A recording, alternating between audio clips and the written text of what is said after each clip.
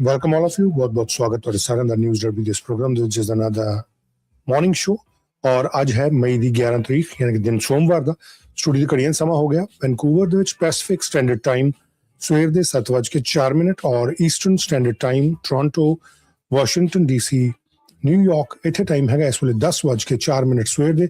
Texas ਦੇ ਵਿੱਚ 9:04 ਔਰ ਇਸੇ ਤਰੀਕੇ ਦੇ ਨਾਲ ਇੰਡੀਆ ਦੇ ਵਿੱਚ ਇਸ ਵੇਲੇ ਸ਼ਾਮ ਦੇ 7:34 ਹੋਏ, ਜਦਕਿ ਪਾਕਿਸਤਾਨ ਦੇ ਵਿੱਚ ਸ਼ਾਮ ਦੇ 7:04 ਹੋਏ। ਪ੍ਰੋਗਰਾਮ ਦੇ ਵਿੱਚ ਨਿਊਜ਼ ਤੇ ਕਰੰਟ ਅਫੇਅਰ ਦੇ ਬਾਰੇ ਗੱਲ ਕਰਾਂਗੇ, ਦੁਨੀਆ ਭਰ ਤੋਂ ਆਉਣ ਵਾਲੀਆਂ ਖਬਰਾਂ ਬਹੁਤ ਜਿਹੜੀਆਂ ਇੰਪੋਰਟੈਂਟ ਨੇ ਉਹਨਾਂ ਦੇ ਬਾਰੇ ਗੱਲਬਾਤ ਕਰਾਂਗੇ। ਮੋਹਿਤ ਖੰਨਾ ਜੀ ਦਾ ਬਹੁਤ ਬਹੁਤ ਥੈਂਕਸ, ਜਿਨ੍ਹਾਂ ਨੇ ਨਾਲ ਸਪੋਰਟ ਕੀਤੀ ਔਰ ਪ੍ਰੋਗਰਾਮ ਨੂੰ ਦੇਖ ਰਹੇ, ਔਰ ਵੀ ਬਹੁਤ ਸਾਰੇ ਲੋਕ ਨੇ ਜਿਹੜੇ ਦੇਖ ਰਹੇ ਨੇ। Thank you so much for all of you. ਔਰ ਜਿਹੜੇ ਵਿਸ਼ਿਆਂ ਤੇ ਅਸੀਂ ਗੱਲਬਾਤ ਕਰਨੀ ਹੈ ਅੱਜ, ਅਸੀਂ ਗੱਲਬਾਤ ਕਰਨੀ ਹੈ ਕਿ ਤਹੱਵੁਰ ਰਾਣਾ ਜਿਹੜਾ ਮੁੰਬਈ ਦੇ ਵਿੱਚ ਹਮਲੇ ਹੋਏ ਸੀ, ਜਿਹੜੇ ਮੁੰਬਈ ਦੇ ਵਿੱਚ ਟੈਰਰਿਸਟ ਅਟੈਕ ਹੋਏ ਸੀ, ਤਹੱਵੁਰ ਰਾਣਾ, ਉਹਨੂੰ ਕੈਨੇਡੀਅਨ ਸਿਟੀਜ਼ਨਸ਼ਿਪ ਕਿਸ ਤਰੀਕੇ ਦੇ ਨਾਲ ਮਿਲੀ, ਕਿੱਦਾਂ ਉਹਨੂੰ ਕੈਨੇਡੀਅਨ ਸਿਟੀਜ਼ਨਸ਼ਿਪ ਮਿਲੀ ਔਰ ਕਿਉਂ ਉਹਦੀ ਕੈਨੇਡੀਅਨ ਸਿਟੀਜ਼ਨਸ਼ਿਪ ਜਿਹੜੀ ਅਜੇ ਤੱਕ ਬਰਕਰਾਰ ਹੈ। ਔਰ ਇਹਦੇ ਵਿੱਚ ਕੁਝ ਜਿਹੜੇ ਲੂਪ ਹੋਲਸ ਨੇ ਕੈਨੇਡੀਅਨ ਇਮੀਗ੍ਰੇਸ਼ਨ ਦੇ, ਉਹਦੇ ਬਾਰੇ ਗੱਲਬਾਤ ਕਰਾਂਗੇ ਕਿ ਕਿੱਦਾਂ ਫਰਾਡੂਲੈਂਟ ਤਰੀਕੇ ਦੇ ਨਾਲ, ਗਲਤ ਤਰੀਕਿਆਂ ਦੇ ਨਾਲ ਜਿਹੜੀ ਨਾਗਰਿਕਤਾ ਉਹ ਹਾਸਲ ਕਰ ਲਈ ਜਾਂਦੀ ਹੈ। ਔਰ ਫਿਰ ਉਸ ਤੋਂ ਬਾਅਦ ਕਿਵੇਂ ਜਦੋਂ ਜਸਟਿਨ ਟਰੂਡੋ ਦਾ ਟਾਈਮ ਸੀ, ਜਦੋਂ ਉਹ ਪ੍ਰਧਾਨ ਮੰਤਰੀ ਸੀ, ਔਰ ਉਸ ਤੋਂ ਪਹਿਲਾਂ ਸਟੀਫਨ ਹਾਰਪਰ ਦਾ ਟਾਈਮ ਸੀ, ਉਸ ਵੇਲੇ ਨਾਗਰਿਕਤਾ ਵਾਪਸ ਖੋਹਣ ਦੇ, ਕੈਨੇਡਾ ਦੇ ਵੱਲੋਂ ਕਿਸੇ ਦੀ ਨਾਗਰਿਕਤਾ ਵਾਪਸ ਲੈਣ ਦੇ ਜਿਹੜੇ ਤੌਰ ਤਰੀਕੇ ਸੀ, ਉਹਨਾਂ 'ਚ ਕਿੰਨਾ ਕੁ ਬਦਲਾਅ ਆਇਆ ਔਰ ਜਸਟਿਨ ਟਰੂਡੋ ਨੇ ਕਿਸ ਤਰੀਕੇ ਦੇ ਨਾਲ ਕੈਨੇਡਾ ਦੇ ਜੜ੍ਹਾਂ ਦੇ ਵਿੱਚ ਪਾਣੀ ਜਿਹੜਾ ਉਹ ਭਰਿਆ, ਕਿਸ ਤਰੀਕੇ ਦੇ ਹਾਲਾਤ ਜਿਹੜੇ ਆ ਉਹ ਬਣੇ। ਕੁਝ ਗੱਲਬਾਤ ਇਸ ਦੇ ਬਾਰੇ ਕਰਾਂਗੇ। ਔਰ ਨਾਲ ਦੇ ਨਾਲ ਹੀ ਸ਼ੂਟਿੰਗ ਦੀਆਂ ਵਾਰਦਾਤਾਂ ਲਗਾਤਾਰ ਵੱਧ ਰਹੀਆਂ, ਬਾਰ-ਬਾਰ ਐਸੀਆਂ ਖਬਰਾਂ ਆ ਰਹੀਆਂ ਕਿ ਸਰੀ ਦੇ ਵਿੱਚ ਖਾਸ ਤੌਰ ਤੇ ਸ਼ੂਟਿੰਗ ਦੀਆਂ ਵਾਰਦਾਤਾਂ ਵੱਧ ਰਹੀਆਂ। ਇੱਕ ਤਾਂ ਸੰਡੇ ਤੜਕੇ ਸਵੇਰੇ, ਜਾਣੀ ਕਿ ਅਰਲੀ ਮਾਰਨਿੰਗਸ ਜਿਹੜੀਆਂ ਸੰਡੇ ਦੀਆਂ ਸੀ, ਉਦੋਂ ਗੋਲੀਆਂ ਚੱਲੀਆਂ, 2 ਵਿਅਕਤੀ ਜਿਹੜੇ ਆ ਉਸ ਦੇ ਵਿੱਚ ਜ਼ਖਮੀ ਹੋਏ। ਇੱਕ ਜਾਣਕਾਰੀ ਜਿਹੜੀ ਹੈ ਸਰੀ ਦੀ ਪੁਲਿਸ ਦੇ ਵੱਲੋਂ ਦਿੱਤੀ ਗਈ ਸੀ ਕਿ 2 ਲੋਕ ਜਿਹੜੇ ਜ਼ਖਮੀ ਹੋਏ। ਅਰਲੀ ਮਾਰਨਿੰਗ ਦੀ ਇਹ ਸ਼ੂਟਿੰਗ ਸੀ ਔਰ ਇਹ 7100 ਬਲਾਕ ਤੇ 152 ਸਟਰੀਟ ਦੇ ਉੱਤੇ ਸੀ। ਔਰ ਪੁਲਿਸ ਨੇ ਜਾਣਕਾਰੀ ਦਿੱਤੀ ਸੀ ਕਿ 2 ਲੋਕਾਂ ਦੇ ਉੱਥੇ ਜਿਹੜੀਆਂ ਗੋਲੀਆਂ ਲੱਗਣ ਦੇ ਕਰਕੇ ਉਹ ਜ਼ਖਮੀ ਸੀ। ਔਰ ਇੱਕ ਗੈਸ ਸਟੇਸ਼ਨ ਸੀ ਜਿੱਥੇ ਇਹ ਗੋਲੀਆਂ ਚਲਾਈਆਂ ਗਈਆਂ, ਉਹ ਕਾਰ ਦੇ ਵਿੱਚ ਸੀ ਜਦੋਂ ਗੋਲੀਆਂ ਚੱਲੀਆਂ। ਇੱਕ ਜਾਣਕਾਰੀ ਅੱਜ ਆਈ ਹੈ, ਅੱਜ ਜਿਹੜੀ ਜਾਣਕਾਰੀ ਆਈ ਹੈ ਉਹ ਦੱਸਿਆ ਗਿਆ ਕਿ ਅੱਜ ਤੜਕੇ, ਯਾਨੀ ਕਿ ਸੋਮਵਾਰ ਅਰਲੀ ਮਾਰਨਿੰਗ, ਪੁਲਿਸ ਨੂੰ ਜਾਣਕਾਰੀ ਜਿਹੜੀ ਹੈ ਇੱਕ ਕੱਲ ਰਾਤ ਦੀ ਹੈ 10 ਵਜੇ ਦੀ, ਲੇਕਿਨ ਅੱਜ ਸਵੇਰੇ ਪੁਲਿਸ ਨੇ ਇਨਫੋਰਮੇਸ਼ਨ ਜਿਹੜੀ ਦਿੱਤੀ ਹੈ ਪਾਸਟ ਮਿਡਨਾਈਟ, ਉਹ ਕਹਿੰਦੇ ਕਿ ਪੁਲਿਸ ਨੂੰ ਜਾਣਕਾਰੀ ਮਿਲੀ ਕਿ ਕੱਲ ਰਾਤ 10:02 ਤੇ ਪੁਲਿਸ ਨੂੰ ਪਤਾ ਲੱਗਾ ਕਿ 7000 ਬਲਾਕ ਆਫ 133B ਸਟਰੀਟ ਸਰੀ ਦੇ ਵਿੱਚ ਇੱਕ ਪਾਰਕਿੰਗ ਲਾਟ ਦੇ ਵਿੱਚ ਗੋਲੀਆਂ ਚੱਲੀਆਂ। ਔਰ ਉਸ ਗੋਲੀਆਂ ਜਿਹੜੀਆਂ ਚੱਲੀਆਂ ਉਹਦੇ ਵਿੱਚ 2 ਵਿਅਕਤੀ ਜਿਹੜੇ ਨੇ, 2 ਮੇਲ ਜਿਹੜੇ ਨੇ, ਮਰਦ ਜਿਹੜੇ ਨੇ, ਉਹਨਾਂ ਦੀ ਮੌਤ ਹੋ ਗਈ ਹੈ। ਗੋਲੀਆਂ ਮਾਰ ਕੇ ਉਹਨਾਂ ਨੂੰ ਮਾਰ ਦਿੱਤਾ ਗਿਆ। ਕੁਝ ਐਸੀ ਜਾਣਕਾਰੀ ਜਿਹੜੀ ਹੈ ਨਾਲ ਦੇ ਨਾਲ ਆ ਰਹੀ ਹੈ ਔਰ ਆਈਹਿਟ ਦੇ ਵੱਲੋਂ ਇਹਦੀ ਇਨਵੈਸਟੀਗੇਸ਼ਨ ਕੀਤੀ ਜਾ ਰਹੀ ਹੈ। ਕੁਝ ਜਾਣਕਾਰੀਆਂ ਉੱਥੋਂ ਸ਼ੁਰੂ ਕਰਾਂਗੇ। ਸਭ ਤੋਂ ਪਹਿਲਾਂ ਜਿਹੜੀ ਜਾਣਕਾਰੀ ਕੱਲ ਦੇ ਨਾਲ ਜੁੜੀ ਹੋਈ ਹੈ, ਪਹਿਲਾਂ ਤੁਹਾਡੇ ਨਾਲ ਸਾਂਝੀ ਮੈਂ ਉਹ ਕਰ ਦਿੰਦਾ ਕਿ ਜਿਹੜੀ ਪੁਲਿਸ ਨੇ ਕੱਲ ਇਨਫੋਰਮੇਸ਼ਨ ਦਿੱਤੀ ਸੀ, ਦਰਅਸਲ ਉਹ ਕੀ ਸੀ, ਔਰ ਜਿਹੜੀ ਅੱਜ ਇਨਫੋਰਮੇਸ਼ਨ ਦਿੱਤੀ ਹੈ ਪੁਲਿਸ ਦੇ ਵੱਲੋਂ ਦਿੱਤੀ ਗਈ ਹੈ ਉਹ ਕੀ ਇਨਫੋਰਮੇਸ਼ਨ ਹੈ। ਜਿਹੜੀ ਕੱਲ ਪੁਲਿਸ ਨੇ ਇਨਫੋਰਮੇਸ਼ਨ ਦਿੱਤੀ ਸੀ 7100 ਬਲਾਕ ਤੇ 152 ਦੀ, ਉਹ ਬੜੀ ਇੰਟਰਸਟਿੰਗ ਰਹੀ ਕਿਉਂਕਿ ਉਹਦੇ 'ਚ ਦੱਸਿਆ ਗਿਆ ਕਿ ਇੱਕ ਗੈਸ ਸਟੇਸ਼ਨ ਜਿਹੜਾ, ਉਸ ਦੇ ਉੱਤੇ ਇਹ 2 ਵਿਅਕਤੀ ਜਿਹੜੇ ਗਏ ਹੋਏ ਸੀ। ਦਿਸ ਵਨ ਕਿ ਸਰੀ ਪੁਲਿਸ ਸਰਵਿਸ ਨੇ ਇਨਵੈਸਟੀਗੇਟ ਕਰਨਾ ਸ਼ੁਰੂ ਕੀਤਾ ਅਰਲੀ ਮਾਰਨਿੰਗ ਸ਼ੂਟਿੰਗਸ ਜਿਹੜੀਆਂ ਨੇ। ਔਰ ਇਸ ਦੇ ਵਿੱਚ ਪੁਲਿਸ ਦੇ ਵੱਲੋਂ ਜਾਣਕਾਰੀ ਦਿੱਤੀ ਗਈ ਕਿ 10 ਮਈ ਨੂੰ ਸਵੇਰੇ 3:49 ਤੇ 7100 ਬਲਾਕ ਐਂਡ 152 ਸਟਰੀਟ ਦੇ ਸ਼ੈਵਰਨ ਗੈਸ ਸਟੇਸ਼ਨ ਦੇ ਉੱਤੇ 2 ਵਿਅਕਤੀ ਜਿਹੜੇ ਉਹਨਾਂ ਦੇ ਗੋਲੀਆਂ ਮਾਰੀਆਂ ਗਈਆਂ। ਜਦੋਂ ਆਫੀਸਰ ਉੱਥੇ ਪਹੁੰਚੇ ਤਾਂ 2 ਵਿਅਕਤੀ ਜਿਹੜੇ ਆ ਉਹਨਾਂ ਦੇ ਗੋਲੀਆਂ ਲੱਗੀਆਂ ਸੀ ਔਰ ਜ਼ਖਮੀ ਹਾਲਤ ਦੇ ਵਿੱਚ ਉਹਨਾਂ ਨੂੰ ਹਸਪੀਟਲ ਭੇਜਿਆ ਗਿਆ। ਹਜੇ ਉਹਨਾਂ ਦੀ ਜਿਹੜੀ ਸਿਚੁਏਸ਼ਨ ਹੈ ਉਹ ਕ੍ਰਿਟੀਕਲ ਦੱਸੀ ਜਾਂਦੀ ਹੈ। ਲੇਕਿਨ ਇਹਦੇ 'ਚ ਇੱਕ ਗੱਲ ਜਿਹੜੀ ਕਹੀ ਗਈ ਕਿ ਇਹ ਕਿਹਾ ਗਿਆ ਕਿ it is believed that the incident or this shooting incident is not to be believed having any kind of relation with the extortion ਫਿਲਹਾਲ। ਲੇਕਿਨ ਨਾਲ ਦੇ ਨਾਲ ਹੀ ਜਿਹੜੀ ਉਸ ਤੋਂ ਬਾਅਦ ਜਾਣਕਾਰੀ ਅੱਜ ਆਈ, ਜਿਹੜੀ ਅੱਜ ਇਨਫੋਰਮੇਸ਼ਨ ਪੁਲਿਸ ਦੇ ਵੱਲੋਂ ਦਿੱਤੀ ਗਈ, ਉਹਦੇ ਵਿੱਚ ਬਹੁਤ ਕਲੀਅਰ ਲਫ਼ਜ਼ਾਂ ਦੇ ਵਿੱਚ ਜਿਹੜੀ ਪੁਲਿਸ ਨੇ ਜਾਣਕਾਰੀ ਦਿੱਤੀ। I am going to present that information with you as well. ਇਹ ਆਈਹਿਟ ਨੂੰ ਕਹਿੰਦੇ ਹੁਣ ਅਸੀਂ ਕੇਸ ਜਿਹੜਾ ਅੱਜ ਦਾ ਕੇਸ ਹੈ, ਉਹ ਕਹਿੰਦੇ ਅਸੀਂ ਆਈਹਿਟ ਨੂੰ ਇਹ ਕੇਸ ਜਿਹੜਾ ਉਹ ਦੇ ਦਿੱਤਾ ਔਰ ਇਹਦੇ 'ਚ 2 ਲੋਕ ਮਾਰੇ ਗਏ ਆ। ਇਹ ਜਿਹੜਾ ਤੁਹਾਡੇ ਸਾਹਮਣੇ ਇਸ ਵੇਲੇ ਸਕਰੀਨ ਦੇ ਉੱਤੇ ਹੈ, ਇਹ ਹੈਗਾ 10 ਤਰੀਕ ਦਾ ਤੜਕੇ 3:49 ਯਾਨੀ ਕਿ ਅਰਲੀ ਮਾਰਨਿੰਗ 3:49 AM। ਔਰ ਇਹ ਜਿਹੜੀ ਹੁਣ ਇਨਫੋਰਮੇਸ਼ਨ ਆਹ ਵਾਲੀ ਤੁਹਾਡੇ ਮੈਂ ਦਿਖਾ ਰਿਹਾ ਸਕਰੀਨ ਦੇ ਉੱਤੇ, ਇਹ ਹੈਗੀ ਹੈ 10 ਮਈ ਦੀ ਹੋਈ, ਲੇਕਿਨ ਰਾਤ 10:02 ਦੀ। ਸੋ ਇੱਕੋ ਦਿਨ ਦੇ ਵਿੱਚ 2 ਜਗ੍ਹਾ ਸ਼ੂਟਿੰਗ ਹੋਈ ਹੈ, ਜਿਸ 2 ਲੋਕ ਇੱਕ ਸ਼ੂਟਿੰਗ ਦੇ ਵਿੱਚ ਜ਼ਖਮੀ ਹੋਏ, 2 ਲੋਕ ਮਾਰੇ ਗਏ। ਇਹ ਜਿਹੜੀ ਇਨਫੋਰਮੇਸ਼ਨ ਆ ਵਾਲੀ ਹੈ, ਇਸ ਦੇ ਵਿੱਚ ਸਾਫ਼ ਤੌਰ ਦੇ ਉੱਤੇ ਲਿਖਿਆ ਗਿਆ ਕਿ IHET ਜਿਹੜੀ ਹੈ, Integrated Homicide Investigation Team, has taken over the conduct of the homicide investigation in Surrey following an incident with 2 males have been died. At approximately 10:02 p.m. on May 10th, 2026, SPS officers, they respond to a call of a shooting in an underground parking at 7133B Street, Surrey. ਜਦੋਂ ਉੱਥੇ ਪਹੁੰਚੇ ਤਾਂ ਕਹਿੰਦੇ they located 2 men suffering from the gunshot wounds and provided medical assistance until EHS arrived. Despite life-saving BHS paramedics, the males were both pronounced deceased at the scene. ਸੋ ਮੌਕੇ ਤੇ ਹੀ ਉਹ ਮਾਰੇ ਗਏ, ਉਹਨਾਂ ਨੂੰ ਬਚਾਉਣ ਦੀ ਕੋਸ਼ਿਸ਼ ਕੀਤੀ ਗਈ, ਕੋਈ ਅਰੈਸਟ ਨਹੀਂ ਹੋਈ ਔਰ ਅਰਲੀ ਸਟੇਜਸ ਤੇ there is no suspect information to share. IHET ਨੇ ਇਨਵੈਸਟੀਗੇਸ਼ਨ ਲਈ ਹੈ ਔਰ SPS ਉਹਨੂੰ ਇਹਦੇ 'ਚ ਮਦਦ ਜਿਹੜੀ ਹੈ ਉਹ ਕਰਦੀ ਰਹੇਗੀ। ਲੇਕਿਨ ਕੀ ਇਹ ਮਾਮਲਾ ਐਕਸਟੋਰਸ਼ਨ ਨਾਲ ਜੁੜਿਆ, we can't say, we don't know. Surinder Sharma ji, thank you so much, always you support a lot sir, ਤੁਸੀਂ ਬਹੁਤ ਮਦਦ ਕਰ ਰਹੇ ਹੋ ਪ੍ਰੋਗਰਾਮ ਨੂੰ ਅੱਗੇ ਵਧਾਉਣ ਦੇ ਵਿੱਚ। Thanks to you, thanks to Mohit and thanks to other ਜਿਹੜੇ ਬਾਕੀ ਦੇ ਪ੍ਰੋਗਰਾਮ ਦੇਖ ਰਹੇ ਆ।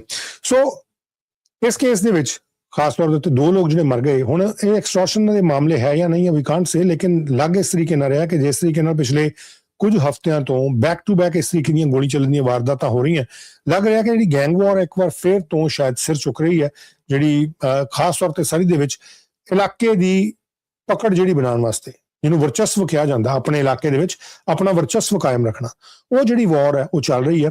ਔਰ ਨਾ ਕੇਵਲ ਇਹ, ਤੁਸੀਂ ਦੇਖੋ ਪਿਛਲੇ ਦਿਨਾਂ ਦੇ ਵਿੱਚ ਜਿਹੜਾ 130th ਤੇ 76 ਤੇ ਇੱਕ ਬਿਜ਼ਨਸ ਦੇ ਵਿੱਚ ਵੜ ਕੇ ਜਿਹੜੀਆਂ ਗੋਲੀਆਂ ਮਾਰੀਆਂ ਗਈਆਂ ਇੱਕ ਯੰਗ ਬੰਦੇ ਦੇ, ਪਹਿਲਾਂ ਦੱਸਿਆ ਗਿਆ ਕਿ ਉਹ ਵਿਅਕਤੀ ਸ਼ਾਇਦ ਕਿਸੇ ਕਿਸਮ ਦਾ ਕਾਰੋਬਾਰੀ ਦਾ ਸੀ, ਲੇਕਿਨ ਕੁਝ ਮੀਡੀਆ ਅਦਾਰਿਆਂ ਦੇ ਵੱਲੋਂ ਕੁਝ ਇਨਫੋਰਮੇਸ਼ਨ ਜਿਹੜੀ ਇੰਡੀਆ ਤੋਂ ਆ ਰਹੀ ਸੀ ਕਿ ਕ੍ਰਿਕਟ ਕੈਨੇਡਾ ਦੇ ਨਾਲ ਕਥਿਤ ਤੌਰ ਤੇ ਜਿਹੜਾ ਮਾਮਲਾ ਉਹ ਜੁੜਿਆ ਹੋ ਸਕਦਾ, ਇਹਦੇ 'ਚ ਬੁੱਕੀ ਜਿਹੜੇ ਹੈ ਸੱਟੇਬਾਜ਼ੀ ਆ ਉਹ ਹੋ ਸਕਦੀ ਹੈ। ਲਾਰੈਂਸ ਬਿਸ਼ਨੋਈ ਦਾ ਨਾਂ ਲਿਆ ਗਿਆ, ਹੋਰ ਬਹੁਤ ਸਾਰੀਆਂ ਗੱਲਾਂ ਕੀਤੀਆਂ।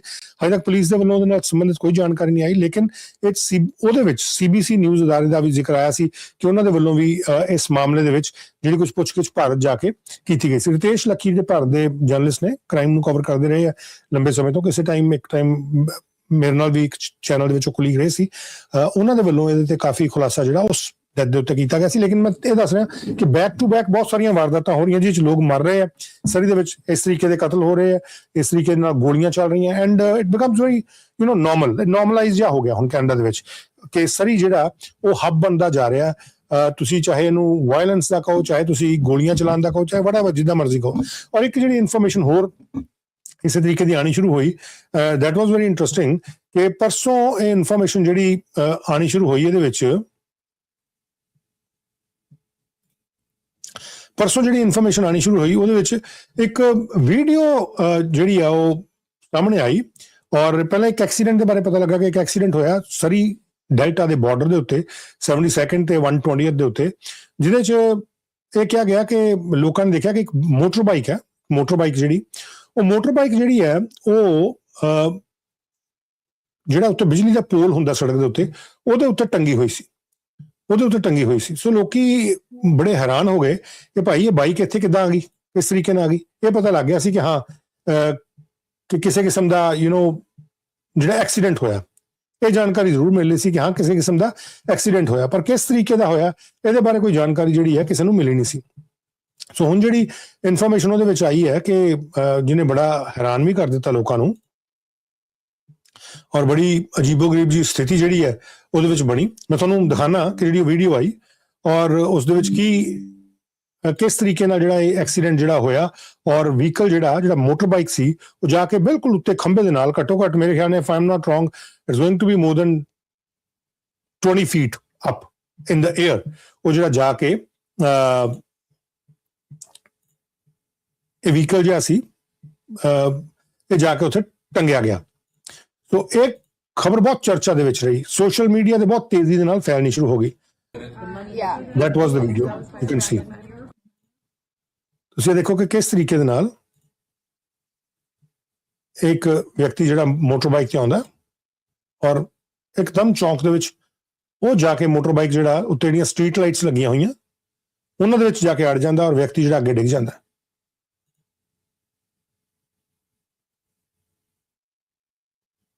ਸੋ ਆ ਜਿਹੜੀ ਖਬਰ ਹੈ ਬਹੁਤ ਚਰਚਾ ਦੇ ਵਿੱਚ ਰਹੀ, ਬਹੁਤ ਤੇਜ਼ੀ ਦੇ ਨਾਲ ਇਹ ਚੱਲਣੀ ਸ਼ੁਰੂ ਹੋਈ ਔਰ ਇਹਦੀ ਮਤਲਬ ਇਟ ਇਜ਼ ਅ ਪਪੂਲਰ, ਕਿਉਂਕਿ ਇਸ ਤਰੀਕੇ ਦਾ ਇਨਸੀਡੈਂਟ ਦੇਖਿਆ ਨਹੀਂ ਜਾਂਦਾ।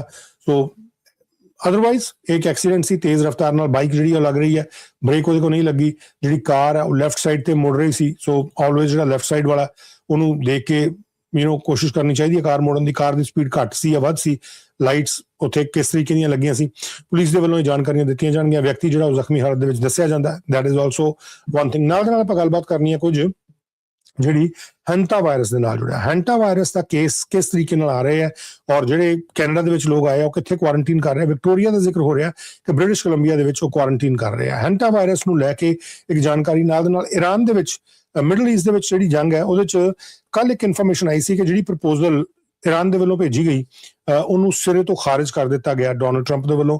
ਉਹ ਕਹਿੰਦੇ ਕਿ ਇਹ ਅਨਅਸੈਪਟੇਬਲ ਹੈ। ਮੈਂ ਬਿਲਕੁਲ ਕਹਿੰਦੇ ਇਸ ਗੱਲ ਦੀ ਜਿਹੜੀ ਹੈ ਇਹਦੇ ਨਾਲ ਮੈਂ ਤਾਲੁਕ ਨਹੀਂ ਰੱਖਦਾ ਔਰ ਨਾ ਮੈਂ ਇਸ ਗੱਲ ਨੂੰ ਮੰਨਦਾ ਕਿ ਜਿਹੜੀ ਇਹ ਗੱਲ ਹੈ, ਜਿਹੜੀ ਇਹਨਾਂ ਵੱਲੋਂ ਜਾਣਕਾਰੀ ਭੇਜੀ ਗਈ ਹੈ ਉਹ ਅਸੀਂ ਕਿਤੇ ਵੀ ਉਹਨੂੰ ਮੰਨਾਂਗੇ।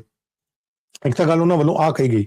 ਦੂਜੀ ਜਿਹੜੀ ਨਾਲ ਦੇ ਨਾਲ ਆਪਾਂ ਗੱਲਬਾਤ ਕਰਨੀ ਹੈ ਅੱਗੇ ਚੱਲ ਕੇ ਖਾਸ ਤੌਰ ਦੇ ਉੱਤੇ, ਉਹ ਹੈਗੀ ਹੈ ਕਿ ਜਿਹੜਾ ਡੋਨਲਡ ਟਰੰਪ ਨੇ ਕਿਹਾ ਕਿ ਹੁਣ ਅਨਅਸੈਪਟੇਬਲ ਹੈ ਤਾਂ ਹੁਣ ਹੋਏਗਾ ਕੀ। ਅੱਜ ਮੰਡੇ ਹੈ ਔਰ ਕਿਉਂਕਿ 3 ਘੰਟੇ ਅੱਗੇ ਜਿਹੜਾ ਉਹ ਵਾਸ਼ਿੰਗਟਨ ਡੀਸੀ ਵਾਲਾ, ਵਾਸ਼ਿੰਗਟਨ ਸਟੇਟ ਸਾਡੇ ਨਾਲ ਹੀ ਚੱਲਦੀ ਹੈ ਲੇਕਿਨ ਵਾਸ਼ਿੰਗਟਨ ਡੀਸੀ ਜਿਹੜਾ ਉਹ ਈਸਟਰਨ ਟਾਈਮ ਦੇ ਹਿਸਾਬ ਨਾਲ ਚੱਲਦਾ।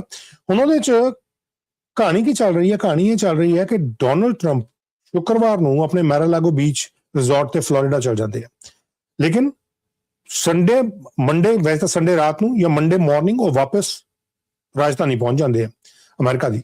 ਹੁਣ ਉਹਨਾਂ ਦੇ ਵੱਲੋਂ ਜਿਹੜਾ ਅੱਜ ਸਵੇਰੇ ਜਦੋਂ ਮੈਰਾਲਾਗੋ ਬੀਚ ਤੋਂ ਆਉਣਾ ਸੀ ਤਾਂ ਉਹਨਾਂ ਦੇ ਵੱਲੋਂ ਖਾਸ ਤੌਰ ਦੇ ਉੱਤੇ ਮੀਡੀਆ ਦੇ ਨਾਲ ਕੁਝ ਗੱਲਬਾਤ ਕੀਤੀ ਗਈ ਸਵੇਰੇ ਔਰ ਇਹ 'ਚ ਉਹਨਾਂ ਨੇ ਕੀ ਕੁਝ ਕਿਹਾ ਇਹ ਵੀ ਮੈਂ ਦੱਸਦਾ। ਔਰ ਨਾਲ ਦੇ ਨਾਲ ਜਿਹੜਾ ਉਹਨਾਂ ਨੇ ਈਰਾਨ ਦੇ ਨਾਲ ਜਿਹੜਾ ਇੱਕ ਡੀਲ ਦੀ ਗੱਲ ਆਪਾਂ ਕਰ ਰਹੇ ਹਾਂ ਕਿ ਜਿਹੜੀ ਡੀਲ ਸੋ ਕਾਲਡ ਕਹੀ ਜਾ ਰਹੀ ਸੀ ਉਹਨੂੰ ਲੈ ਕੇ ਉਹਨਾਂ ਨੇ ਕੀ ਕਿਹਾ।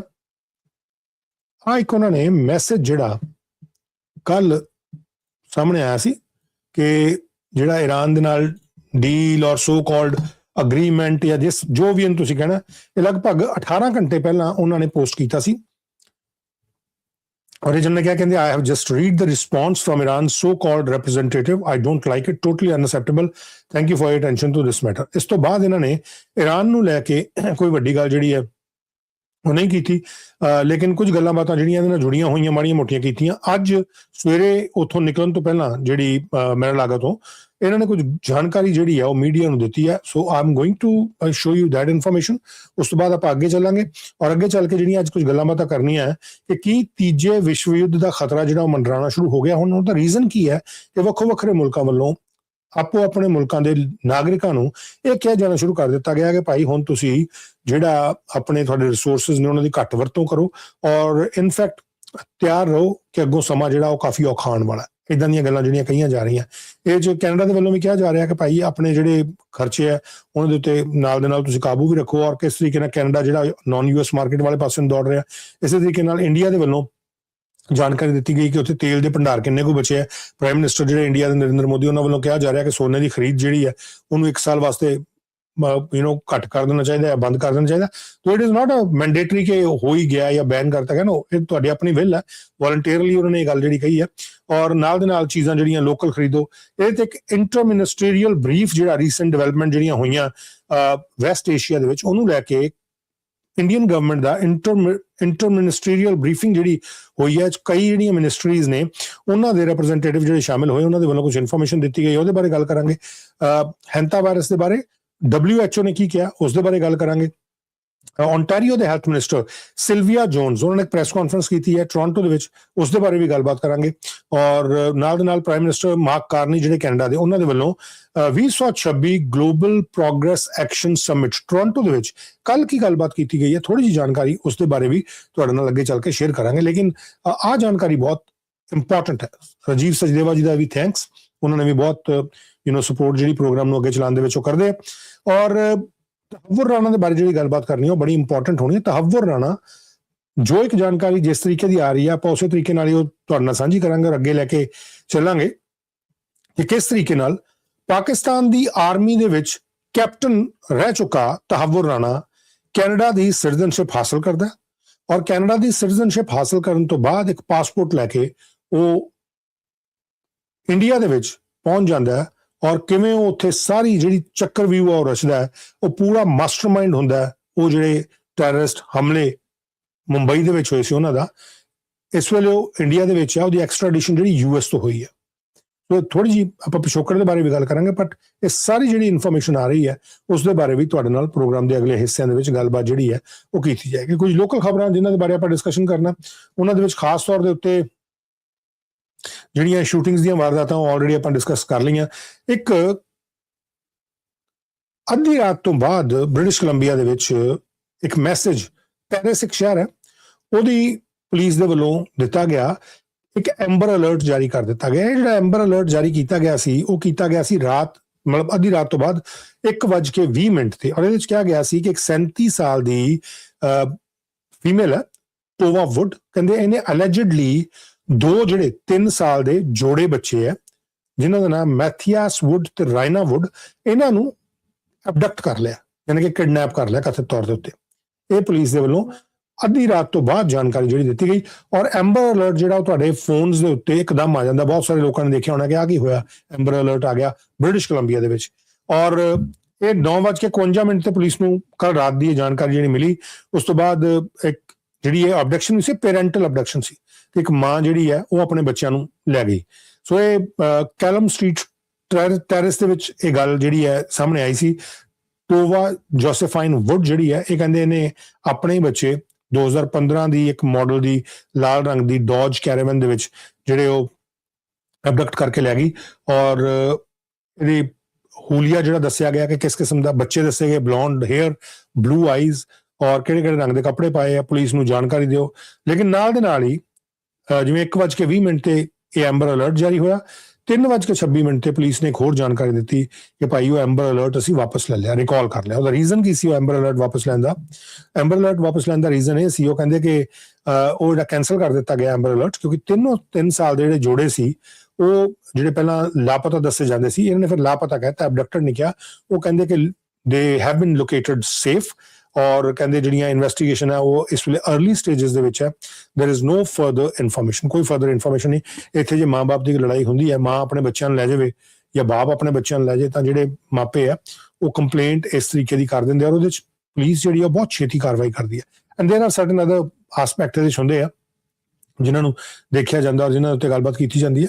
ਇਹ ਖਬਰ ਤੁਹਾਡੇ ਨਾਲ ਅੱਗੇ ਚੱਲ ਕੇ ਹੋਰ ਸਾਂਝੀ ਕਰੂੰਗਾ ਕਿ ਕੈਨੇਡਾ ਦੇ ਵਿੱਚ ਖਾਸ ਤੌਰ ਤੇ ਜਿਹੜਾ ਸਾਡਾ ਹਸਪੀਟਲ ਨੈਟਵਰਕ ਹੈ, ਇਹਦੇ ਵਿੱਚ ਕਿਸ ਤਰੀਕੇ ਨਾਲ ਦੁਨੀਆ ਭਰ ਤੋਂ ਕੁਝ ਸਾਇੰਟਿਸਟ ਜਿਹੜੇ ਹੈ ਉਹ ਇਸ ਵੇਲੇ ਰਿਕਰੂਟ ਕੀਤੇ ਗਏ ਆ ਮੈਡੀਕਲ ਰਿਸਰਚ ਕਰਕੇ। ਅਕਸਰ ਆਪਾਂ ਕਹਿੰਦੇ ਆ ਕਿ ਇਥੋਂ ਬ੍ਰੇਨ ਡਰੇਨ ਹੋ ਰਿਹਾ, ਇਹ ਹੈ ਉਹ ਹੈ, ਲੇਕਿਨ ਕਈ ਜਗ੍ਹਾ ਬ੍ਰੇਨ ਗੇਨ ਵੀ ਹੁੰਦਾ ਔਰ ਕਈ ਜਗ੍ਹਾ ਉਹਨੂੰ ਲੈ ਕੇ ਕਈ ਤਰੀਕੇ ਦੀਆਂ ਉਹਦੇ ਇੰਪੈਕਟ ਵੀ ਹੁੰਦੇ ਆ।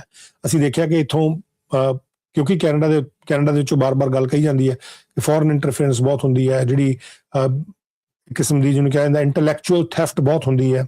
ਸੋ ਸਾਡੀਆਂ ਕਈ ਜਾਣਕਾਰੀਆਂ ਜਿਹੜੀਆਂ ਇੱਥੋਂ ਕਈ ਵਾਰ ਨਿਕਲ ਜਾਂਦੀਆਂ। ਵਿਨੀਪੈਗ ਦੀ ਜਿਹੜੀ ਸਾਡੀ ਨੈਸ਼ਨਲ ਲੈਬੋਰਟਰੀ ਹੈ, ਉੱਥੋਂ 2 ਚਾਈਨੀਜ਼ ਮੂਲ ਦੇ ਸਾਇੰਟਿਸਟ ਜਿਹੜੇ ਨੇ ਉਹ ਇੱਥੇ ਕੰਮ ਕਰਦੇ ਸੀ ਔਰ ਇੱਥੋਂ ਬਹੁਤ ਸਾਰੀਆਂ ਜਾਣਕਾਰੀਆਂ ਲੈ ਕੇ ਇੱਥੋਂ ਨਿਕਲ ਗਏ ਸੀ। ਇਨਫੈਕਟ ਉਹਨਾਂ ਨੂੰ ਉੱਥੋਂ ਫਾਇਰ ਕਰ ਦਿੱਤਾ ਗਿਆ ਸੀ ਜੋ ਜਾਣਕਾਰੀ ਅਫੀਸ਼ੀਅਲਸ ਦੇ ਵੱਲੋਂ ਆਈ ਸੀ, ਲੇਕਿਨ ਉਹ ਚਲੇ ਗਏ। ਉਹਨਾਂ ਨੂੰ ਫੜਿਆ ਗਿਆ ਕਿ ਨਹੀਂ ਫੜਿਆ ਗਿਆ, ਕੋਈ ਸਜ਼ਾ ਹੋਈ ਜਾਂ ਨਹੀਂ ਹੋਈ, ਕਿਸੇ ਕੋਲ ਇਦਾਂ ਦੀ ਕੋਈ ਜਾਣਕਾਰੀ ਨਹੀਂ ਸੀ। ਸੋ ਜਸਟ ਇੱਕ ਹੈਡਸ ਅਪ ਵਾਲੀ ਗੱਲ ਹੁੰਦੀ ਹੈ ਕਿ ਭਾਈ ਇਸ ਤਰੀਕੇ ਦੀ ਗੱਲਬਾਤ ਜਿਹੜੀ ਹੈ ਉਹ ਵੀ ਨਾਲ ਦੇ ਨਾਲ ਰਹੀ ਹੈ ਜਿਹੜੀ ਕੈਨੇਡਾ ਦੇ ਵਿੱਚ ਰਹੀ। ਸੁਮਿਤ ਸ਼ਰਮਾ ਜੀ ਦਾ ਵੀ ਥੈਂਕਸ, ਪ੍ਰੋਫੈਸਰ ਸ਼ਰਮਾ ਵੀ ਹਮੇਸ਼ਾ ਸਪੋਰਟ ਕਰਦੇ ਆ ਐਂਡ ਇਹਨਾਂ ਦਾ ਵੀ ਥੈਂਕ ਯੂ। ਨਾਲ ਹੀ ਗੱਲ ਕਰਾਂਗੇ ਕਿ ਕਿਸ ਤਰੀਕੇ ਦੇ ਨਾਲ ਪ੍ਰੋਜੈਕਟ ਸਾਊਥ ਜਿਹੜਾ ਸ਼ੁਰੂ ਕੀਤਾ ਗਿਆ ਸੀ ਟੋਰਾਂਟੋ ਦੇ ਵਿੱਚ, ਉਹਦੇ 'ਚ ਕਿਸ ਤਰੀਕੇ ਨਾਲ ਕ੍ਰਿਮੀਨਲ ਚਾਰਜਸ ਜਿਹੜੇ ਆ ਉਹ ਟੋਰਾਂਟੋ ਪੁਲਿਸ ਸਰਵਿਸ ਦੇ ਆਫਿਸਰਸ ਦੇ ਉੱਤੇ ਲੱਗੇ ਸੀ, ਉਹਦੇ ਪ੍ਰਭਾਵ ਜਿਹੜੇ ਆ ਉਹ ਕੁਝ ਵਸਤਾਂ ਦੇ ਉੱਤੇ ਕਿਸ ਤਰੀਕੇ ਨਾਲ ਪਏ। ਕੁਝ ਜਿਹੜੀਆਂ ਕਾਰਵਾਈਆਂ ਪੁਲਿਸ ਦੀਆਂ ਚੱਲ ਰਹੀਆਂ ਸੀ, ਇਨਵੈਸਟੀਗੇਸ਼ਨ ਚੱਲ ਰਹੀਆਂ ਸੀ, ਕੁਝ ਕਾਰਜਕ੍ਰਮ ਚੱਲ ਰਹੇ ਸੀ, ਉਹਨਾਂ ਤੇ ਕਿਸ ਤਰੀਕੇ ਦੇ ਪ੍ਰਭਾਵ ਜਿਹੜੇ ਆ ਉਹ ਪਏ ਆ, ਇਹਦਾ ਵੀ ਆਪਾਂ ਜ਼ਿਕਰ ਜਿਹੜਾ ਉਹ ਅੱਗੇ ਆ ਕੇ ਕਰਾਂਗੇ। ਨਾਲ ਦੇ ਨਾਲ ਹੀ ਪਾਕਿਸਤਾਨ ਦੇ ਵਿੱਚ ਜਿਹੜਾ ਇੱਕ ਅਟੈਕ ਹੋਇਆ ਜਿਹਦੇ 'ਚ ਉਹਨਾਂ ਦੇ ਕੋਈ ਫੌਜੀ ਜਵਾਨ ਜਿਹੜੇ ਉਹ ਮਾਰੇ ਗਏ, ਉਸ ਮਾਮਲੇ ਦੇ ਵਿੱਚ ਵੀ ਇੱਕ ਜਿਹੜੀ ਇਨਫੋਰਮੇਸ਼ਨ ਆ ਰਹੀ ਹੈ, ਜਿਸ ਤਰੀਕੇ ਦੀ ਇਨਫੋਰਮੇਸ਼ਨ ਆਈ ਹੈ, ਦੱਸਿਆ ਜਾ ਰਿਹਾ ਕਿ ਉੱਥੋਂ ਦੀ ਜਿਹੜੀ ਫੋਰਨ ਮਿਨਿਸਟਰੀ ਹੈ ਉਹਨਾਂ ਨੇ ਜਿਹੜੀ ਬੰਨੂ ਦੇ ਵਿੱਚ ਇੱਕ ਪੁਲਿਸ ਪੋਸਟ ਦੇ ਉੱਤੇ ਅਟੈਕ ਹੋਇਆ ਉਹਨੂੰ ਲੈ ਕੇ ਅਫਗਾਨ ਤਾਲਿਬਾਨ ਰਜੀਮ ਦੇ ਜਿਹੜੇ ਰੈਪਰੈਜ਼ੈਂਟੇਟਿਵ ਨੇ ਉਹਨਾਂ ਨੂੰ ਡਿਮਾਰਸ਼ੇ ਕੀਤਾ, ਉਹਨਾਂ ਨੂੰ ਇੱਕ ਵਿਰੋਧ ਭਰਿਆ ਇੱਕ ਲੈਟਰ ਜਿਹੜਾ ਉਹ ਲਿਖਿਆ। ਕੁਝ ਗੱਲਬਾਤ ਹੈ ਇਹਦੇ ਬਾਰੇ ਕਰਾਂਗੇ, ਔਰ ਨਾਲ ਦੇ ਨਾਲ ਇੰਡੀਆ ਔਰ ਪੰਜਾਬ ਦੀ ਸਿਆਸਤ ਦੇ ਬਾਰੇ ਵੀ ਅੱਗੇ ਚੱਲ ਕੇ ਗੱਲ ਕਰਾਂਗੇ ਕਿ ਕੀ ਭਗਵੰਤ ਮਾਨ ਦਾ ਕਿਲਾ ਉਹਨਾਂ ਦੇ ਘਰੋਂ ਢਹਿਣਾ ਸ਼ੁਰੂ ਹੋ ਰਿਹਾ। ਹਾਲਾਂਕਿ ਉਹਨਾਂ ਦੇ ਘਰੋਂ ਢਹਿਣਾ ਸ਼ੁਰੂ ਹੋਣ ਦੀ ਗੱਲ ਇਹ ਹੈ ਕਿ ਐਕਟਿਵ ਤਾਂ ਉਹਨਾਂ ਦੀ ਧਰਮ ਪਤਨੀ, ਉਹਨਾਂ ਦੇ ਮਾਤਾ ਜਾਂ ਉਹਨਾਂ ਦੀ ਭੈਣ ਹੀ ਹਜੇ ਤੱਕ ਰਹੇ ਹੈ ਪੋਲਿਟਿਕਸ ਦੇ ਵਿੱਚ ਭਾਵ ਇਹ ਹੈ ਕਿ ਉਹਨਾਂ ਨੇ ਸਿੱਧੇ ਤੌਰ ਤੇ ਆਮ ਆਦਮੀ ਪਾਰਟੀ ਜੁਆਇਨ ਕਰਕੇ ਕੋਈ ਐਸਾ ਨਾਅਰੇ ਤਾਂ ਨਹੀਂ ਮਾਰੇ, ਲੇਕਿਨ ਭਗਵੰਤ ਮਾਨ ਦੇ ਵਾਸਤੇ ਕਈ ਜਗ੍ਹਾ ਦੇ ਉੱਤੇ ਕੈਂਪੇਨ ਦੇ ਵਿੱਚ ਵੀ ਔਰ ਕਈ ਪ੍ਰੋਗਰਾਮਸ ਦੇ ਵਿੱਚ ਵੀ ਉਹਨਾਂ ਨੂੰ ਦੇਖਿਆ ਗਿਆ। ਇਨਫੈਕਟ ਸਰਕਾਰੀ ਜਿਹੜੇ ਕੁਝ ਪ੍ਰੋਗਰਾਮਸ ਦੇ ਉੱਤੇ ਜਾਂ ਕੁਝ ਡੈਲੀਗੇਸ਼ਨ ਦੇ ਤੌਰ ਦੇ ਉੱਤੇ ਫੋਰਨ ਵਿਜ਼ਿਟਸ ਹੋਈਆਂ, ਉੱਥੇ ਭਗਵੰਤ ਮਾਨ ਸਾਹਿਬ ਦੀ ਧਰਮ ਪਤਨੀ ਜਿਹੜੇ ਉਹ ਵੀ ਜਾਂਦੇ ਰਹੇ ਆ, which is also part and it's not ਕੋਈ ਸਿਨ ਨਹੀਂ ਹੈ, ਕੋਈ ਪਾਪ ਨਹੀਂ ਹੈ। ਲੇਕਿਨ ਹੁਣ ਜਿਹੜੀ ਜਾਣਕਾਰੀ ਆ ਰਹੀ ਹੈ ਪੰਜਾਬ ਤੋਂ, ਉਹ 'ਚ ਇੰਟਰਸਟਿੰਗਲੀ ਭਗਵੰਤ ਮਾਨ ਦੇ ਦੱਸਿਆ ਜਾਂਦਾ ਕਿ ਜਿਹੜੇ ਕਜ਼ਨ ਨੇ ਭਗਵੰਤ ਮਾਨ ਦੇ ਕਜ਼ਨ, ਉਹ ਬੀਜੇਪੀ ਜੁਆਇਨ ਕਰ ਗਏ, ਔਰ ਬੀਜੇਪੀ ਜਿਹੜੀ ਉਹਨਾਂ ਨੇ ਜੁਆਇਨ ਕੀਤੀ ਆ ਉਹ ਵੀ ਬੜੀ ਇੱਕ ਇੰਟਰਸਟਿੰਗ ਜੀ ਜਾਣਕਾਰੀ ਆ ਰਹੀ ਹੈ। ਜਿਹੜੀ ਕਹਿੰਦੇ ਬੀਜੇਪੀ ਜੁਆਇਨ ਕੀਤੀ ਉਹ 'ਚ ਹਰਿਆਣਾ ਦੇ ਮੁੱਖ ਮੰਤਰੀ ਔਰ ਪੰਜਾਬ ਦੇ ਭਾਜਪਾ ਦੇ ਪ੍ਰਧਾਨ ਜਿਹੜੇ ਆ ਉਹਨਾਂ ਦੇ ਵੱਲੋਂ ਬੁਕੇ ਦੇ ਕੇ, ਸਰੋਪਾ ਦੇ ਕੇ ਜਿਹੜਾ ਸਨਮਾਨਿਤ ਕੀਤਾ ਗਿਆ, ਔਰ ਉਹਨਾਂ ਦੀਆਂ ਕੁਝ ਤਸਵੀਰਾਂ ਜਿਹੜੀਆਂ ਉਹ ਘੁੰਮਣੀਆਂ ਸ਼ੁਰੂ ਹੋ ਗਈਆਂ ਭਗਵੰਤ ਮਾਨ ਦੇ ਨਾਲ ਔਰ ਹੁਣ ਬੀਜੇਪੀ ਦੇ ਲੀਡਰਸ ਦੇ ਨਾਲ। ਔਰ ਇਹਨੂੰ ਲੈ ਕੇ ਬੀਜੇਪੀ ਵੱਲੋਂ ਕੀ ਕਿਹਾ ਜਾ ਰਿਹਾ, ਆਮ ਆਦਮੀ ਪਾਰਟੀ ਨੂੰ ਤਾਂ ਆਪਾਂ ਥੋੜਾ ਹਾਈ ਸਾਈਡ ਤੇ ਰੱਖੀਏ, ਬੀਜੇਪੀ ਵੱਲੋਂ ਕੀ ਕਿਹਾ ਜਾ ਰਿਹਾ ਜਿਨ੍ਹਾਂ ਨੇ ਜੁਆਇਨ ਕਰਾ ਲਿਆ, ਔਰ ਕਾਂਗਰਸ ਵੱਲੋਂ ਕੀ ਕਿਹਾ ਜਾ ਰਿਹਾ, ਇਹਦੇ ਬਾਰੇ ਗੱਲ ਕਰਾਂਗੇ। ਕਿ ਇੱਥੇ ਵੀ ਸਿਆਸਤ ਜਿਹੜੀ ਆ ਉਹ ਬੰਬੇ ਵਰਗੀ ਬਣਦੀ ਨਜ਼ਰ ਆ ਰਹੀ ਹੈ, ਮੁੰਬਈ ਵਰਗੀ ਬਣਦੀ ਨਜ਼ਰ ਆ ਰਹੀ, ਕਾਂਟ ਸੇ, ਅਸੀਂ ਕਹਿ ਤਾਂ ਨਹੀਂ ਸਕਦੇ ਕਿ ਭਾਈ ਉਸ ਤਰੀਕੇ ਦੀ ਨਜ਼ਰ ਆ ਰਹੀ ਹੈ ਕਿ ਨਹੀਂ, ਲੇਕਿਨ ਜਿਸ ਤਰੀਕੇ ਦੇ ਪੰਜਾਬ ਦੇ ਵਿੱਚ ਹਾਲਾਤ ਬਣ ਰਹੇ ਆ, ਆਮ ਆਦਮੀ ਪਾਰਟੀ ਦੀਆਂ ਮੁਸ਼ਕਲਾਂ ਜਿਹੜੀਆਂ ਵਧੀਆਂ ਨਜ਼ਰ ਆ ਰਹੀਆਂ, ਖਾਸ ਤੌਰ ਤੇ ਉਹਨਾਂ ਦੇ ਇੱਕ ਕੈਬਨਿਟ ਮਿਨਿਸਟਰ ਜਿਹੜੇ ਸ਼ਹਿਰੀ ਮੰਤਰੀਆਂ, ਸਥਾਨਕ ਸਰਕਾਰਾਂ ਦੇ, ਲੋਕਲ ਬਾਡੀਜ਼ ਦੇ, ਔਰ ਵਨ ਆਫ ਦਾ ਜਿਹਨਾਂ ਨੂੰ ਅਮੀਰ ਮੰਤਰੀਆਂ ਦੇ ਵਿੱਚੋਂ ਇੱਕ ਕਿਹਾ ਜਾਂਦਾ ਸੀ, ਅਮੀਰ ਪੋਲੀਟੀਸ਼ੀਅਨਸ ਦੇ ਵਿੱਚੋਂ ਪੰਜਾਬ ਦੇ ਇੱਕ ਕਿਹਾ ਜਾਂਦਾ ਸੀ, ਉਹ ਇਸ ਵੇਲੇ ਰਿਮਾਂਡ ਦੇ ਉੱਤੇ ਨੇ ਈਡੀ ਦੇ। ਉਹਦੇ 'ਚ ਕੀ ਕਹਾਣੀ ਬਾਣੀ ਜਿਹੜੀ ਆ ਉਹ ਸਾਹਮਣੇ ਆ ਰਹੀ ਹੈ। ਸੋ ਇਸ ਸਾਰੇ ਵਿਸ਼ੇ ਤੇ ਗੱਲਬਾਤ ਕਰਾਂਗੇ। ਔਰ ਚਾਈਨਾ ਦੇ ਵੱਲੋਂ ਆਫੀਸ਼ੀਅਲੀ ਡੋਨਲਡ ਟਰੰਪ ਨੂੰ ਸੱਦਾ ਭੇਜ ਦਿੱਤਾ ਗਿਆ ਕਿ ਭਾਈ ਆ ਜਾਓ। ਜਿਹੜੀ ਉੱਥੋਂ ਦੀ ਮਿਨਿਸਟਰੀ ਹੈ ਚਾਈਨਾ ਦੀ ਫੋਰਨ ਅਫੇਅਰਸ ਮਿਨਿਸਟਰੀ, ਉਹਨਾਂ ਨੇ ਇਹ ਸੱਦਾ ਭੇਜਿਆ and it is going to be very important. I am going to show it to you. ਇਹ ਚਾਈਨਾ ਦੀ ਫੋਰਨ ਅਫੇਅਰਸ ਮਿਨਿਸਟਰੀ ਦੀ ਵੈਬਸਾਈਟ ਹੈ ਲਾਈਵ। ਇਹਨਾਂ ਦੇ ਉੱਤੇ ਤੁਸੀਂ 11 ਮਈ ਯਾਨੀ ਕਿ ਅੱਜ ਦਾ ਜੇ ਸਮਾਂ ਦੇਖੋ, let me just make it bit closer to you. ਆ ਦੇਖੋ ਡਿਪਲੋਮੈਟਿਕ ਸਕੈਡਿਊਲਸ ਆ ਉਹਨਾਂ ਦੇ, ministry of foreign affairs People's Republic of China, PRC ਜਿਹਨੂੰ ਕਿਹਾ ਜਾਂਦਾ। ਇਹ ਅੱਜ ਦੀ ਜਾਣਕਾਰੀ, US president Donald J Trump to pay a state visit to China. ਇਹ ਇਨਫੋਰਮੇਸ਼ਨ ਜਿਹੜੀ ਇਹਨਾਂ ਨੂੰ ਦਿੱਤੀ ਗਈ ਹੈ। ਕੀ ਇਨਫੋਰਮੇਸ਼ਨ ਦਿੱਤੀ ਗਈ ਹੈ? I am going to show it to you, 1 second. ਅੱਛਾ, ਪੇਜ ਜਿਹੜਾ ਦੂਸਰਾ ਖੁੱਲ ਜਾਂਦਾ ਨਾਲ ਦੇ ਨਾਲ, so I have to open the other page. Second.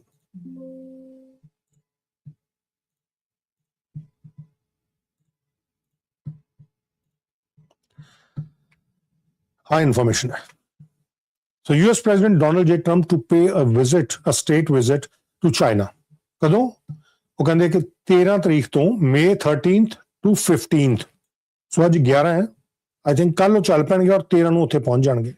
So foreign ministry spokesperson announces at the invitation of President Xi Jinping, President of the United States of America Donald J. Trump will pay a state visit to China from May 13th to 15th. Seems like, ਮੈਨੂੰ ਇਹ ਲੱਗ ਰਿਹਾ ਕਿ ਇਹ ਫੈਸਲੇ ਵਾਲੇ ਪਾਸੇ ਨੂੰ ਗੱਲ ਜਿਹੜੀ ਉਹ ਜਾ ਰਹੀ ਹੈ, ਜਿਹੜਾ ਈਰਾਨ ਦੇ ਨਾਲ ਸ਼ਾਇਦ ਹੋ ਸਕਦਾ।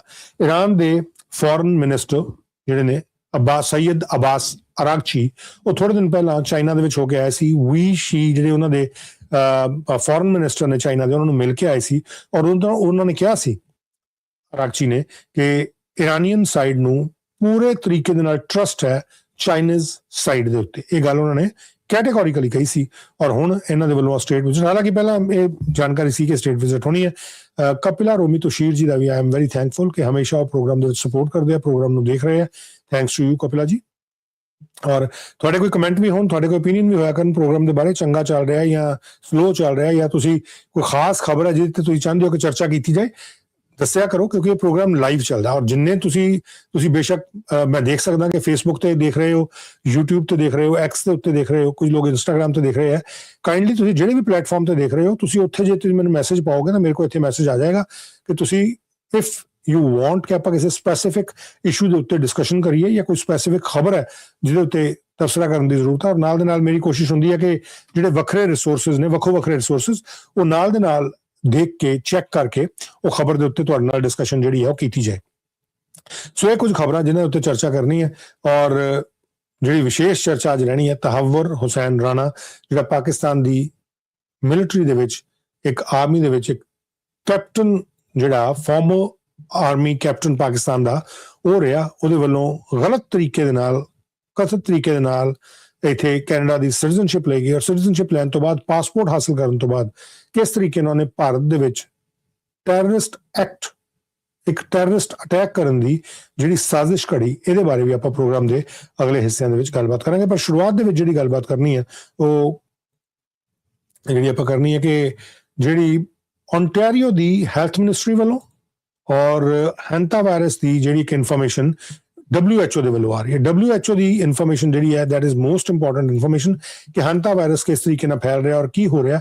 ਹੈਂਤਾ ਵਾਇਰਸ ਨੂੰ ਲੈ ਕੇ ਕੈਨੇਡਾ ਦੇ ਵਿੱਚ ਵੀ ਜਿਹੜੀਆਂ ਜਾਣਕਾਰੀਆਂ ਆ ਰਹੀਆਂ ਔਰ ਇਨਫੈਕਟ ਭਾਰਤ ਦੇ ਵਿੱਚ ਵੀ ਕਈ ਕੇਸ ਆਇਆ। Just to let you know, India ਦੇ ਵਿੱਚ ਵੀ ਕੁਝ ਕੇਸ ਜਿਹੜੇ ਆ ਉਹ ਇਸ ਤਰੀਕੇ ਦੇ ਆਏ ਆ, ਜਿਹੜੇ ਕਰੂਜ਼ ਸ਼ਿਪ ਦੇ ਵਿੱਚ ਲੋਕ ਗਏ ਸੀ, ਉਹਨਾਂ ਦੀਆਂ ਚੈਕਿੰਗ ਜਿਹੜੀਆਂ ਹੋ ਰਹੀਆਂ ਔਰ ਜਿਹੜੇ BC ਦੇ ਸਾਡੇ ਜਿਹੜੇ ਇੱਥੋਂ ਦੇ ਪਬਲਿਕ ਹੈਲਥ ਆਫਿਸਰ ਨੇ ਡਾਕਟਰ ਬੋਨੀ ਹੈਨਰੀ, ਉਹਨਾਂ ਦੇ ਵੱਲੋਂ ਵੀ ਕੱਲ ਕੁਝ ਜਾਣਕਾਰੀ ਦਿੱਤੀ ਗਈ ਸੀ। ਆਈ ਟਰਾਈ ਕਿ ਜੋ ਜਾਣਕਾਰੀ ਨਾਲ ਇਹਦੇ 'ਚ ਮੈਂ ਕੁਝ ਸ਼ਾਮਿਲ ਕਰ ਸਕਾਂ, ਲੇਕਿਨ ਜਿਹੜੀ ਲੇਟੈਸਟ ਇਨਫੋਰਮੇਸ਼ਨ WHO ਵੱਲੋਂ ਆਈ ਹੈ, I am going to present that information as well ਕਿ ਭਾਈ ਉਹਦੇ 'ਚ ਕੀ ਕਿਹਾ ਜਾ ਰਿਹਾ ਜਿਹੜੇ ਲੋਕਲ ਲੈਵਲ ਦੇ ਉੱਤੇ ਔਰ ਖਾਸ ਤੌਰ ਦੇ ਉੱਤੇ ਕੈਨੇਡਾ ਦੇ ਵਿੱਚ ਇਸ ਵੇਲੇ ਇਹਦੇ ਹਾਲਾਤ ਕੀ ਨੇ। ਥੋੜੀ ਜਿਹੀ ਮੈਂ ਗੱਲਬਾਤ ਹੈਂਤਾ ਵਾਇਰਸ ਦੀ ਉਹ ਵੀ ਤੁਹਾਡੇ ਨਾਲ ਕਰ ਦਿੰਦਾ।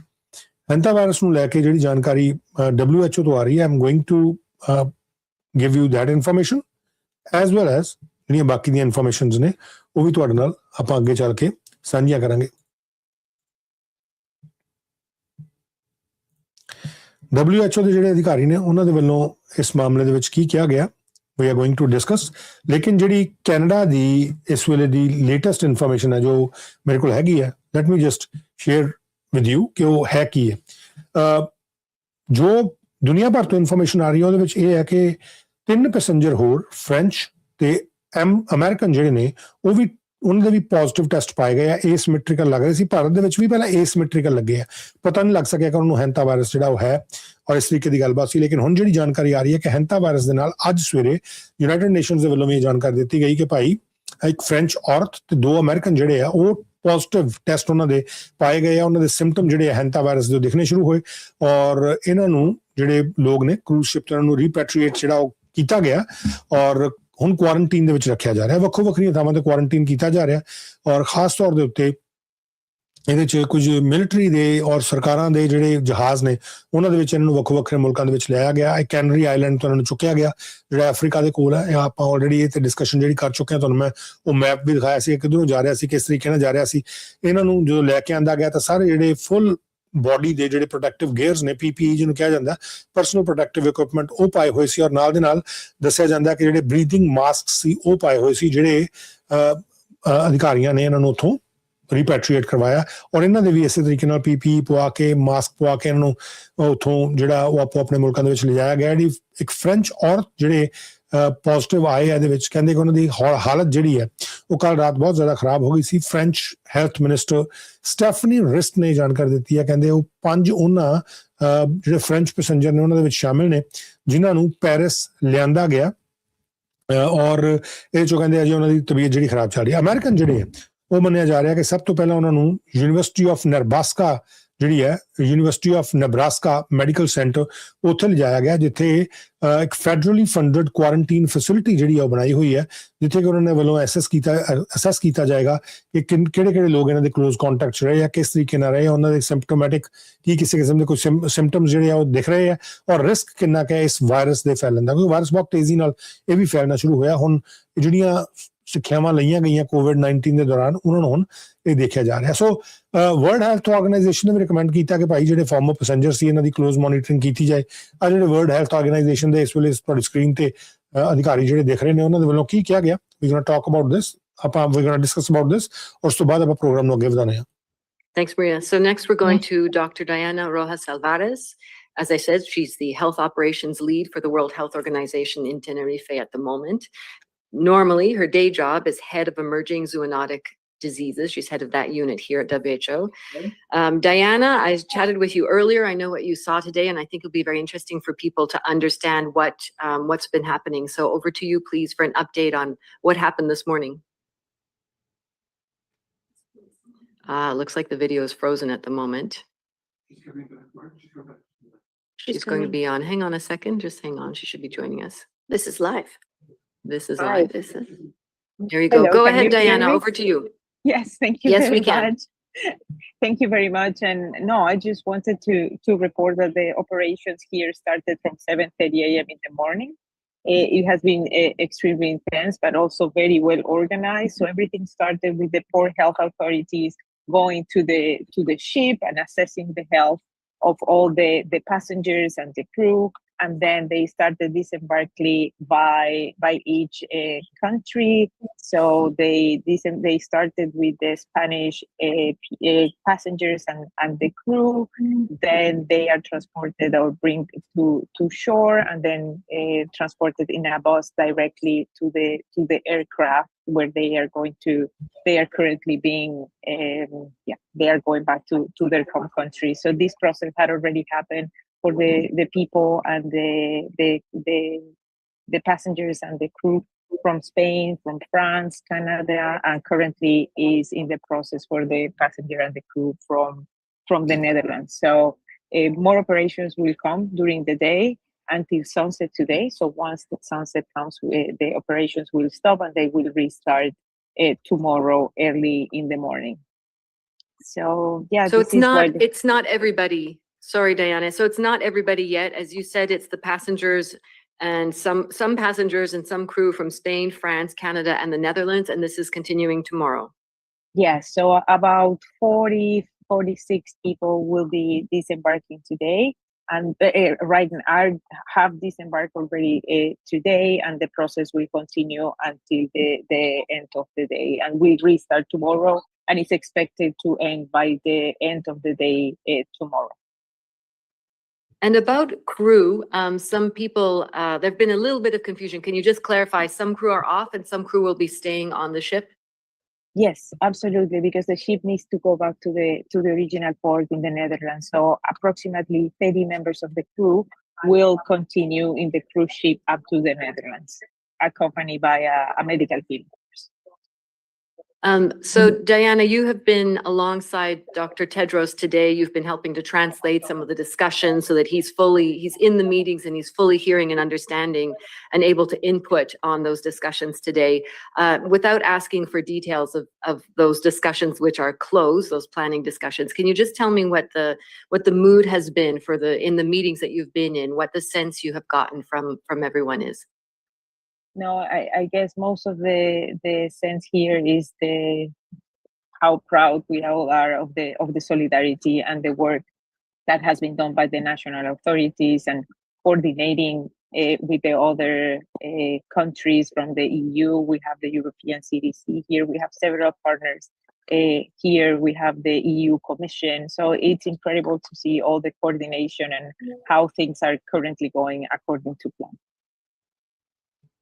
Thanks, Diana. Stay on the line. I want to come back to you later for any further input, and also to ask you at the very end if you could make some points in Spanish, because I know the Spanish-speaking world is particularly interested in this whole outbreak for a variety of reasons.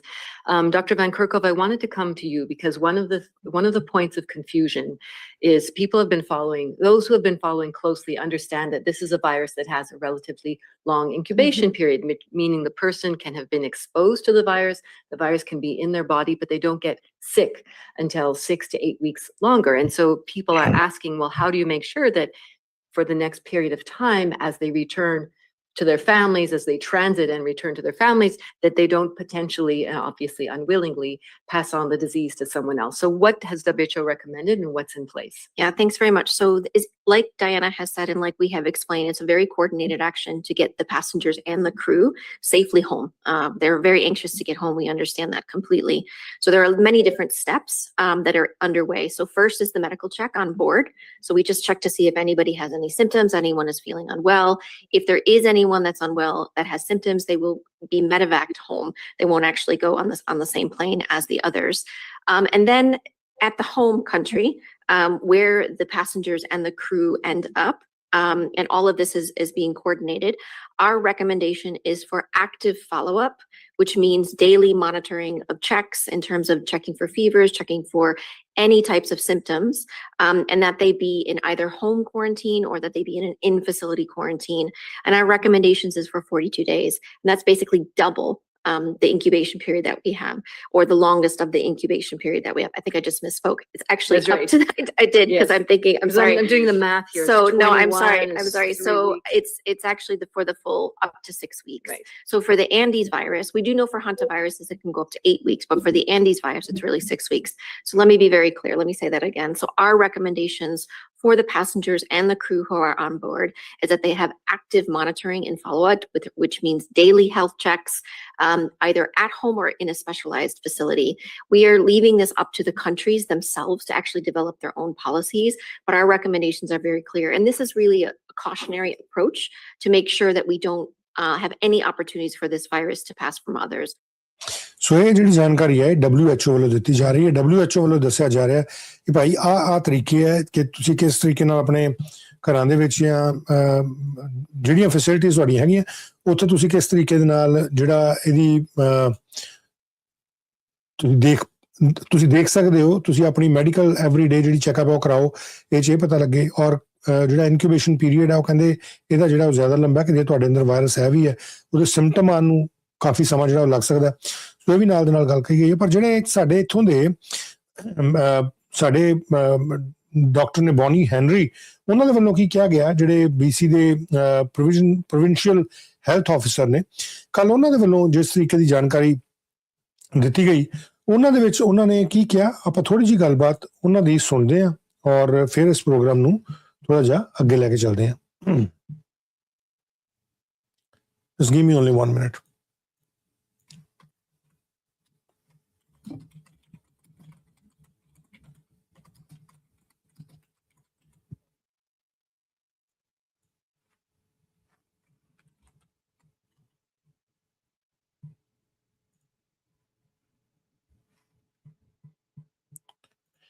ਕਿਉਂਕਿ ਇਹਨਾਂ ਨੇ ਕਿਹਾ ਕਿ ਅਸੀਂ ਜਿਹੜੇ ਮੁਲਕ ਨੇ ਅਸੀਂ ਉਹਨਾਂ ਨੂੰ ਆਪਣੇ ਆਪ ਕਹਿ ਰਹੇ ਹਾਂ ਕਿ ਭਾਈ ਤੁਸੀਂ ਆਪਣੇ ਹਿਸਾਬ ਦੇ ਨਾਲ ਆਪਣੀ ਪਾਲਿਸੀ ਜਿਹੜੀ ਆ ਉਹ ਬਣਾਓ। ਸੋ ਜਿਹੜੇ ਇੱਥੋਂ ਪੈਸੇਂਜਰ ਆਏ ਆ, ਦੱਸਿਆ ਜਾ ਰਿਹਾ ਕਿ ਜਿਹੜੇ 4 ਕੈਨੇਡੀਅਨ ਨੇ ਉਹਨਾਂ ਦੇ ਉੱਤੇ ਡਾਕਟਰ ਬੌਨੀ ਹੈਨਰੀ ਨੇ ਕੈਨੇਡਾ ਦੇ ਲਿਹਾਜ਼ ਦੇ ਨਾਲ ਜਿਹੜੀ ਆਪਣੀ ਇੱਕ ਇਨਫੋਰਮੇਸ਼ਨ ਹੈ ਉਹ ਦਿੱਤੀ ਹੈ। ਉਹ ਕੀ ਇਨਫੋਰਮੇਸ਼ਨ ਹੈ? I am going to share that information with you. Just give me 1 minute.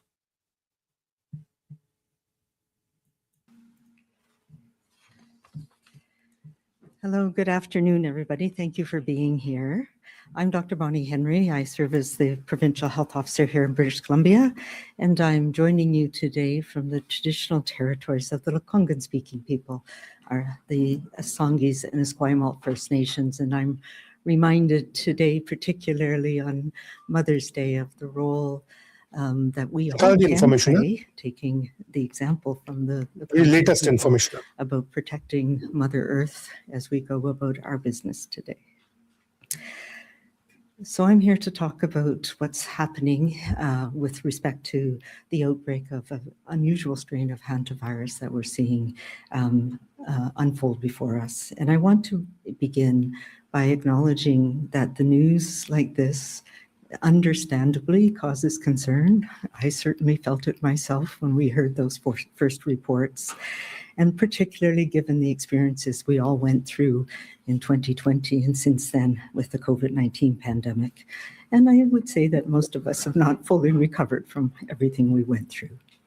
But it is very important to be clear. Hantavirus is very different. It is not a respiratory virus that spreads as easily as COVID-19 or influenza or measles, which is another one that we're, of course, been seeing lately. It doesn't spread in the same way, and it's not considered a disease with pandemic potential. Having said that, it is very concerning for the people that have been involved, particularly on board the MV Hondius. And so that is what we're concerned about today. There were 6 Canadians that we know were aboard the MV Hondius.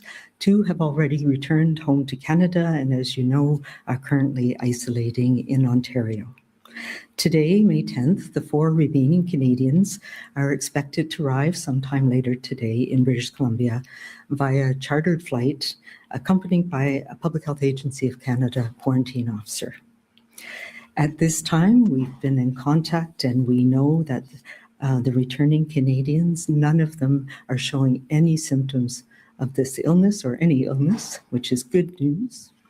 When they arrive in British Columbia, they will be screened and assessed again, and we'll do a handover with the quarantine officer by our local public health officials, who will then provide them with direction on all of the required public health measures, including the requirements for self-isolation and monitoring. Our primary concern is the health and well-being of these 4 Canadians who have been through what can only be a harrowing situation.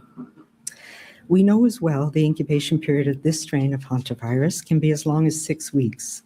So we're at actually a critical period. We know the median incubation period is about 15 to 18 days. So we're still in a period of time when we may see more cases arise from the, I believe it's 168 or so people who are still on board that vessel.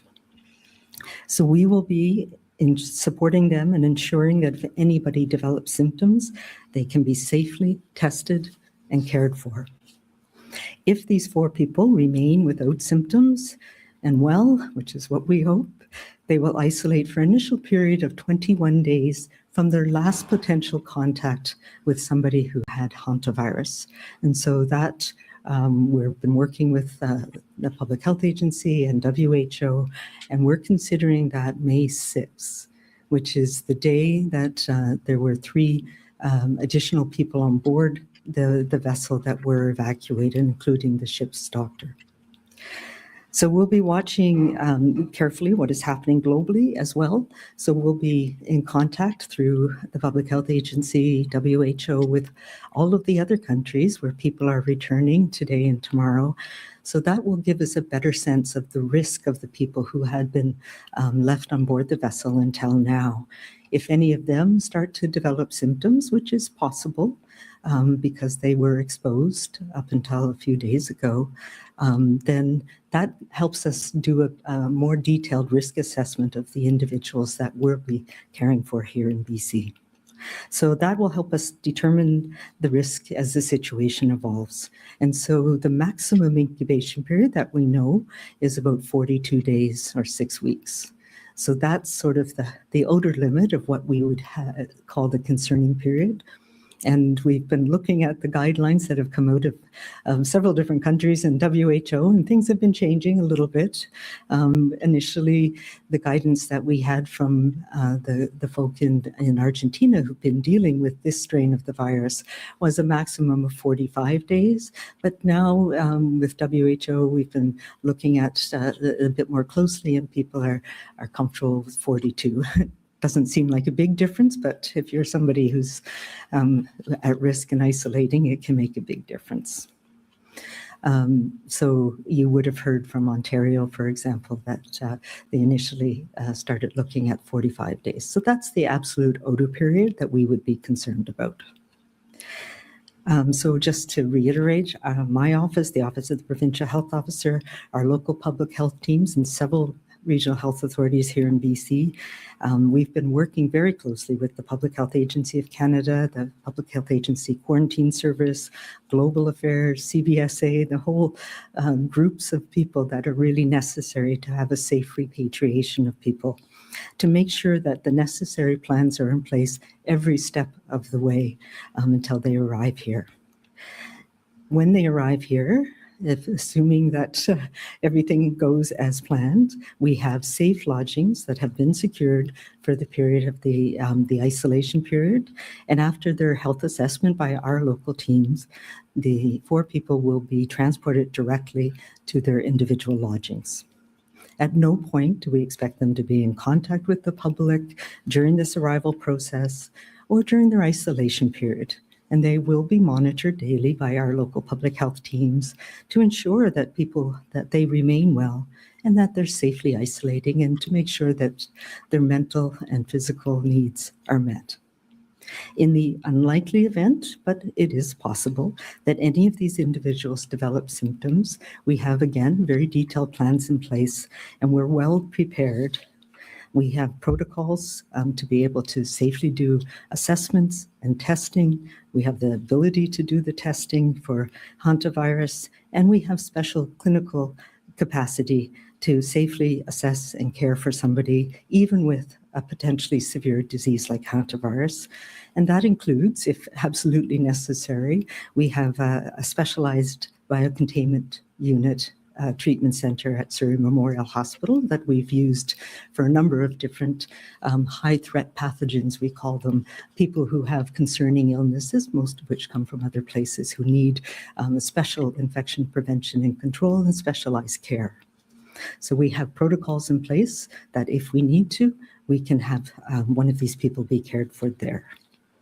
I do want to say that, we don't have that strain of hantavirus in British Columbia or Canada, but we have seen hantavirus here. The strain that we see in BC is called the Sinombre strain. And like all hantavirus infections, it causes very severe infection. We know that of the 143 cases that have been reported in Canada since we first detected this virus, 34 people have died.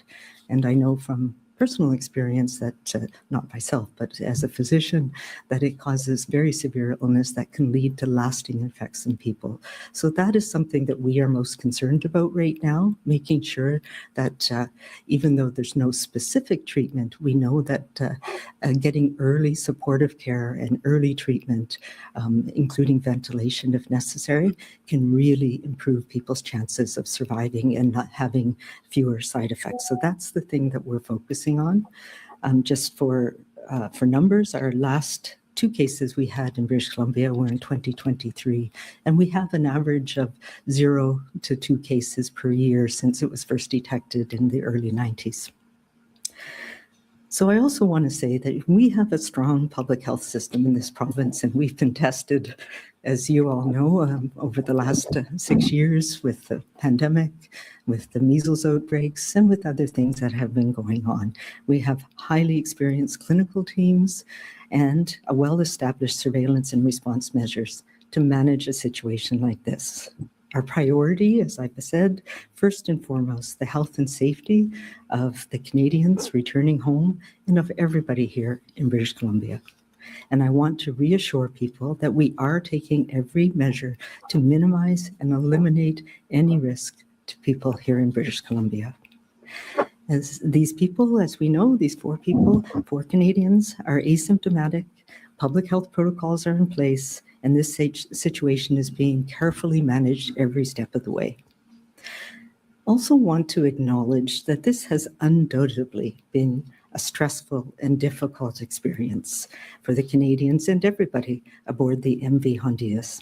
They have been through several challenging weeks when a lot was not known, and of the 8 people that we know have this virus, 3 of them have died.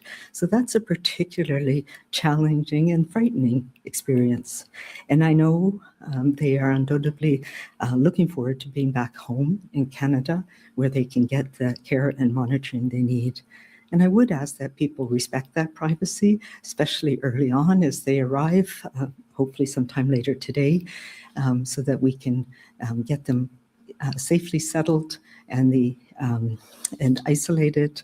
And in that note, we'll be looking to provide another update tomorrow so that we can provide as much more information that we have, and we can give an update on how the processes go as the day unfolds. At this time, everybody in BC can be reassured that secure plans are in place. The response is coordinated, and I can't say enough how grateful we are for the ongoing communication and coordination with our partners across Canada and globally in this very challenging situation. And I am very confident that this can be done in a safe and supportive way for everybody. So thank you very much.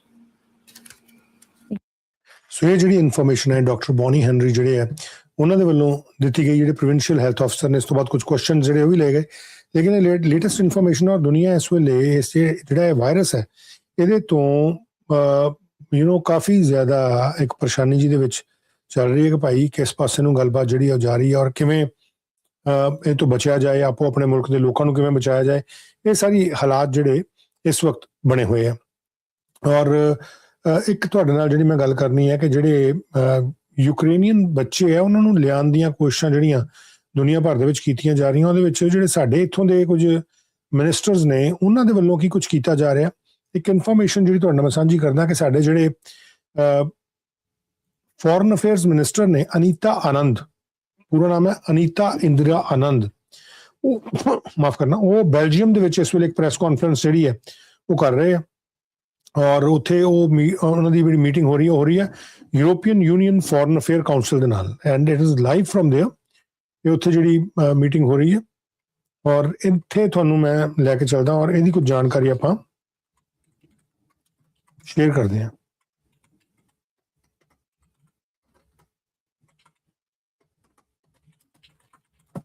Anita ਆਨੰਦ ਦੇ ਵੱਲੋਂ ਕੀ ਕਿਹਾ ਜਾ ਰਿਹਾ, light me just share that with you.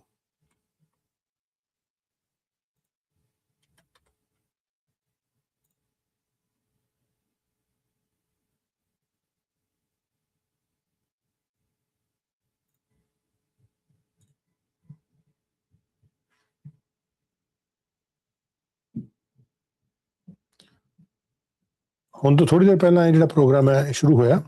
No other issue demonstrates it better than the issue of stolen Ukrainian children. International coalition for the return of Ukrainian children. New tools need to be invented, and enforcement needs to be. The International Criminal Court issued arrest warrants, and the UN Commission called these deportations a crime against humanity.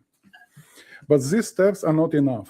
And I will urge additional and very specific sanctions to increase pressure on Moscow and every Russian involved in this state-led children abduction. I welcome today's EU Foreign Affairs Council decision to impose new EU sanctions against those responsible for crimes against Ukrainian children. I also thank the UK and Canada for new sanctions. Today, I want to see our coalition moving from strong statements to stronger action. In December, we managed to secure a UN General Assembly resolution. Today, I want us to work on the strategy for its implementation because this is not about concerns, it's about returns. More than 2,000 Ukrainian children have already been returned, but thousands are still waiting, and time matters enormously. Every additional month means more propaganda, more pressure, and more attempts to erase their children's identities. This is why accountability matters. Crimes against children must never become normal, and they must never go unpunished. Today's meeting shows that this coalition is growing. More and more countries understand that protecting children is not only Ukraine's issue, it's a moral responsibility of the entire international community. Ukrainian children are not a matter for negotiation or compromise. Their return is unconditional. A real just peace will only come when every child returns home. This is what today's meeting is about. Thank you. Thank you. Ministre Anand.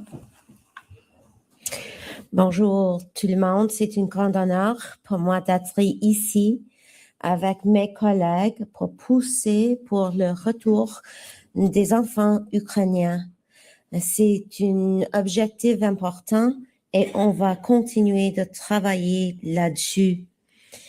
Canada is honored to co-chair the coalition for the return of Ukrainian children.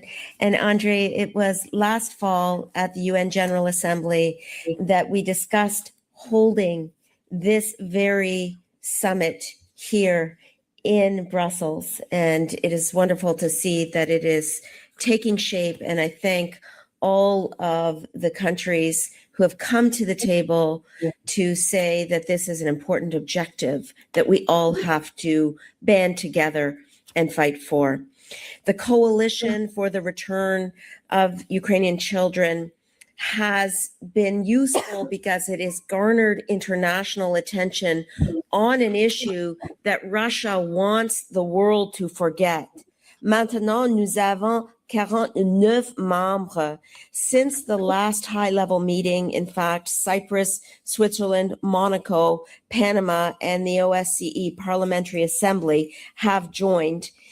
It is a sign that more and more countries find it completely reprehensible, as does Canada, that Russia is stealing Ukrainian children, indoctrinating Ukrainian children, and refusing to return these children to their families.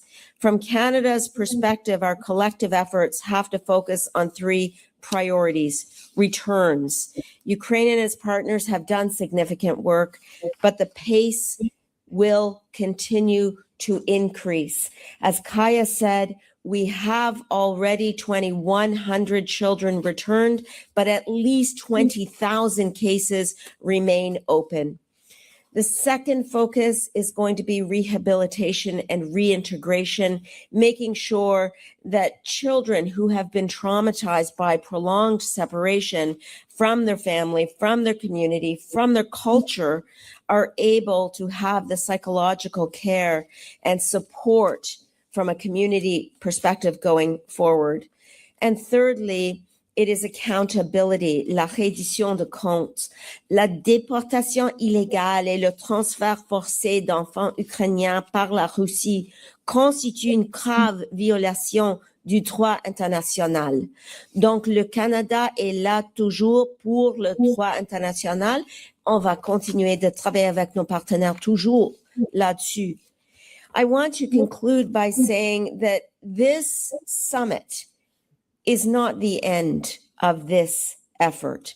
In fact, we are going to continue to work together to build the coalition of more and more countries to ensure that we're collectively working to bring the Ukrainian children home. And in that vein, I want to indicate that Canada will be hosting a summit on September 28th and 29th in Toronto. That's this year, so that we can continue the efforts. We will build on the work that we accomplished today. We will ensure that we are unified in our efforts to bring the Ukrainian children home to their families where they ought to be. Thank you. Thank you, Minister. Commissioner Kos. Thank you, Kaya, Andre, and Anita for the collaboration and support today, and to all those participate. ਇਹ ਉੱਥੇ live ਜਿਹੜਾ ਉਹ ਚੱਲ ਰਿਹਾ ਔਰ ਕਾਇਆ ਕਜਾਸ ਜਿਹੜੇ ਕਿ ਯੂਰਪ ਦੇ ਲੀਡਰ ਨੇ ਉਹਨਾਂ ਦੇ ਵੱਲੋਂ ਵੀ ਗੱਲਬਾਤ ਜਿਹੜੀ ਕਹੀ ਜਾ ਰਹੀ ਲੇਕਿਨ ਸਾਡੇ ਜਿਹੜੇ ਫੋਰਨ ਮਿਨਿਸਟਰ ਨੇ ਉਹਨਾਂ ਦੇ ਨਾਲ ਕਿਉਂਕਿ ਇਹ ਸੰਬੰਧਿਤ ਸੀ ਸੋ ਇਹ ਤੁਹਾਨੂੰ ਲਾਈਵ ਜਿਹੜੀ ਆ ਉੱਥੋਂ ਬਰਸੈਲਸ ਤੋਂ ਬੈਲਜੀਅਮ ਤੋਂ ਜਿਹੜੀ ਲਾਈਵ ਇਨਫੋਰਮੇਸ਼ਨ ਆ ਉਹ ਮੈਂ ਨਾਲ ਦੇ ਨਾਲ ਸ਼ੇਅਰ ਕੀਤੀ ਸੋ ਦੈਟ ਕਿ ਆਪਾਂ ਇਹ ਤੋਂ ਜੇ ਕੋਈ ਹੋਰ ਵੀ ਆਪਾਂ ਨੂੰ ਜਾਣਕਾਰੀ ਮਿਲਦੀ ਅੱਗੇ ਚੱਲ ਕੇ ਉਹ ਵੀ ਆਪਾਂ ਸ਼ੇਅਰ ਕਰ ਸਕੀਏ ਲੇਕਿਨ ਜਿਹੜੀ ਇੱਕ ਇਨਫੋਰਮੇਸ਼ਨ ਲੋਕਲ ਆਪਣੇ ਇੱਥੋਂ ਆ ਰਹੀ ਕੈਨੇਡਾ ਤੋਂ ਜਿਹੜੇ ਮਿਨਿਸਟਰ ਨੇ ਇੰਡਸਟਰੀ ਮਿਨਿਸਟਰ ਉਹਨਾਂ ਦੀ ਉਹਦੇ ਬਾਰੇ ਵੀ ਮੈਂ ਜਾਣਕਾਰੀ ਤੁਹਾਨੂੰ ਦਊਂਗਾ ਲੇਕਿਨ ਸਭ ਤੋਂ ਪਹਿਲਾਂ ਤੁਹਾਨੂੰ ਮੈਂ ਲੈ ਕੇ ਚੱਲਦਾ ਜਿਹੜੇ US ਦੇ ਪ੍ਰੈਜ਼ੀਡੈਂਟ ਨੇ ਡੋਨਲਡ ਟਰੰਪ ਉਹਨਾਂ ਵੱਲੋਂ ਮੈਟਰਨਲ ਹੈਲਥ ਕੇਅਰ ਇਵੈਂਟ ਨੂੰ ਲੈ ਕੇ ਵਾਈਟ ਹਾਊਸ ਤੋਂ ਇੱਕ ਜਿਹੜਾ ਇਵੈਂਟ ਹੈ ਉਹ ਇਸ ਵੇਲੇ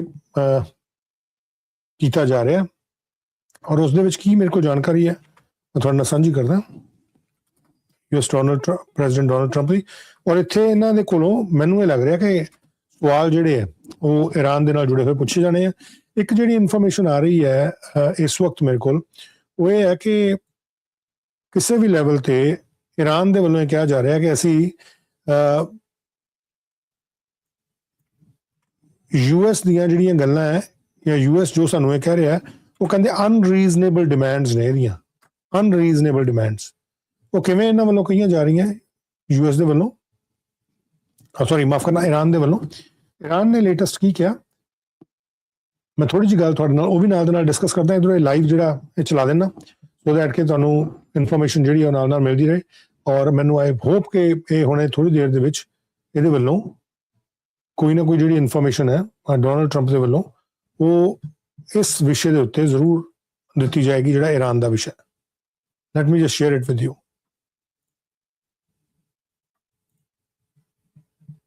And have done so much since then, and we are so grateful. We had something passed within 2 days after That's that. great. So That's it was exactly really pretty right. amazing. You don't see that happen very often. But this will be supplemental option available to those who need it, much like vision or dental insurance. So we're bringing it right down into the mainstream. By offering coverage for care at every step, the fertility journey is a very interesting one, very complex it was, and we're making it much simpler. This will hopefully reduce the number of couples who ultimately need to resort to IVF because challenges can be identified and addressed very early in the process. This is a new benefit. This is a benefit that so many people have called me about. I mean, it's incredible. Oz and Bobby, I can tell you, we speak about it a lot. So many people have called me about we have to do this. They've been waiting for it for a long time. But this is a new benefit or an option that will be a major help for millions of American moms that will result in more beautiful American babies. We like that.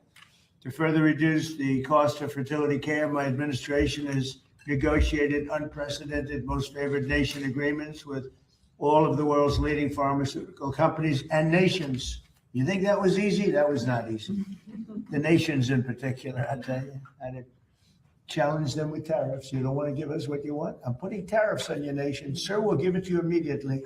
Which actually, you think Biden could do that? I don't think so. Nor did he try, Bobby, right? They didn't even try. He did not. They never tried anything. One drug commonly used in IVF has gone from, as an example, $966 to $168, a difference of 500%. This is the most incredible thing. It's not talked about by the fake news. It's sad because it's the biggest thing to happen. I think we're getting drug prices, prescription drug prices down by 400 or 500%, or depending on the way you want to phrase the question, you could say 400, 500, 600% Oz, and you could also say 80%, 70%, etc. It all depends on the way you phrase the question. I like the 500 better.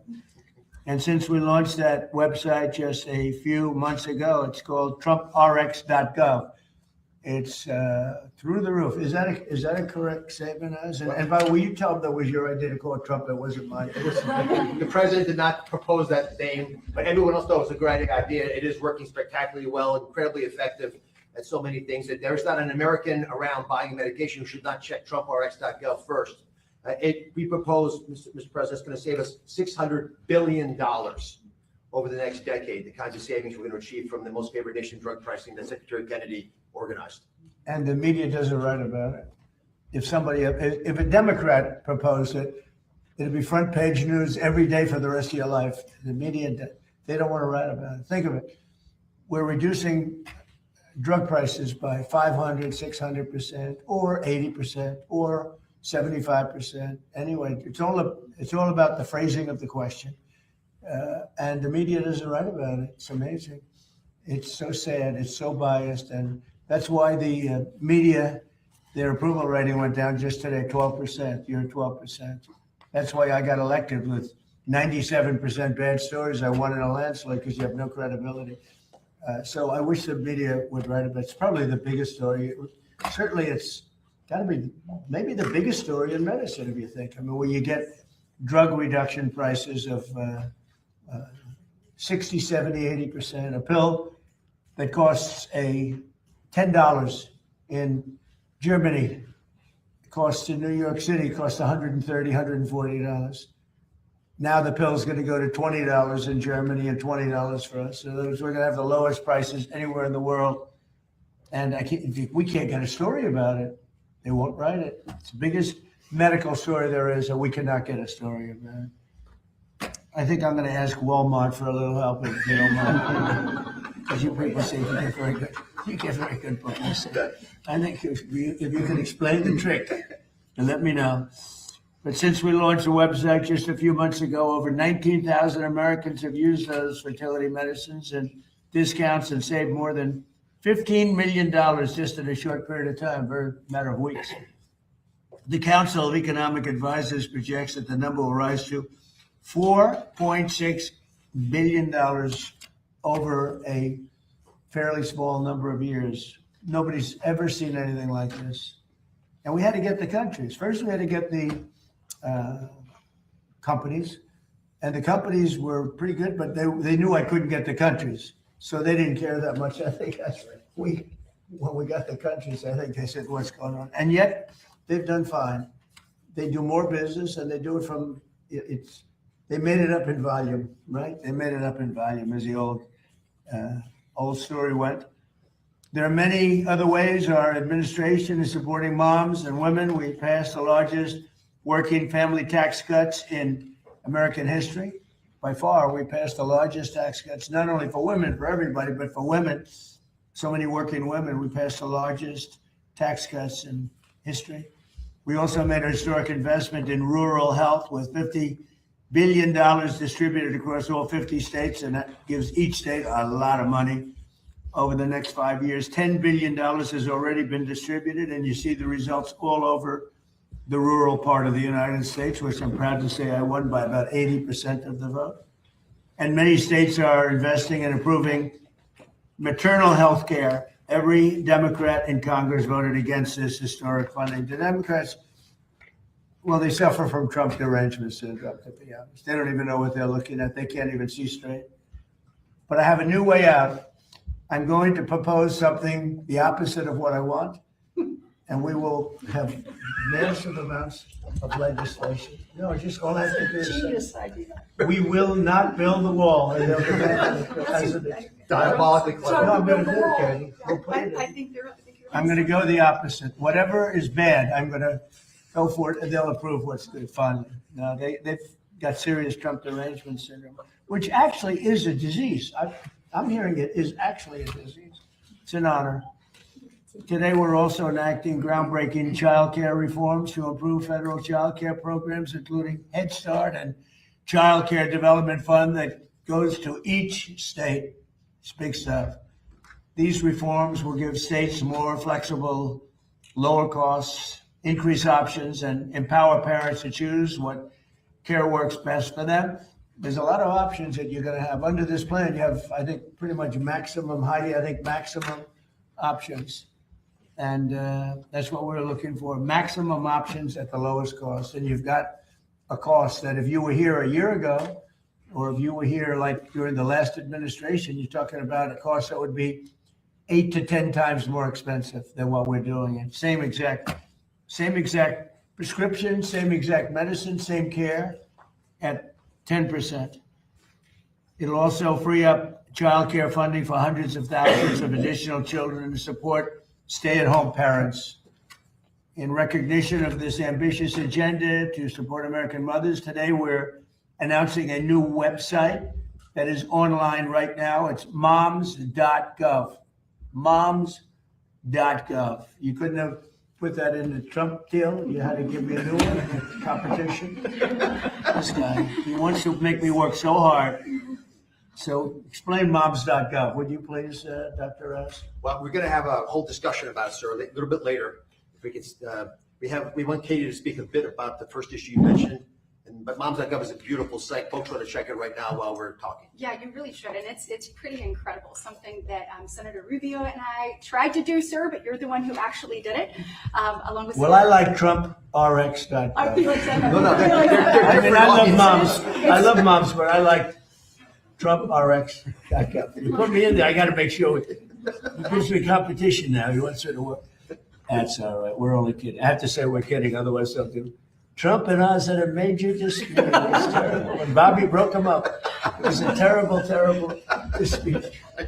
These people. I encourage every mom to visit this new page where they will find helpful information about addressing clinical care, pregnancy resources, nutrition tips, Trump RX, and Trump Accounts. Trump Accounts has been amazing for the kids. It's Michael and Susan Dell.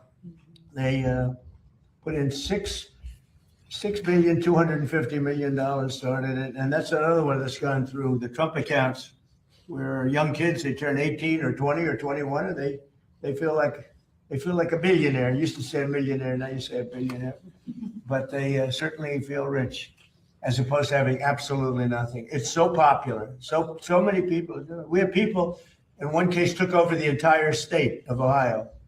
It's putting up the money for every kid in the state of Ohio. Supporting the journey of American moms at every stage is so important to the success of our nation. I'd now like to ask Senator Katie Britt. She's the one that got me into this, I have to tell you. I hope she always remains loyal to me so I can continue to support her. I would hate to go against her. That will never happen, Katie, right? That's right, sir. But to say just a few words, she's really a fantastic woman. She's a great senator. And I got lucky. I was supporting somebody else, and then I realized that somebody else wasn't very good. And I said, who's that young woman I met that was so impressive? They say, her name is Katie Britt.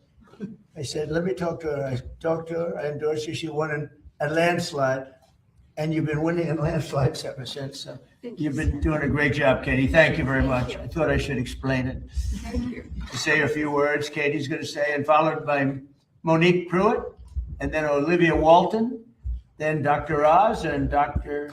Dorothy Fink, and Dr. Alex Adams. And you'll speak not too long, because I am being waited on by a large group of generals. And that's also important, having to do, That it is. Well, sir, having to do with the absolutely lovely country of Iran. That's the way they pronounce it. well, we will get started then. Okay. Mr. President, thank you for your work. We are here, guys. This is another example of promises made, promises kept. I mean, we look at what President Trump did when we dealt with this issue in Alabama. He stepped up to the plate immediately to make sure that we had nationwide access to IVF, to making sure that we had comprehensive fertility treatment, so that men and women, couples who were longing for their child, could continue to have that hope and also have that reality. Today doubles down on that yet again. I mean, we see the savings that have happened across the country, and I've had more and more people come up to me and tell me a story about what it has saved them. But we also know that there was opportunity for continued growth. President Trump saw that and he acted on it. So now more people are going to have access through their employer, just like they would dental or vision insurance. And there are people right now who this is out of reach because of affordability, and President Trump is bringing that back in. When you look at the comprehensive nature of what we're doing today and coming on the heels of Mother's Day, I mean, we are thrilled to support mothers everywhere. Whether it's that mom that is getting to experience growing life for the very first time, or the one chasing toddlers or wrangling teenagers, or being there when their adult child calls for advice. Moms are the heartbeats of our families, our communities, and our country. President Trump knows that, and he's made sure we've created a comprehensive culture of life. That's what you see right now with moms.gov. Moms.gov was something that then Senator Rubio and I talked about doing with Senator Kramer and now Senator Schmidt, but of course, President Trump is actually the one to put it into action. It supports moms through the prenatal, postpartum, and early childhood development stages of motherhood. Also, as we tackle rural health, look, I stand up here in front of you not only as a mom of two, but also as someone who lives in the great state of Alabama, where about 28% of women live in a maternal care desert. The work that we did in the Working Families Tax Cuts, guys, that hits it head on. We have an opportunity now to reach those who haven't been reached. When we look at maternal mortality rates, we continue to invest both in the research that will help us resolve that issue, but also in the women that deal with so many issues during their pregnancy. We want them to be supported. And then in addition to all of that, childcare. So we know last year alone, you had about 455,000 women leave the workforce due to affordability and accessibility of childcare. We've often said, and the president and I have talked about this, if you have or want the opportunity to stay home, we want that for you. But if you want or need the opportunity to re-enter the workforce and want to be a part of building back America, like President Trump is doing, we don't want affordability or accessibility to be an impediment to that. So not only at his direction, and I was proud to lead the effort in the Working Families Tax Cuts to modernize the tax code to make sure that childcare was front and center for the first time since Ronald Reagan, sir, you're the first one to do it. Yeah. But today, that comprehensive nature of whether you're staying home or you're in a faith-based provider or you have a child care center, that you lovingly send your child to during the day as you work to provide for your family. Today, that is easier as a result, and we are proud of what that means for the economy. We know 24% of young families, young families spend about 24% of their annual income on childcare. So, Mr. President, thank you for all that you've done creating a comprehensive culture of life. This is really groundbreaking. So do you see now why I endorsed her? So Yes. And always will. I'd be afraid not to. She also is married to the largest human being. It's I right know. there. Her husband is great. He's a 11-year player in the NFL, an all-star, one of the greatest college football players ever at what he does. So he's a fantastic person. Both two really fantastic people. Monique Pruitt speaks about Trump RX. Yes, sir. Well, thank you, Mr. President and Senator Brett, for all the work and the teams that have done so much around this. This is a very important topic, so glad to be here.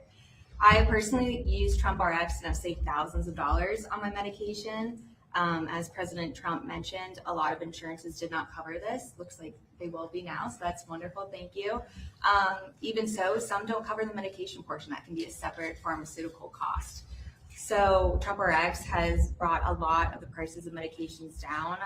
For me personally, Gonal F has been one of the main medicines that people use for egg retrievals, and that I cannot find it anywhere on any other website or for cheaper. So thank you so much to you guys for doing all the work. We really appreciate it from the IVF community.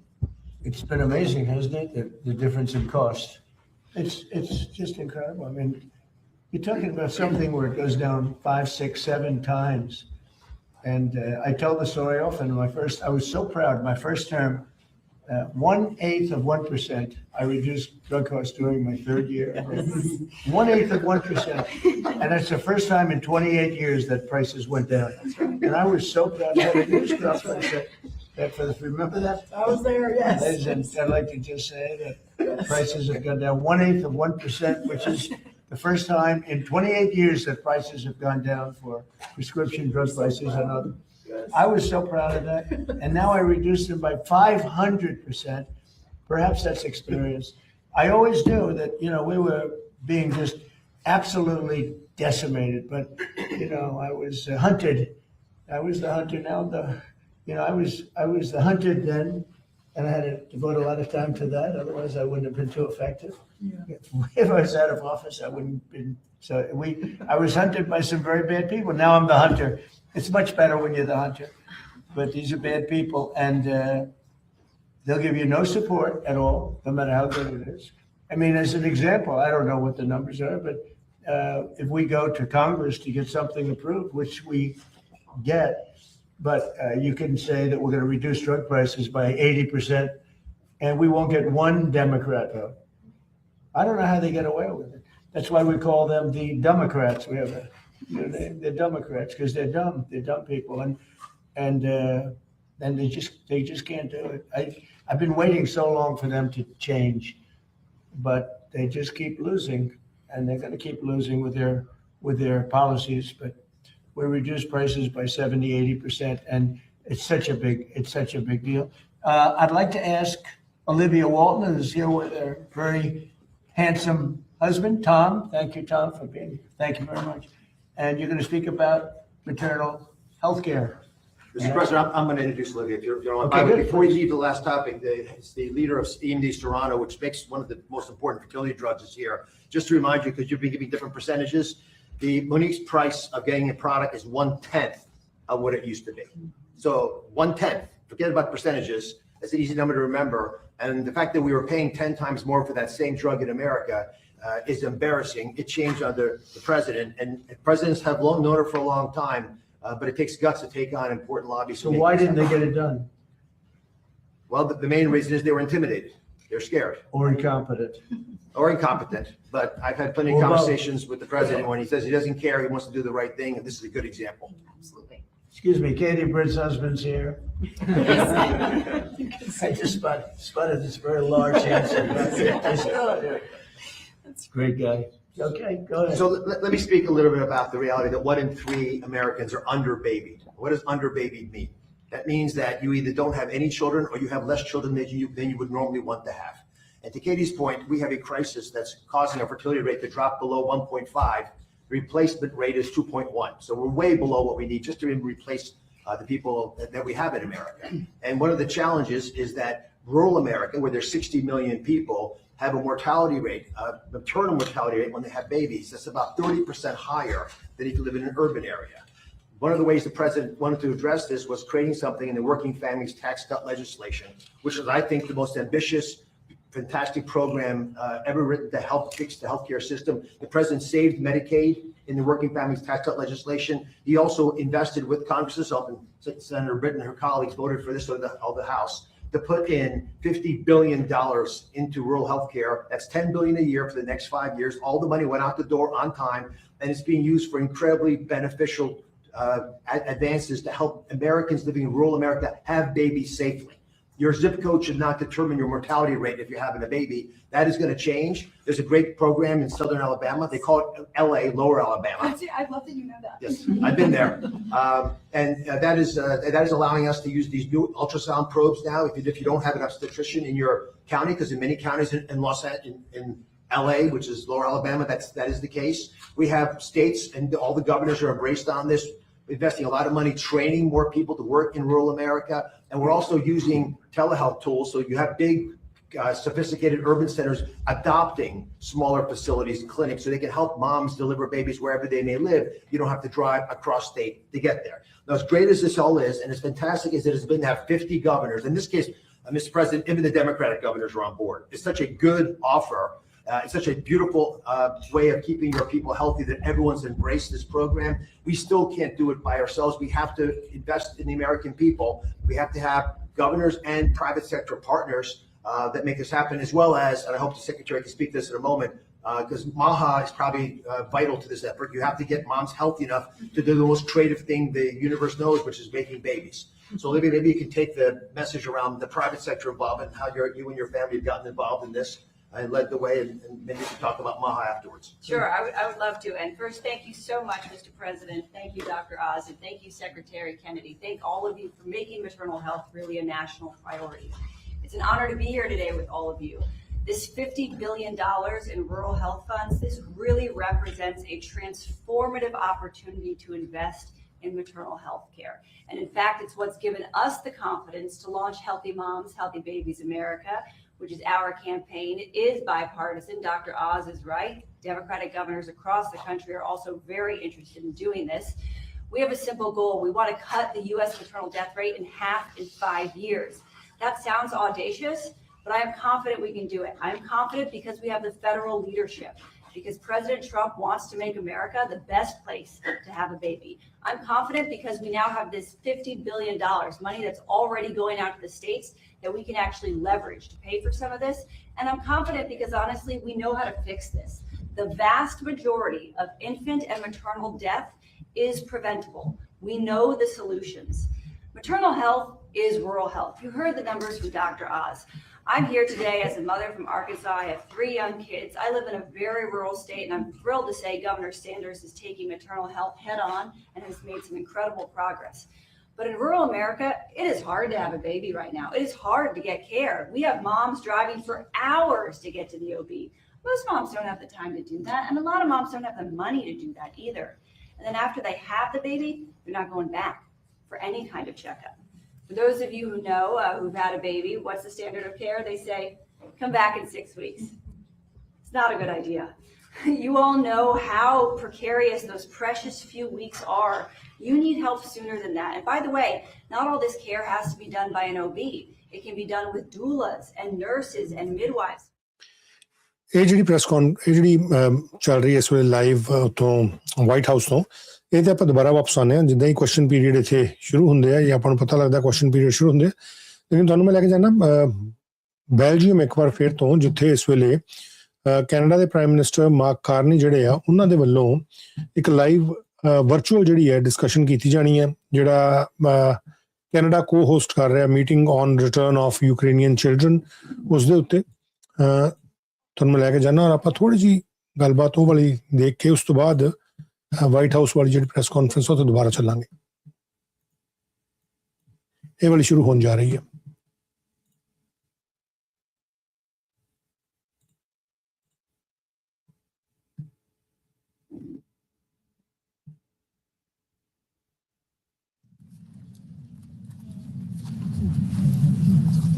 Canada Prime Minister Good. Mark Carney virtually attend करेंगे.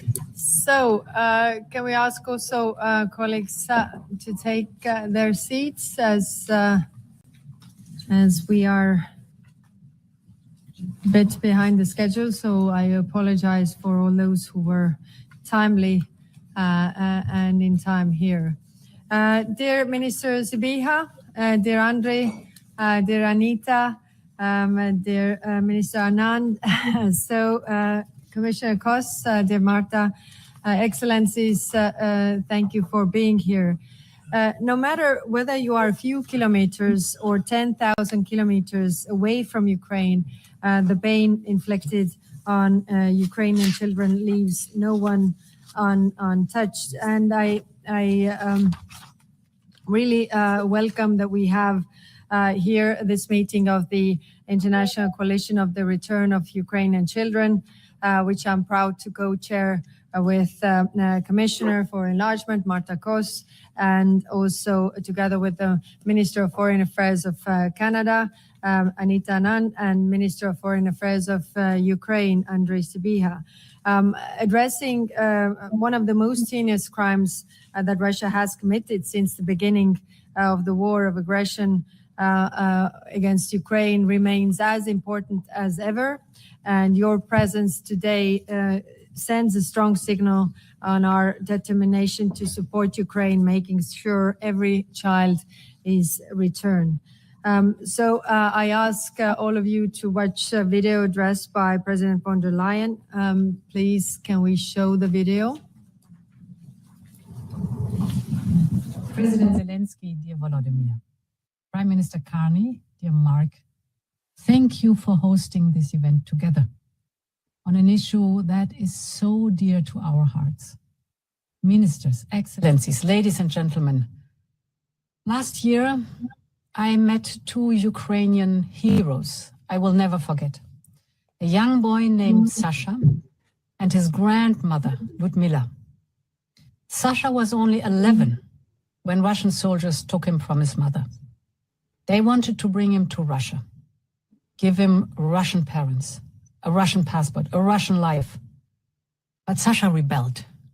With the help of his grandmother and the Ukrainian government, he managed to go back to free Ukraine. Today, Sasha shares his story with as many as he can, because he's still trying to find his mother, but also because he wants all Ukrainian children like him to get back to their homes. When I met Sasha, I promised that we would do all we can to help. And this is why we decided to join forces with Ukraine and Canada and to invite all of you to Brussels today. Tens of thousands of boys and girls remain trapped in Russia, frightened and longing for their families and loved ones. Many have already been rescued, thanks to the efforts of the Ukrainian government, civil society, and all of you in the International Coalition for the Return of Ukrainian Children. But every child that is held captive is one too many. And we will not rest until every single one of them is reunited with their families. Today we gather to make a practical contribution. With support to trace and return as many children as possible, and with sanctions against the perpetrators. But we also want to send a political message. The return of each and every Ukrainian child taken by Russia must be a central point in any peace agreement. Because how can a nation choose its own future if its children are denied theirs? Their freedom is Ukraine's freedom. Their future is our future too. So thank you all for being here today, and let's bring them home. European Union Thank you to President von der Leyen. And now I invite everyone to watch the video address by President Zelensky. Hopefully we can connect that soon. Virtual शामिल हुए President Zelensky. Dear Ursula, dear Mark, dear friends, I'm grateful to the EU and every country taking part in our coalition to bring back children who were abducted by Russia. It matters that we share a common purpose to investigate these abductions, to return the children and to help them rebuild normal lives with their families. This is not something abstract. Every case is the story of a real child and a real family. And by saving these children, we give a chance not only to them, we give a chance to our countries so that the values that define our lives do not turn to dust. And this raises a fundamental question.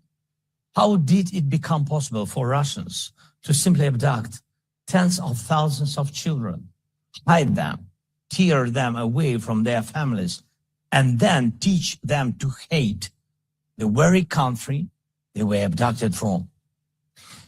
When a country becomes such an evil force, a force that does not stop even at destroying the lives of children, this cannot be treated as just a regional problem, something happening somewhere far away. If a country commits such crimes against children, it means it is capable of any crime. And that is exactly why this challenge requires a global response. Now we truly have a global coalition from Canada and Latin America, from the United States and Argentina to Europe and Japan. And today, Switzerland and Cyprus are joining our coalition. We now have almost 50 countries standing together in this coalition, and I am grateful for that. Almost every month we see results. Children come home, but many more still need to come home. We must clearly document where the children are, track the full chain of abduction and the cover-up of this crime, bring the children back and help them find themselves again and return to normal life. None of this is easy, but it is good that our Bring Kids Back UA initiative is working.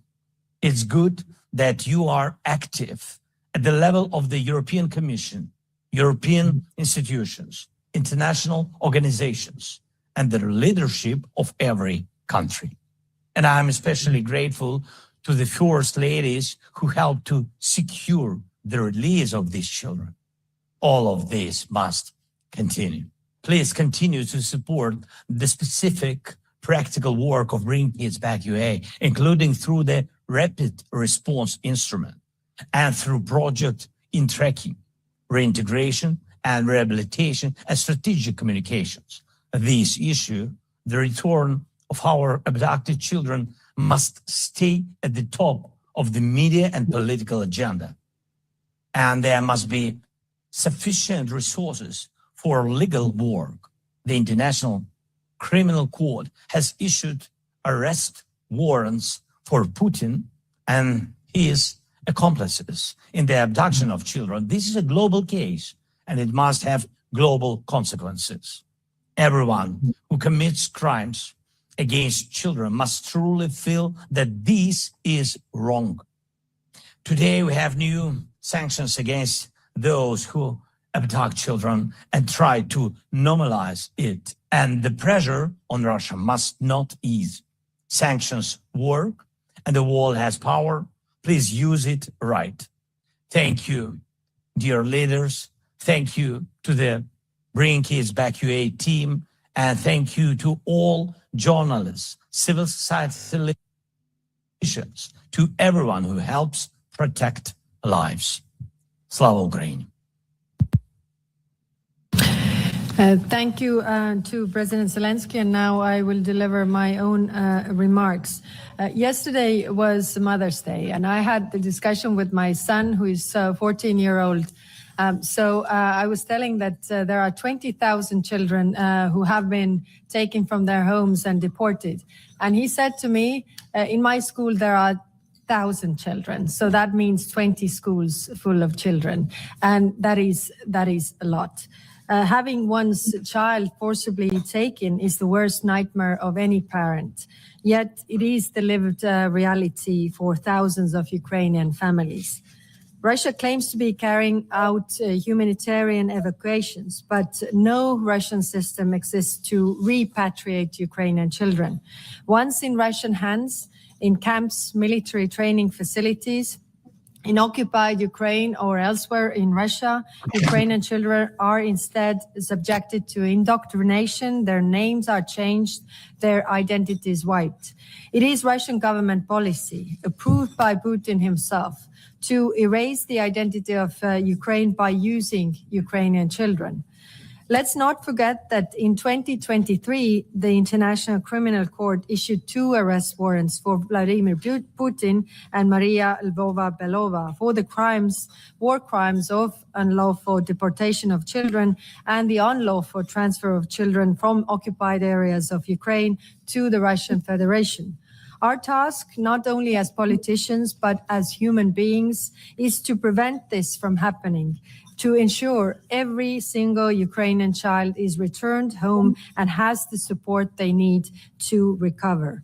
You, the members of the coalition, can do this in multiple ways. For example, you can support President Zelensky's Bring Kids Back initiative, which Andriy will say more about. Endorse Ukraine's tracing mechanism, which is helping to locate the children, work to implement the UN resolution agreed in December, which the European Union co-sponsored. The aim is to increase the role of the UN in this process and make use of all the relevant bodies of the UN to locate and return Ukrainian children. You can also fund initiatives that help with the reintegration and rehabilitation of returning children in Ukraine, and also finance the work of Ukrainians' judicial authorities in building criminal cases, as well as civil society organizations that document deportations. The European Union is working on all of these areas. Since October last year alone, we have given €5 million for psychosocial support centers for war-affected children and families, €2 million for the care of returned children, €1.75 million for accountability efforts for crimes related to deportations. And of course, I will let Commissioner Kos add to this list in just a minute. The return of Ukrainian children must also be included in any eventual peace deal between Russia and Ukraine. And dear Excellencies, Russia can only run its horrific system of child deportation, indoctrination, and illegal adoption thanks to the network of people and companies. And the European Union has already sanctioned 103 such individuals and entities. But today, I'm also happy to say that we extended these sanctions to 23 additional names. These include Russian officials, people working in camps as directors, at facilities where Ukrainian children are being held, organizations involved in the deportation, forced transfer, indoctrination, and militarized education of Ukrainian children, and organizations hosting or training children from Russian occupied territories. For maximum effect, sanctions should be as widely applied as possible. So I call on you all to step up work on additional sanctions. We know who is responsible for these atrocities, and we have evidence and we have to act on it. Behind the scenes, diplomatic efforts continue across the world to raise awareness for Russia's actions. And it is important that this coalition keeps on growing in size and prominence. I want to welcome our newest members, Cyprus and Switzerland. We should also use every opportunity to encourage more countries to join. Dear Andriy, the people of Ukraine have the weight of the world behind you, and together we will work together to bring your children home. Thank you.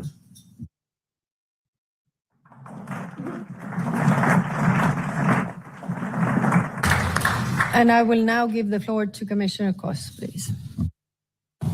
Thank you, dear Kaya. the story our president about Sasha, she was saying it is symbolic of the more than 20,000 Ukrainian children who have been unlocked. I think ਉਹ ਜਿਹੜੀ White house ਵਾਲੀ ਹੈ ਉੱਥੇ journalist ਦੇ ਨਾਲ ਗੱਲਬਾਤ ਜਿਹੜੀ ਹੋਣੀ ਸ਼ੁਰੂ ਹੋ ਗਈ ਹੈ so I'm going to take you back to that place ਜਿਹੜੀ ਵਾਈਟ ਹਾਊਸ ਦੀ ਪ੍ਰੈਸ ਕਾਨਫਰੰਸ ਸੀ ਉੱਥੇ ਚੱਲਦੇ ਹਾਂ ਔਰ ਇੱਥੇ ਜਿੱਦਾਂ ਹੀ ਪ੍ਰਾਈਮ ਮਿਨਿਸਟਰ ਮਾਰਕ ਕਾਰਨੀ ਦਾ ਐਡਰੈਸ ਆਏਗਾ ਆਪਾਂ ਇੱਥੇ ਸ਼ੁਰੂ ਕਰ ਲਾਂਗੇ Let me just move this one.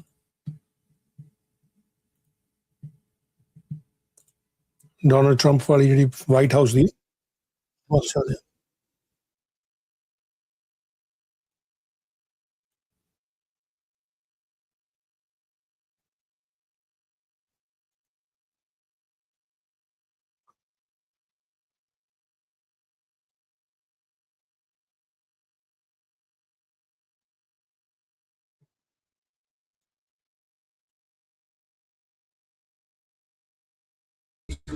Yeah, it was just unacceptable. You know, a lot of people said, well, does he have a plan? Yeah, of course they do. I have the best plan ever. I mean, Iran has been defeated militarily, totally. They have a little left. They probably built up during this period of time. We'll knock that out in about a day. But I have a plan. You know what it is? A very simple plan. I don't know why you don't say it like it is. Iran cannot have a nuclear weapon. They're very dangerous. They're very volatile. It's a terrible thing that's happened over there. They've killed 42,000 people in the last 2 months. 42,000, at least that's what we know of. 42,000 people. They killed numerous people over the last week, but they killed 42,000 people a month and a half ago. They were unarmed protesters, not at all violent protesters, and they started taking them out, shooting them. So we're not going to let them. That's the plan. You know, people say, what's the plan? The plan is very simple. The blockade, first of all, was a part of military genius, just like Venezuela was military genius. We have the greatest military of the world by far. And we're stocked up with great ammunition. We have much better stuff than we did 2 months ago when we first did the attack, which knocked them for a loop. But very simple. Iran cannot have a nuclear weapon. Can't have it. And if they did have it, the Middle East would be gone, Israel would be gone, and they'd hit Europe probably next. We're doing a service to the world. And this has gone on for 47 years. Other presidents and leaders of other countries that have the power should have done it, but they didn't do it. But it's a very simple plan. Iran cannot have a nuclear weapon, and they won't have a nuclear weapon. And they didn't want to go that far. If you can believe it, they didn't. How stupid. Are they stupid people? They didn't want to believe it. They think that, well, I'll get tired of this, or I'll get bored, or I'll have some pressure. But there's no pressure. There's no pressure at all. We're going to have a complete victory. We've already, in theory, had a complete victory from the military standpoint. The military, look, their Navy is dead. They had 159 ships. Right now they have 0, other than the little speedboats that go around that got taken out 8 a day by us. They have no Air Force. They have no anti-aircraft. Now, they probably put the shoulder jobs into service over the last 3 weeks, probably. But essentially, they have no anti-aircraft. They have no radar. And frankly, their leaders have been killed at the first level, second level, and half at the third level.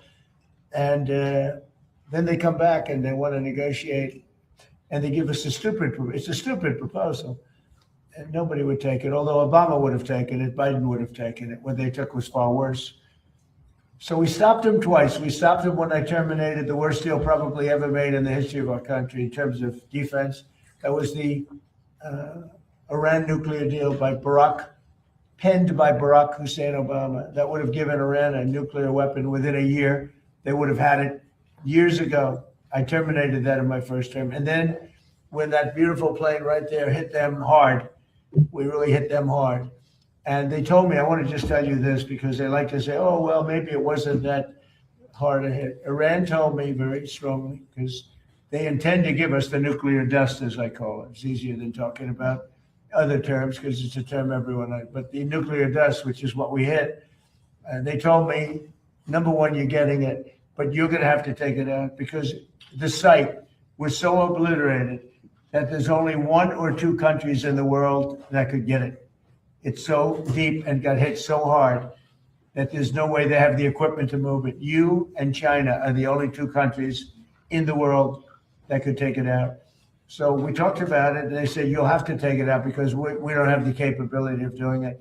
So for those people that like to say that those great pilots in those great planes, well, we just ordered 22 more of them, new and improved, that those great pilots didn't do their job. They did their job. At 1 o'clock in the morning with no moon, no light, no nothing. Every single bomb hit its targets. And then, as you know, we shot some incredible things that nobody else has. Nobody has a military like we have. We shot the Tomahawks from a submarine 200 miles away, and that went on top of it. But every one of those, including the Tomahawks, every one of those weapons and shots hit perfectly. And they said to me, just to put it on the record, they said to me, there are only 2 countries in the entire world that could ever get that stuff out of there because we don't have the equipment and nobody else. They said China and the United States. So I just want to let you know, those pilots did an unbelievable job, very dangerous job at 1 o'clock in the morning. Think of it. No moon, no nothing. We had no light purposely. And every single one of those bombs were right down an air chute in a granite mountain and exploded. And they are unable to get it, even if they wanted to, but we're not going to take a chance. So that's part of the deal. So, sir, you said they agreed to allow the removal of all their enriched uranium? Yeah. Well, they did it 2 days ago. They didn't, okay? They did 2 days ago. They said, you're going to have to take it. We were going to go with them. But they changed their mind because they didn't put it in the paper. So when they sent us this document that we waited 4 days for, that should have taken 10 minutes to do, look, very simple. We get that. They guarantee no nuclear weapons for a very long period of time, and a couple of other minor things, but they just can't get there. So they agree with us, and then they take it back. But they said to us that it was so badly obliterated. It was the word they actually used. That was my original word. Then it got challenged by some of the fake news. And it wasn't challenged with any knowledge. It was just challenged like they were hoping that this wouldn't have been so successful. No, it was obliterated. We have the greatest military in the world. I built it largely in my first term, and I didn't know I'd be using it quite this much in my second term. But very simply, when they say, does he have a plan? Yeah, I have a plan. Plan is very simple. You know, in war, you have to change. You have to be flexible. You have a lot of plans, but you have to do different plans in different days. But I have a great plan. But the plan is they cannot have a nuclear weapon. And they didn't say that in their letter. Mr. President, the leadership changes that you've talked about in Iran, is this still a leadership that you believe you can negotiate with and ultimately reach a peace I think deal so. with? Well, you have 2. You have the moderates and you have the lunatics. And I think the moderates are more respected. The lunatics want to fight till the end. You know, it'll be a very quick fight. But I call them. You have, just like our country, we have lunatics too. I call them lunatics. I call them stupid people too. But in Iran, they have the moderates and dying to make a deal, and then you have the lunatics, and I guess they're a little bit afraid of the lunatics, but and why not? The level of ferocity for protest, you know, the people are watching it. They want to go out on the streets. They have no weapons. They have no guns. We thought the Kurds were going to give us weapons, but the Kurds disappointed us. The Kurds take. They have a great reputation in Congress. Congress says, oh, they fight so hard. No, they fight hard when they get paid. So I'm very disappointed in the Kurds, but they were given, I said it wasn't going to work, by the way. I just have to say it. I disagreed with what they did. They gave it. I said, they'll never get there. And I was right. I like to be right. In this case, too bad, but we sent some guns with ammunition, and they were supposed to be delivered, but they kept it. I said they're going to keep it, but what do I know? I've only been doing this a short period of time. What do I know? For the time being, the ceasefire remains in place. What? For the time being, the ceasefire remains in place. It's unbelievably weak. I would call it the weakest Right now, after reading that piece of garbage they sent us, I didn't even finish reading it. They said, I'm not going to waste my time reading it. I would say it's one of the weakest right now. It's on life support. They understand these are all medical people. Dr. Oz, life support is not a good thing. Do you agree? Bad prognostic. I would say the ceasefire is on massive life support, where the doctor walks in and says, sir, your loved one has approximately a 1% chance of living. Yeah. Mr. President. Daniel, go ahead. Yep. One of the best reporters in Washington. Thank Go you, ahead. sir. Dr. Oz referenced this a little early. 2 questions on healthcare, if I can. The Council of Economic Advisors released a report saying that the most favored nation drug deals will generate about $529 billion in domestic savings over the next 10 years across all markets. How transformative are these and deals? makes people better. Yeah, it does. How transformative are these deals for millions of Americans? And do you believe that the most favored nation drug deals are the Republicans' golden ticket to the midterms? I think the Republicans should walk away with the midterms. Now, typically, whoever is president, they vote the other way. Nobody knows this. Do we have a psychiatrist in the group? Nobody knows why, because I think we've had the best president. A lot of people have said, even some radical left lunatics have said that we've had the best presidency, the best first year of any president. Look, I stopped 8 wars, got the largest tax cuts in history, the largest regulation cuts in history, all the things we've done, so many, like all of this that we've done. Medically, we've done so much.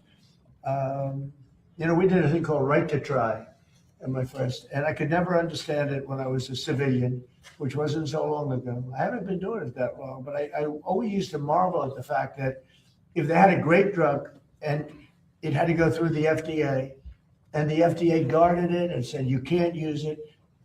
And if a person was terminally ill and the drug was showing great promise, the person's terminally ill, they wouldn't give it to the person because they didn't want to hurt the person.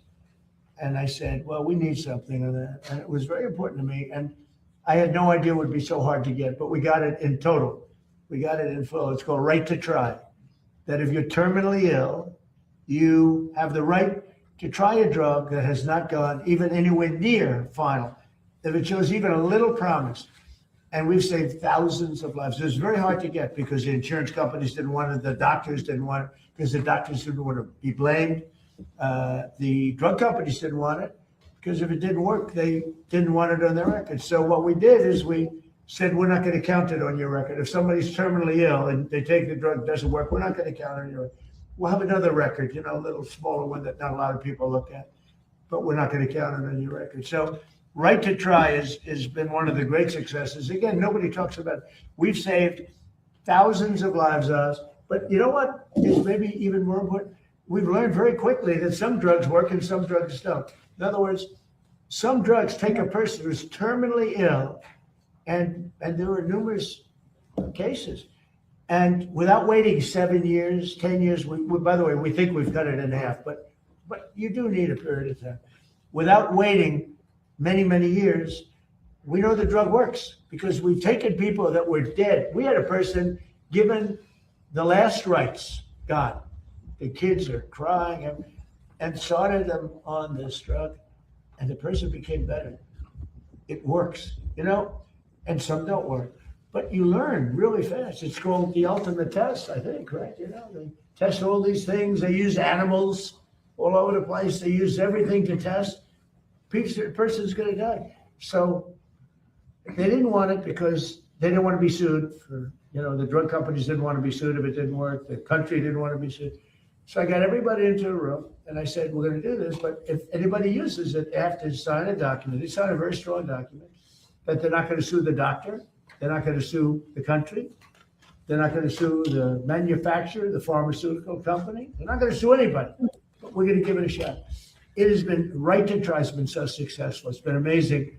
Nobody talks about it, but everyone knows how successful. Mr. President, there was a young man that we visited on, actually in Los Angeles, who was taking advantage of this program. Katie actually spoke to him by phone. It's from Alabama. That he reached out to you directly, and this is the same program that benefited him. And just to put numbers on the Council of Economic Advisors, it's between 500 and whatever it was, 30 million that you said, and $700 billion in savings. So we estimated $600 billion in total savings, and the impact on the American people, Mr. President, is 1 in 3 Americans leave a drugstore without their medication because they can't afford it.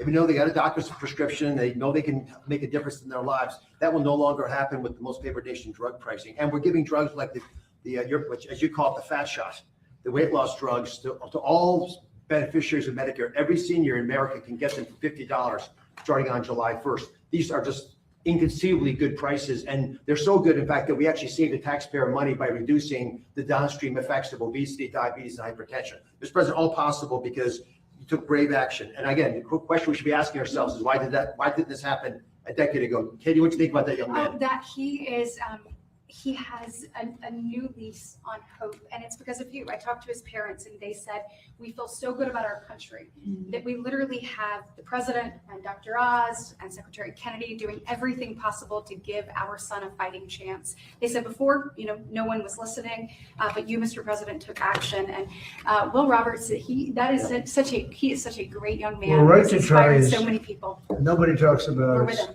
Thousands of people, but it's also like this incredible laboratory of people they're finished. They're terminally ill. They're not going to live. And we weren't given, and this went on for years. This went on, Madam Secretary, you're doing such a good job with prices, agriculture.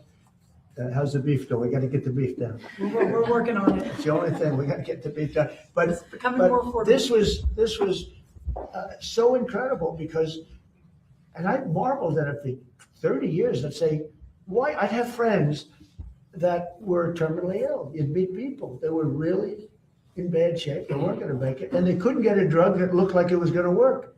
They couldn't get it. They asked me to get it. You have contacts. Could you get it?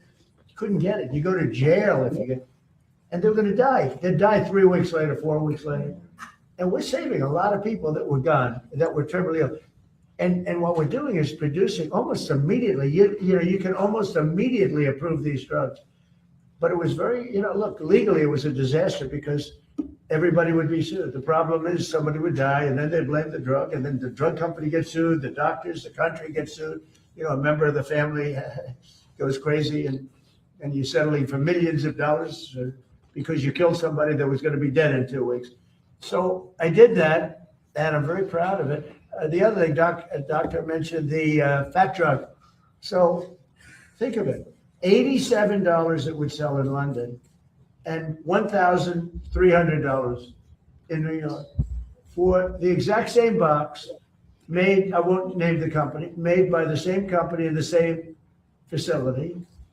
$87 in London, $87 in Heidelberg, $87 in Paris, $1,370 in New York. And this went on for a long time. And I want to say, he could be a famous guy. He's begging me not to release his name. He's a very highly neurotic, very fat, sort of a fat slob, I would call him. But he's a brilliant man. We know many of those people. He's a brilliant guy, actually. But he said, President, what the hell's going on here? He didn't need the money. He's rich as hell. But he just couldn't understand why he had to pay so little in London. He went to London and he couldn't understand it. He said, this is crazy. And it actually motivated me in a certain way because he was very smart. He did a study. He actually sent his people and he traced this medicine and he found out it was, the box here is the same box as he had in New York. It was made in the same plant and it cost, 10 times more here than it did in London. And that there are worse stories than that. And I said, that's it. It's over. We're going to do it. That got me really motivated. He's begging me not to release his name because he is a well-known person. And I so destroyed his reputation in terms of his physicality that he just doesn't want me.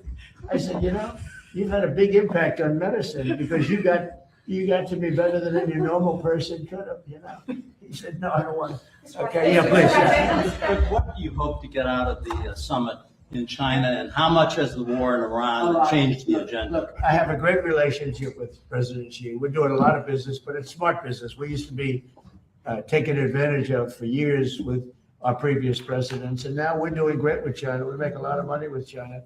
I have a great relationship with President Xi. And I think you can see that with the fact that in Hormuz, they get a big percentage, 40% of their oil from Hormuz. There's been no ships coming in, no nasty ships coming in. that we end up in skirmishes with. He'd like to see it get done. He doesn't want to see, I'll tell you what, look, I respect him a lot. And hopefully he respects me. He didn't respect our previous government, that I can tell you. The guy couldn't talk. It was ridiculous how that ever happened. Our country was hurt so badly the last 4 years. You know, I say it all the time. It was the king of Saudi Arabia, but everybody says we were a dead country a year and a half ago. And now we're the hottest country anywhere in the world. And you know that better than anybody. You know, you see that. Olivia sees that. You see it in the numbers. Look at the numbers. Look at the stock market. The stock market is now higher than it was when this war started. So I thought that would go down 20, 25%. It was fine. You know, I'm willing to say terrible expression, take a bullet. It's a terrible expression, especially when it's used by me. But I am. I'm willing to take a bullet for the country. And I said, look, the stock market's going to go down, but we're going to have a threat of lunatics having a nuclear weapon. I deal with them. I say it to them. I say, you people are crazy. I deal with them. They talk differently. I say, you're crazy. You're crazy people. You're nuts. You're not having a nuclear weapon. They think they can talk me into it, and they don't do very well with it. But they know how I feel. They can't have a nuclear weapon. They would use it within an hour after getting it. If the Obama deal wasn't terminated by me, they would have had it 6 years ago. And they would have used it immediately on Israel and also the rest of the Middle East. You saw that when they started shooting rockets. Nobody thought Saudi Arabia and Qatar and UAE were going to get hit, or Kuwait, Bahrain. I think it was a tremendous strategic mistake, and they wasted those missiles. We have the Patriots that knocked them down every time. You know, I told the story. We were shot at, one of our great assets, happened to be a ship, great ship, 111 missiles going at very high rates of speed, sophisticated equipment. And, you know, that's all they did is build missiles, thousands of missiles. Who does this except for people that are looking for trouble? We had 111 shot at one of our ships over a very short period of time. Out of 111 missiles going at 3,000 miles an hour, all 111 missiles were knocked down into the ocean long prior to arriving at the target. And the coolest guys are the guys that do this. You know? They're not brawn, they're brain. They sit there, missile shot. You got to see it happening. Missiles coming. They got like about 13 seconds to make a decision. It's not like, gee, let's figure it out. They make a wrong calculation. You know, you lose a lot of men, and a lot of $1 billion times 10 ships. So, but there's a level of coolness that missile shot meant they'd look, and you know, they're going, heading 47 degrees north, 1,300 feet, going 3,000 miles an hour. Okay, we have it in our sight. Fire, boom. 10 seconds up. Let me tell you, they need smart people. These people are smart. And they're so smart that they're cool. You know, under the calculations, for some people are very tough. For other people, not so tough. There's, you know, about 1%. There's not too many. There's not too many people around like that. I say, a lot of times I'll call these gunners because they're phenomenal geniuses. You know, where did you go to school? I went to MIT. Where did you go to school? I went to the best schools. Smart. Got to be smart. We have the greatest military in the world. Okay. Just Mr. President, back to motherhood. Your One Big Beautiful Bill. I like that. Because this is about motherhood, not about the beautiful country of Iran. Go ahead. Yes, thank you all for being here. Your One Big Beautiful Bill defunded Planned Parenthood for 1 year, but that expires on this July 4th. Would you like Congress to use reconciliation? Well, we're going to see what happens. Congress is now negotiating. We've been very good for the people that want it, for the people that are here. And we'll see how that goes. It's been a very thorny, to put it mildly, it's been a very thorny issue. It's all under negotiation right now. Yes, ma'am. Would you like to see that defund? Go ahead, please. Thank you, Mr. President.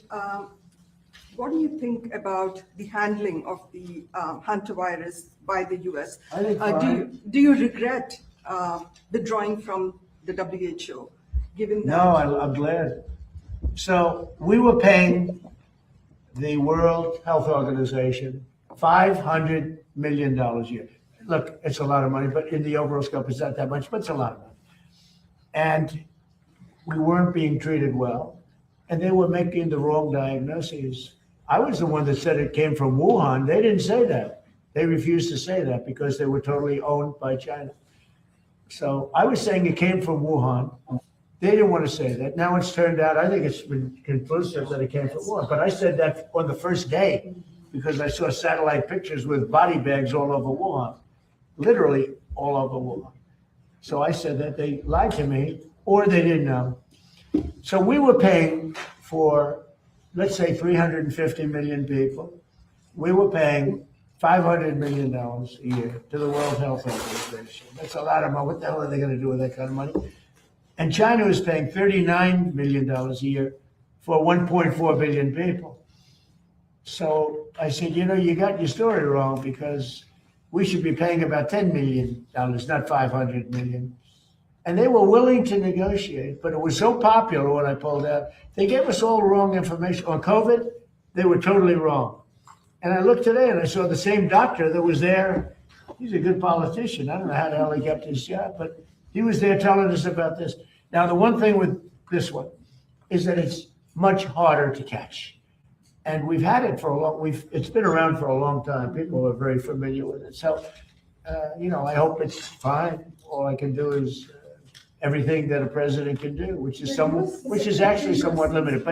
But it seems like it is not easy to spread. In fact, it's in certain ways very hard to spread.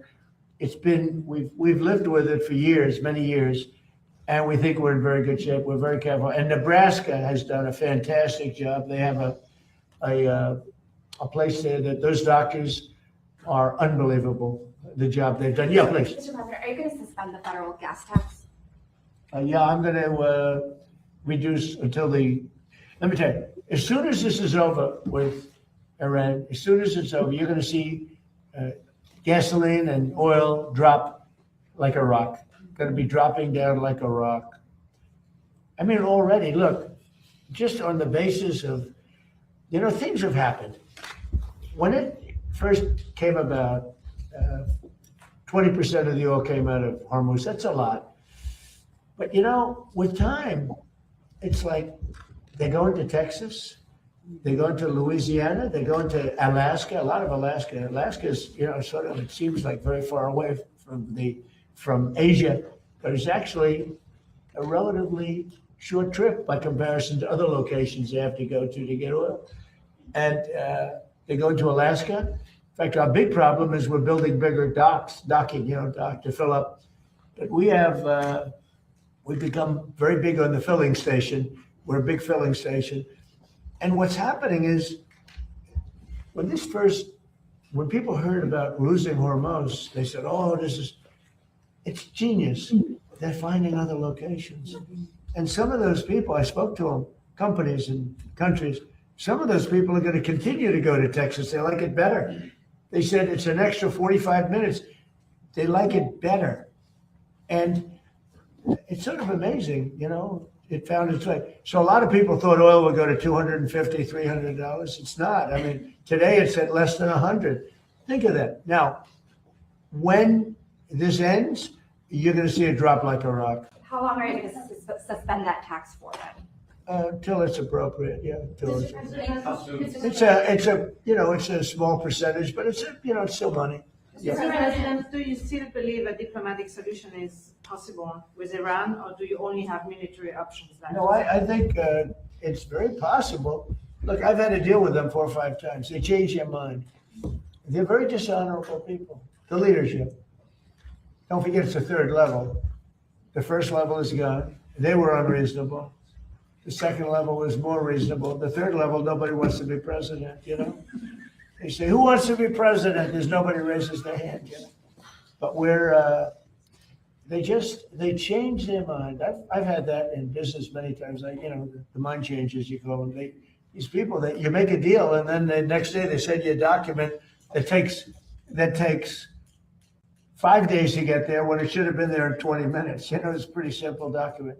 They will never have a nuclear weapon, yeah? Thank you, sir. I was speaking with Claire Lai this morning. She's the daughter of Jimmy Lai, and she told me that she's been praying and hoping that you'll be the one that brings her dad home. She says of any administration, she thinks you're the one that could do it. Do You think said Jimmy can? Lai. Jimmy Lai's daughter. And there's another gentleman, a minister, pastor, as you know. I'll bring them both up. I brought it up before. Jimmy Lai I brought up. The other one I just heard about this morning, actually. And I do bring that up. We've gotten, I don't know if you've been reading, John Cole, who's a great lawyer. He was a tobacco lawyer. Great guy. I won't say he's an older guy because he may be offended by that, but he is. He's a little older. And he's a wise man, actually. Made a fortune with the tobacco. He did the first tobacco lawsuit. And he's a great man. And he's brought back hundreds of people out of various Belarus. You read about that. We had, and the leader has been fantastic. But somebody has to ask him. Biden never asked, we asked. And we're getting hundreds of people out of confinement and prisons that shouldn't be there. And hundreds, and many of them aren't even citizens of the United States. They're people that have been captured in some form, ministers, people that are really innocent people, and they're being held captive. And I bring up Jimmy Lai. Now, Jimmy Lai, he caused a lot of bedlam. I don't know. It's like saying to me, if Comey ever went to jail, would you let him out? It might be a hard one for me. Does that make sense? It might be a hard one, because he's a dirty cop. But Jimmy Lai isn't that way. But Jimmy Lai, he caused lots of turmoil for China. He tried to do the right thing. He wasn't successful, went to jail, and people would like him out, and I'd like to see him get out too. So I'll bring him up again. I have brought him up. There's another gentleman, a pastor, as you know, with a beautiful daughter and son-in-law that would like to see him get out. I'm going to bring his name up. Mr. President, what about Taiwan? Do you expect Taiwan to come up in your? Yeah, it always comes up. It always comes up. It's. I used to say Ukraine would. 4 years you never even heard the word Ukraine. It was never going to happen, and it was handled so badly. Ukraine should have never come up. They lost last month 25,000 soldiers, both sides. 25,000. They're losing on average 25,000 soldiers. It's like a meat grinder. It's horrible what's happening. That would have never happened had the election not been rigged. That would have never happened. And Putin and I would talk about it, but there was never any, he would have never done it. Taiwan, I equated a little bit to that. If you have the right president, I don't think it'll happen. I think we'll be fine. I have a very good relationship with President Xi. He knows I don't want that to happen. Very far away, very, very far away. We're just at 9,500 miles. We're 9,500 miles. He's 67 miles. It's a little bit of a difference, but there's a lot of support for Taiwan from Japan and from countries from that area. Do you think we should still be selling them weapons? The United States should Well, still I'm going to sell have that weapons to China. discussion with President Xi. President Xi would like us not to, and I'll have that discussion. That's one of the many things I'll be talking about. We'll have he and I have gotten along well, other than with COVID. I was not, I was just not accepting of what happened with COVID. But other than that, he and I have he's a great gentleman. I find him to be an amazing man. And when I say that, the press always says, "Oh, that's terrible that he called him." He runs 1.4 billion people with a pretty iron fist. He loves his country. I can tell you that, President Xi. I look forward to being there. And if he felt anything, we wouldn't be doing it. But a lot of good things can happen. Now we'll be talking about. He'll bring up Taiwan. I think more than I will. But I think that. A discussion will be a little bit about energy and about the very beautiful country of Iran. Mr. President. And by the way, Iran is a beautiful country, but it's got people running it now that shouldn't be there perhaps. Yeah. Mr. President, just a couple questions. Outside of these amazing benefits from employers for IVF, there are a lot of women out there who either they work part-time or they self-pay for health insurance. Is there an option for cheaper IVF for those women? And what would you like to know? For IVF, bring it down to the cost that's associated. I don't know. Olivia, could you answer that question, please? We're trying to We're make. putting her through a little training here, Tom. Let's see whether or not she's got it. I have no doubt she does. Go ahead. Just a softball from the president. And healthy moms, healthy babies, Let's America. give this one to Olivia. We are focused on making America the safest and best place to have a baby. The IVF question, I think, would probably be better hit by Yes. Senator Britt and Dr. Fink and others. Yeah, so what we're trying to do is obviously make sure that people have greater access and affordability goes down. We did that obviously with what you saw from the president last year and the 2 different announcements he made.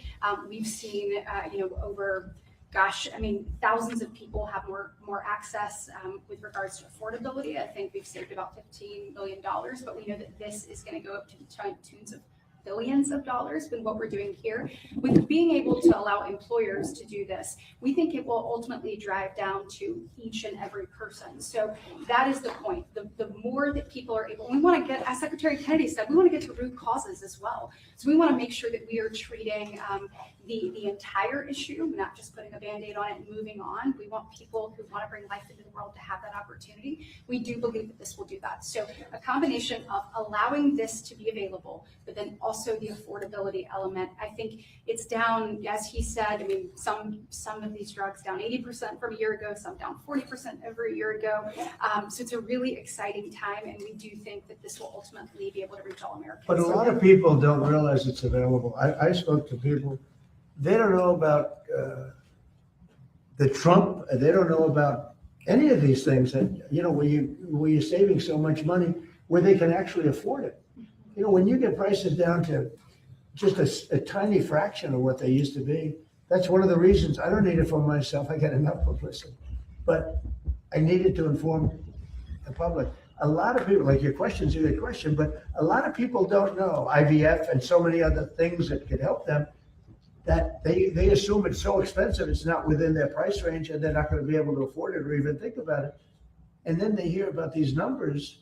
And in addition, there's some help that we give them beyond even the low numbers. Mr. President, only 1 in 3 Americans know what TrumpRx.gov does. It would be a great service. I know he kids you a lot about this not getting reported on appropriately, but there is no excuse to buy a drug in America and not check TrumpRx.gov just to make sure you're getting the best price. So think of it as a transparency site.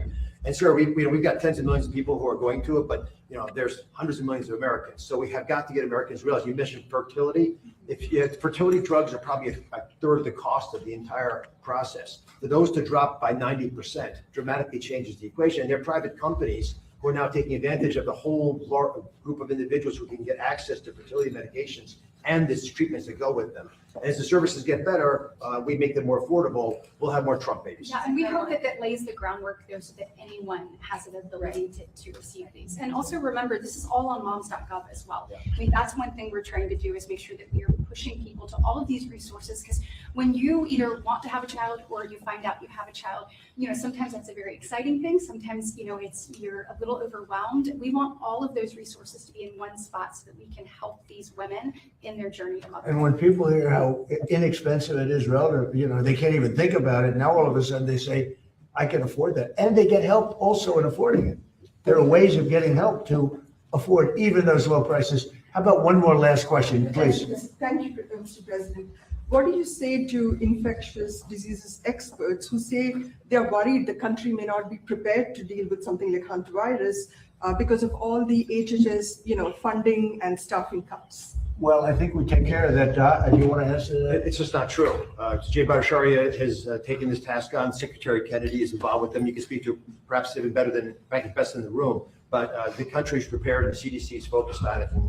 And the agency is well aware of the opportunities to actually treat this problem, not just try to prevent it in the future, but treat it if it happens now. Secretary? Yeah, we've had CDC teams on it from day one. I was speaking with the University of Nebraska since the second day of the outbreak. I was speaking with Governor Billen of Nebraska. We had a CDC team at Tenerife. We had airplanes ready to take the patients, the 17 patients, off the vessel and transport. 2 of them went to Atlanta. One of those was symptomatic. They're in a biocontainment lab in Atlanta. The other 16 are now in Nebraska. One of them is symptomatic. He is in the biocontainment lab.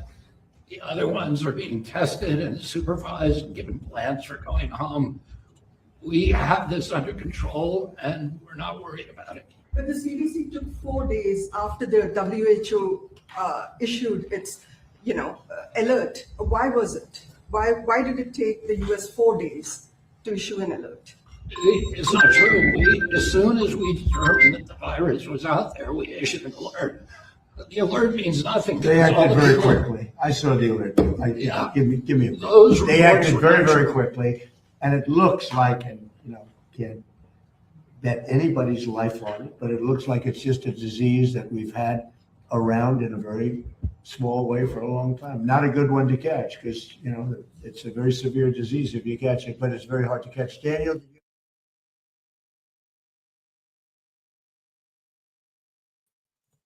So US president ਦੀ ਜਿਹੜੀ ਇਹ press conference ਚੱਲ ਰਹੀ ਹੈ white house ਤੋਂ, ਇਹਦੇ 'ਚ ਇਹਨਾਂ ਨੇ ਦੱਸਿਆ ਕਿ ਈਰਾਨ ਦੇ ਨਾਲ ਜਿਹੜਾ ਇਸ ਵੇਲੇ ਰੌਲਾ ਚੱਲ ਰਿਹਾ, ਉਹਦੇ 'ਚ ਉਹਨਾਂ ਨੇ ਈਰਾਨ ਦੇ ਜਿਹੜੇ ਲੀਡਰਸ ਨੇ ਪਹਿਲੀ ਵਾਰ ਦੇ, ਦੂਜੀ ਵਾਰ ਦੇ ਔਰ ਤੀਜੀ ਵਾਰ ਦੇ ਉਹਨਾਂ ਨੂੰ ਕਾਫੀ ਮੰਦਾ ਬੋਲਿਆ ਔਰ ਈਵਨ ਲੂਨੈਟਿਕਸ ਵਰਗੇ ਸ਼ਬਦ ਵੀ ਜਿਹੜੇ ਬੋਲੇ ਆ। But now we are going to New Delhi, ਜਿੱਥੋਂ ਇੱਕ ਪ੍ਰੈਸ ਕਾਨਫਰੰਸ ਜਿਹੜੀ ਹੈ ਹੋ ਕੇ ਹਟੀ ਹੈ। ਇੰਟਰ ਮਿਨਿਸਟਰੀਅਲ ਬਰੀਫਿੰਗ ਜਿਹੜੀਆਂ ਰੀਸੈਂਟ ਡਿਵੈਲਪਮੈਂਟ ਵੈਸਟ ਏਸ਼ੀਆ 'ਚ ਹੋ ਰਹੀਆਂ, ਇਹਦੇ ਨਾਲ ਹੀ ਜਿਹੜਾ ਚਾਈਨੀਜ਼ ਗਵਰਨਮੈਂਟ ਦੇ ਵੱਲੋਂ ਇੱਕ ਇਨਫੋਰਮੇਸ਼ਨ ਦਿੱਤੀ ਗਈ ਹੈ ਜਿਹੜੀ ਕਿ ਹੁਣ ਤੋਂ ਥੋੜ੍ਹੀ ਦੇਰ ਪਹਿਲਾਂ ਆਈ ਹੈ, ਉਹਦੇ ਬਾਰੇ ਵੀ ਮੈਂ ਤੁਹਾਡੇ ਨਾਲ ਆ ਕੇ ਡਿਸਕਸ ਕਰਦਾ। ਬਟ ਪਹਿਲਾਂ ਆਪਾਂ ਜਿਹੜੀ ਨਿਊ ਦਿੱਲੀ ਤੋਂ ਆ ਰਹੀ ਹੈ ਵੈਸਟ ਏਸ਼ੀਆ ਨੂੰ ਲੈ ਕੇ ਕਿ ਏਸ਼ੀਅਨ ਕੰਟਰੀਜ਼ ਜਿਹੜੀਆਂ ਉਹ ਕਿਸ ਤਰੀਕੇ ਦੇ ਨਾਲ ਡੀਲ ਕਰ ਰਹੀਆਂ, ਉਹਦੇ ਬਾਰੇ ਆਪਾਂ ਥੋੜ੍ਹੀ ਜਿਹੀ ਇਨਫੋਰਮੇਸ਼ਨ ਲੈਂਦੇ ਹਾਂ। And let me just put you to the PIB's press conference, ਜਿਹਦੇ 'ਚ ਸਾਰੇ ਮਿਨਿਸਟਰ ਜਿਹੜੇ ਇੰਡੀਆ ਦੇ, ਉਹਨਾਂ ਦੇ ਰਿਪਰੈਜ਼ੈਂਟੇਟਿਵ ਜਿਹੜੇ ਹੈ ਮਿਨਿਸਟਰੀਜ਼ ਦੇ, ਉਹਨਾਂ ਦੇ ਵੱਲੋਂ ਕੁਝ ਇਨਫੋਰਮੇਸ਼ਨ ਦਿੱਤੀ ਜਾ ਰਹੀ ਹੈ।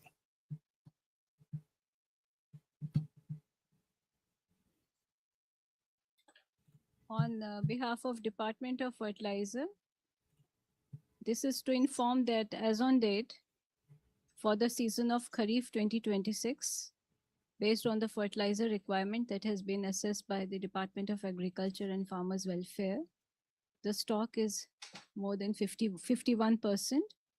That is significantly higher than our usual level of requirement that we usually maintain, that is 33%.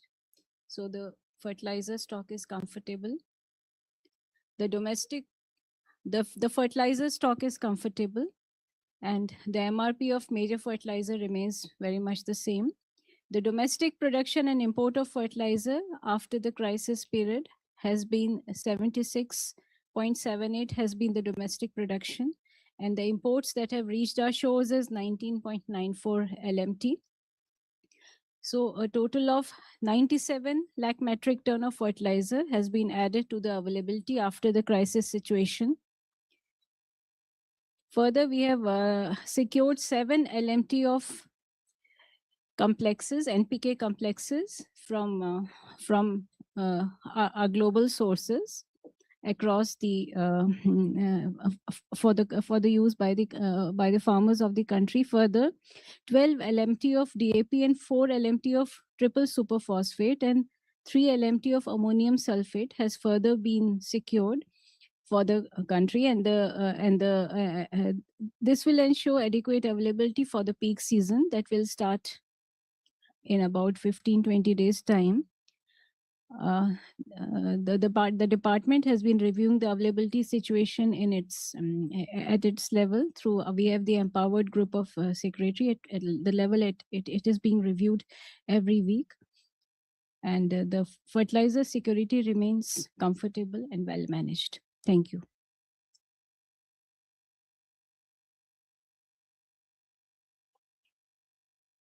नमस्कार। वेस्ट एशिया क्राइसिस के चलते जैसा आप जानते हैं कि ऊर्जा आपूर्ति वर्ल्ड सप्लाइड डिसरप्शंस हुए हैं ऊर्जा आपूर्ति में, और इंटरनेशनल मार्केट में भी काफ़ी प्राइस वॉलेटिलिटी देखी जा रही है।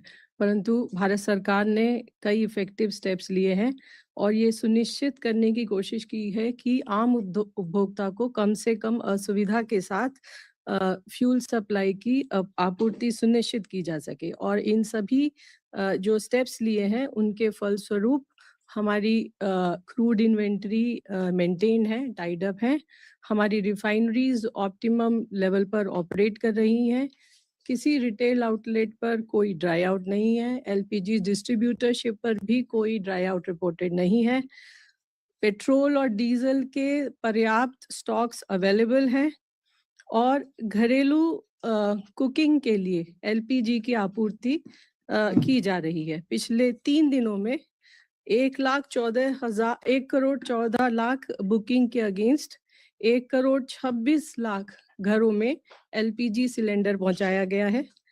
इसी तरह कमर्शियल एलपीजी भी पिछले 3 दिनों में 17,000 टन से अधिक की सेल की गई है। ऑटो एलपीजी भी 762 टन से अधिक सेल हुई है। पिछले 3 दिनों में 5 किलो के सिलेंडर भी 1,40,000 से अधिक की सेल की गई है और ऑयल मार्केटिंग कंपनीज के द्वारा लगभग 93 कैंप कंडक्ट किए गए हैं जिसमें 2100 से अधिक सिलेंडर्स की सेल हुई है। नेचुरल गैस के संबंध में भी 6.7 लाख पीएनजी कनेक्शंस को गैसिफाई किया गया है और 2.68 लाख कनेक्शंस के लिए इंफ्रास्ट्रक्चर क्रिएट किया जा चुका है और 7,29,000 से अधिक नए कंज्यूमर पीएनजी कनेक्शन के लिए रजिस्टर हुए हैं।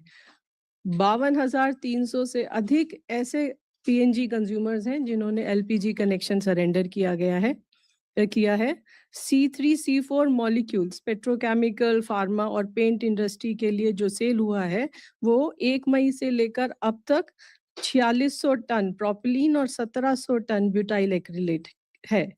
एनफोर्समेंट एक्शन भी लगातार किया जा रहा है और पिछले 3 दिनों में लगभग 1500 रेड या इंस्पेक्शन की गई हैं और अभी तक क्यूमुलेटिवली ओएमसीज के द्वारा 382 डिस्ट्रीब्यूटर्स पर पेनल्टी लगाई गई है और 76 डिस्ट्रीब्यूटर्स को सस्पेंड भी किया गया है।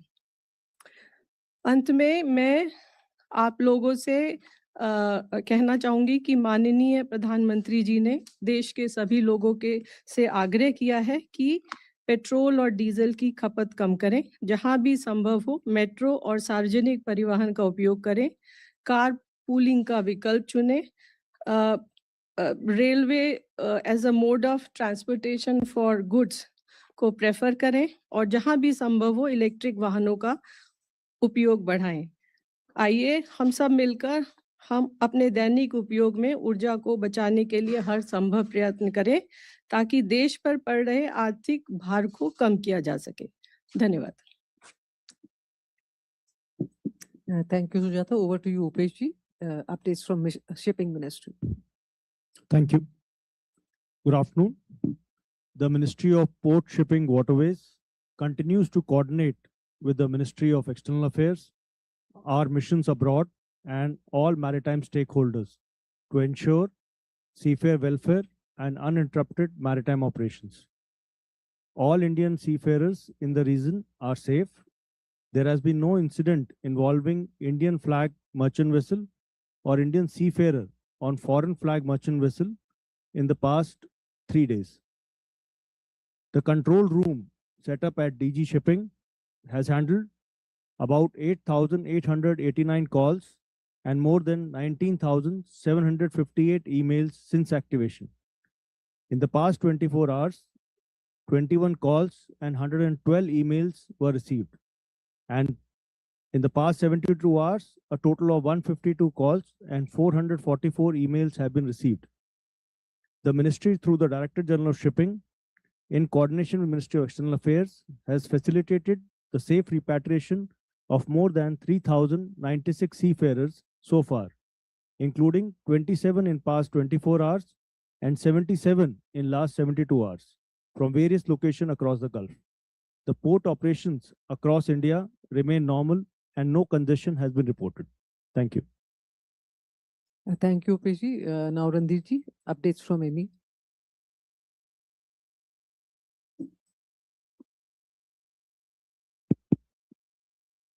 From my side, I don't have an update to give. We are following developments in the West Asia region. And as and when we have those developments to be brought before you, we have been issuing statements and press releases to keep you abreast. For more details from our side, from MEA, we have my colleague here, Asim. He'll update you on the matter. Good afternoon. Ministry of External Affairs continues to closely monitor the developments in the Gulf and West Asia region. Our efforts are focused on ensuring the safety and welfare of the large Indian community in the region. We are in constant touch with the state governments and union territories for sharing information and to coordinate our efforts. The dedicated special control room in the ministry is operational to respond to queries from Indian nationals and their families.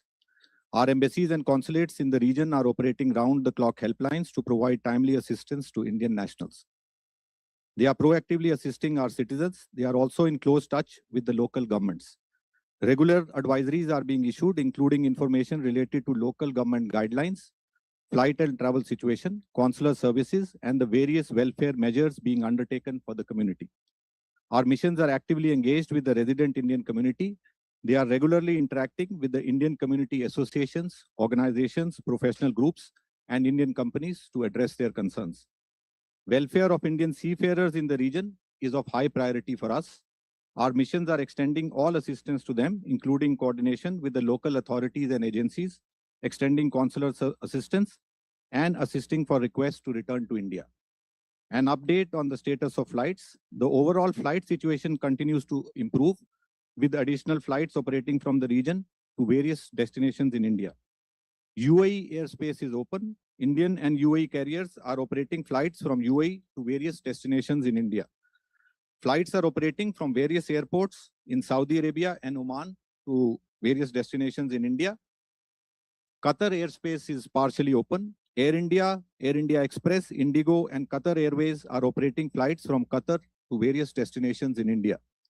Kuwait airspace is open. Jazeera Airways and Kuwait Airways are operating flights from Kuwait to various destinations in India. Bahrain airspace is open. Air India Express, Indigo, and Gulf Air are operating flights from Bahrain to various destinations in India. Iraq airspace is open with limited flight operations to destinations in the region, which can be used for onward travel to India. Iran airspace is partially open. We have advised Indian nationals to avoid traveling to Iran and urge those already there to leave with our embassy's support. So far, our embassy in Tehran has facilitated movement of 2,549 Indian nationals out of Iran through land border routes. Israel airspace is open and limited flight operations have resumed to destinations in the region, which can be used for onward travel to India. Thank you. Thank you. Now we'll take questions. We'll start with the first row. Ma'am Brahma Prakash Dubey ji news से मेरा सवाल Sujata ma'am आपसे है कि प्रधानमंत्री ने भी कल अपील की है देश के लोगों से, आपने भी कहा है कि ऊर्जा बचाएं। देश के लोग सहमे हुए हैं, थोड़ा क्लियरिटी जानना चाहते हैं, क्या कोविड जैसे हालात बन सकते हैं? तो क्या इसके लिए आप राज्यों को और शहरों को भी कहेंगे कि भाई शेयरिंग बेस पर कैब लें और बाकी तरीकों से, अलग अलग तरीकों से ऊर्जा की बचत करें? और दूसरा, खबरें लगातार ये आ रही हैं कि जरूरी वस्तुओं के दाम बढ़ सकते हैं, तो इसकी क्या संभावना है? क्योंकि लोगों में क्योस फैल रहा है, जिस तरह से कल अपील भी की गई।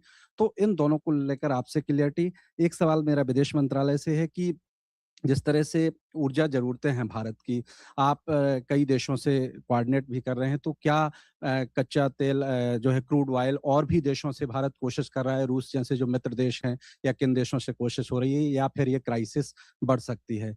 एक फर्टिलाइजर को लेकर एक सवाल मेरा अपर्णा मैम से है कि देश में बड़ी तादाद में चूंकि खाद की जो फर्टिलाइजर की ज़रूरत है, तो क्या आने वाले दिनों में खाद के भी दाम बढ़ सकते हैं? किसान तैयार रहें या फिर क्या स्थिति है? Thank you. मैम मेरा नाम अनुवेश रथ है, मैं जी बिजनेस से हूँ। सुजाता मैम से मेरा सेम सवाल है जो सर ने पूछा कि क्या इसका कारण ये भी है कि आगे चलते हुए ये वॉर को आप एक्सटेंड होते हुए देखते हैं, प्रधानमंत्री इसको देखते हैं, इसलिए उन्होंने कहा कि हमें अभी से कर्टेल करने की जरूरत है, या प्रेजेंटली हमारे पास अभी उतनी क्वांटिटी में नहीं है पेट्रोल, क्रूड, दूसरी चीजें, जिसकी वजह से हमें प्रधानमंत्री ने ये कल कहा। उसके साथ साथ प्रधानमंत्री ने ये भी कहा कि 1 साल तक गोल्ड ऑर्नामेंट्स नहीं खरीदने। Thank you for very much कि ये कहा गया।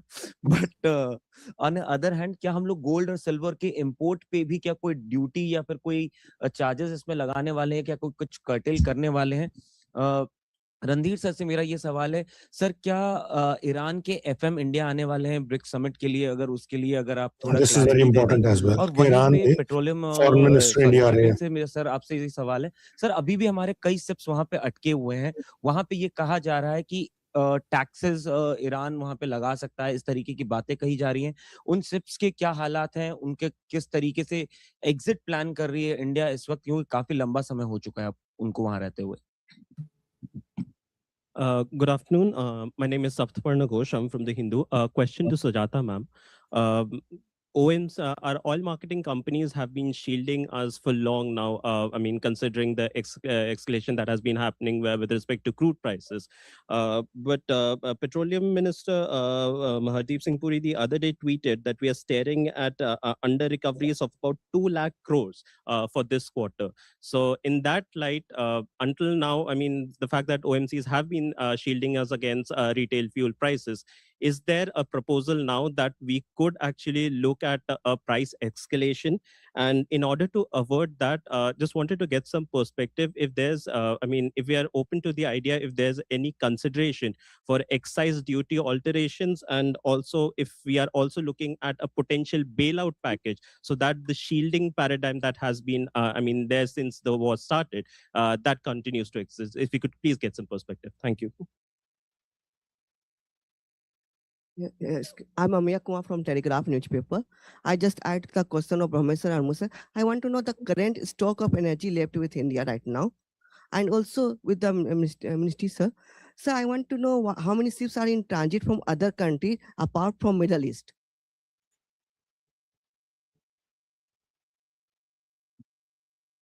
मेरा नाम सुभाष रतुड़ी है डायनामाइट न्यूज से, और मेरा सवाल जो सुजाता मैम से है, जैसे पीएम की अपील पे ये बोला गया कारपूलिंग कीजिए, सार्वजनिक वाहनों का इस्तेमाल कीजिए, तो क्या सरकारी बैठकों और जो यात्राएं हैं उनमें भी कोई फ्यूल एस्ट्रोटी लागू करने की कोई योजना हो सकती है?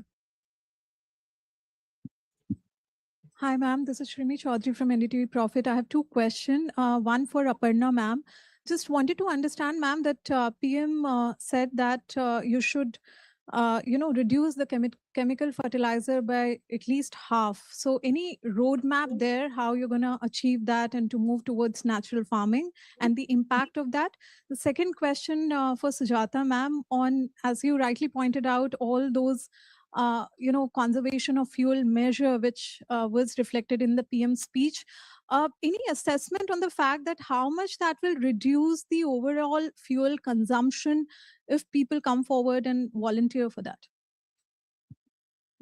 Ma'am, Timsi Jaipuria this side from CNBC TV 18. My question is to Madam Sujata. Firstly, given the PM's appeal, are you seeing any panic buying at the petrol pumps? Is the country ready if at all anything like this happens? Because the appeal is for energy conservation. Also, when it comes to the appeal on work from home, is there a mandate given to states to implement it like we saw in COVID times, that states and DMs were asked to appeal to the jurisdictional offices, etc., to try and shift people to work from home? How will the work from home appeal actually translate on ground? Is there a roadmap? Because it is linked to energy conservation, that people will use less cars, less petrol and diesel consumption will happen.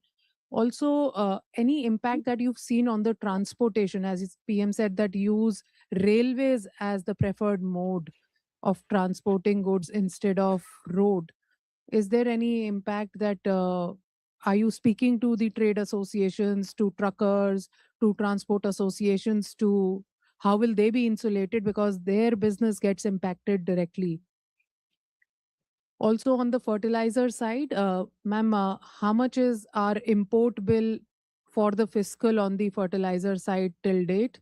And what is the expectation of the first half of the fiscal on the import bill versus our budget estimates? Also, if you can just give us a comparison.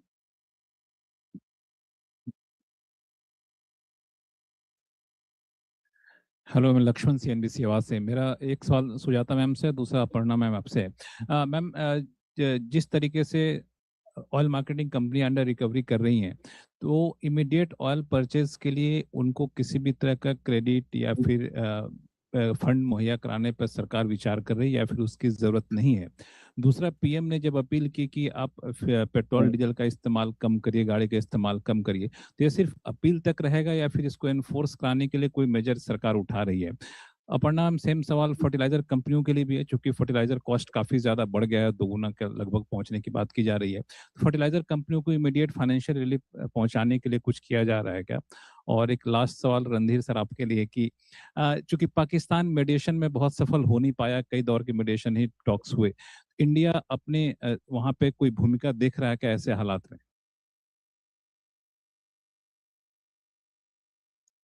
नमस्ते, मैं अभिषेक राजस्थान पत्रिका से। सुजाता जी से मेरा प्रश्न है ma'am, जो कम करने की जो बात हो रही है उपभोग को, तो जिसको हम कितना सस्टेनेबल पाते हैं, हम क्या इतना उपभोग यदि देश करता है तो हम लोग सस्टेनेबल रहेंगे? Hi, my question is from Aparna ma'am.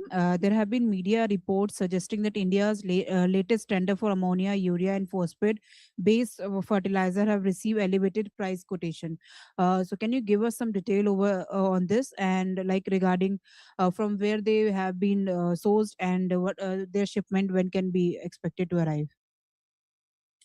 Sujata ji, for question for you, this is Pallavi from CNN News 18. Around 1,600 to 1,700 crores is believed to be the daily kind of a bailout, if I can use that word, for OMCs. The finance ministry has been stepping in. Is there some more money which we can expect to be given to the OMCs to deal with the under recoveries? Second, the speculation of import duties to be enhanced as far as gold is concerned, anything of that sort which is being mulled? And third, any austerity measures, that notification going into the government offices, cutting down on cars and banquets and so on and so forth. Riduraj here from Mint. My question is for the Petroleum Ministry.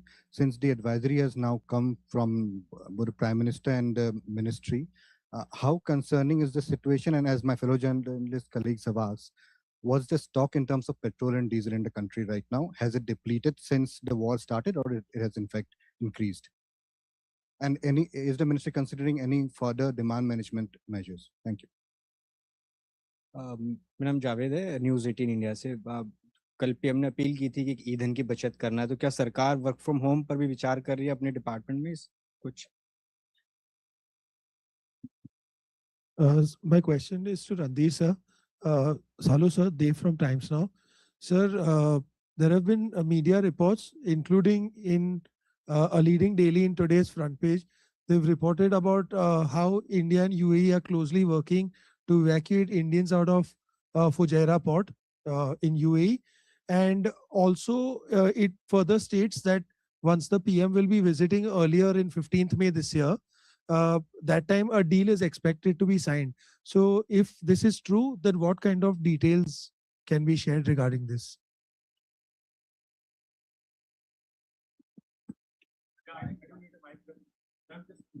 The 5 state elections are over. Is the government considering a price of This is Sandeep Das from Financial Express. This is for the Aparna ma'am. What is the offtake of fertilizer in the month of month of April compared to the last year, whether there is a panic buying or not, and how much urea stock you have? You said that in next 3 to 4 weeks, the demand will like to rise. So how much the urea stocks, how are going to meet the urea demand? And the subsidy outgo, how much likely to rise in the current fiscal? Okay, we'll begin with answers because Sujata has lots to answer. I think we'll begin with Randir ji first. You. पहला सवाल प्रकाश जी आपका था।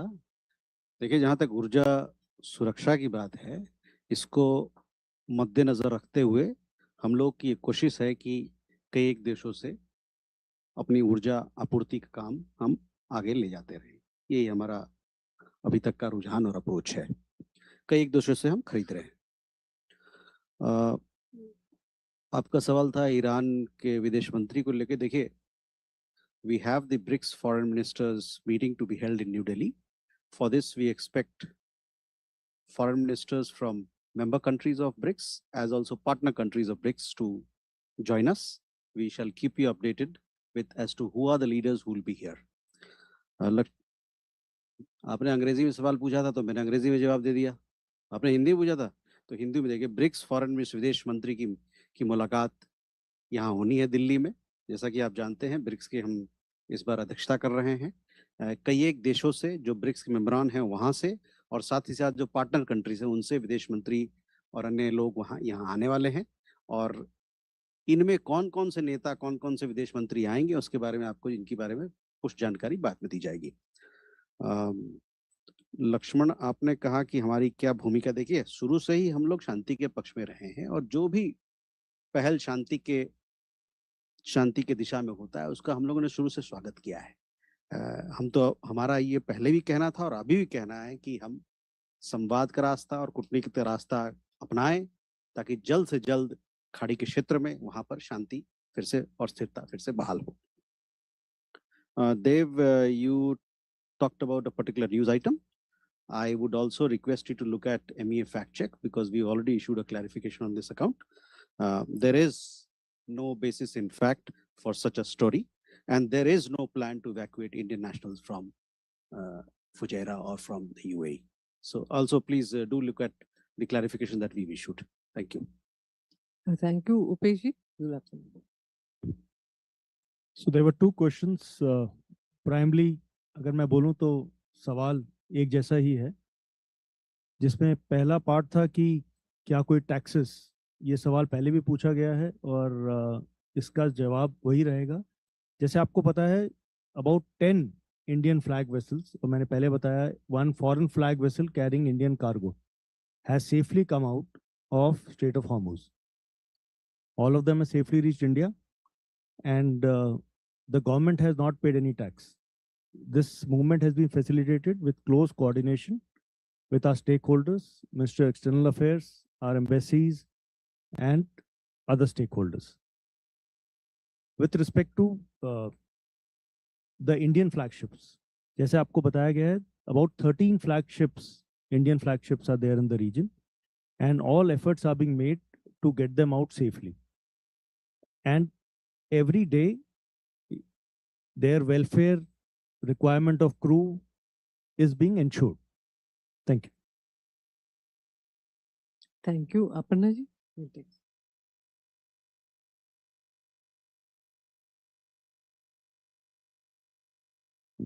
Yeah, several, about 6 questions have been asked today.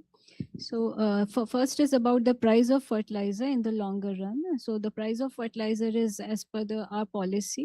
That is, we have the 2 policies, urea policy, the price of fertilizer, the urea bag is fixed.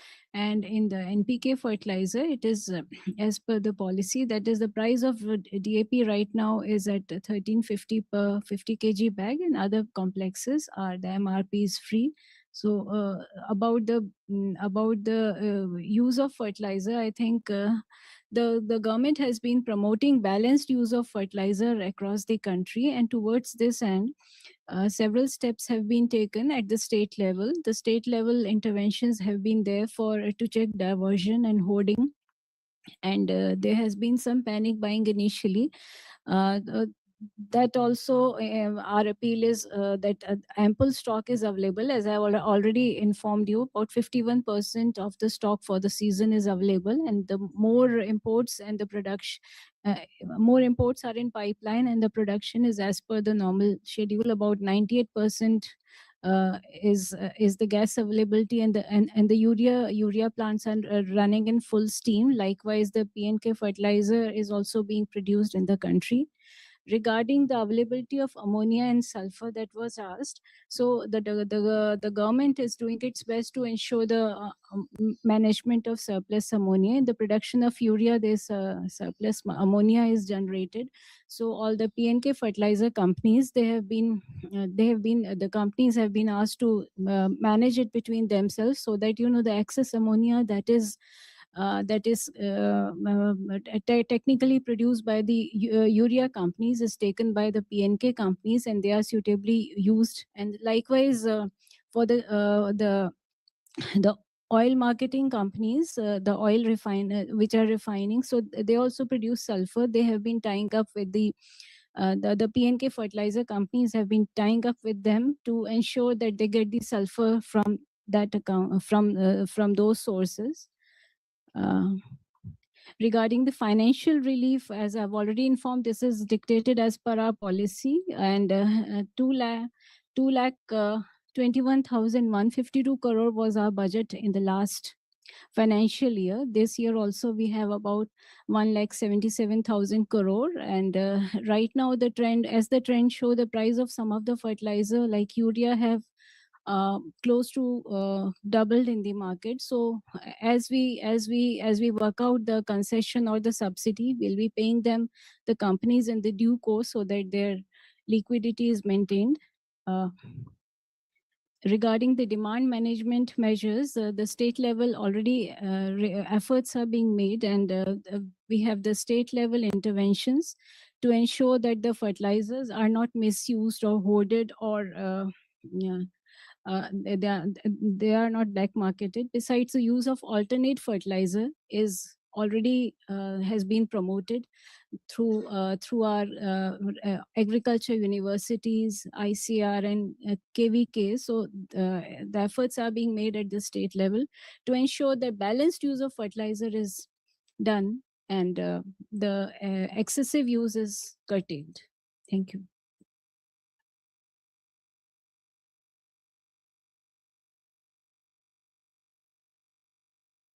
Yeah, the imports that have reached our shores in urea, 12.51 lakh metric tons have already, in rupee term. No, we don't have the import bill as such. I can right now give you in terms of quantity. The import bill maybe will work out after the quarter is over. And a total of 19.94 lakh metric tons of imports have reached the country during this crisis period.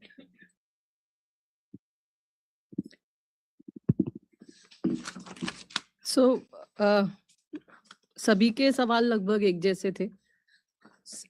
अपना जवाब शुरू करने से पहले मैं एक बार दोबारा से ये बहुत क्लियरली कहना चाहती हूँ कि हमारे पास सफिशिएंट स्टॉक्स हैं, चाहे वो क्रूड है, चाहे वो पेट्रोल है, डीजल है या एलपीजी है। एक बात।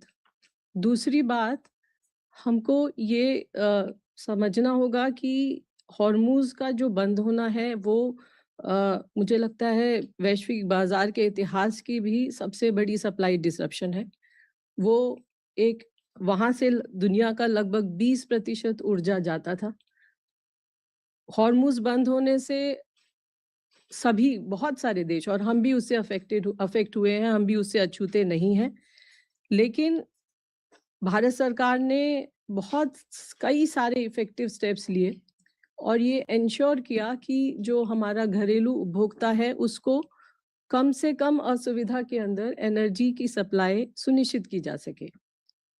ये इसलिए भी इम्पोर्टेंट है कि हमारा भी एनर्जी का, अगर we are an import dependent country, हमारा 40% क्रूड और लगभग 90% of our LPG was coming, I mean import, 90% of the import was coming from that region.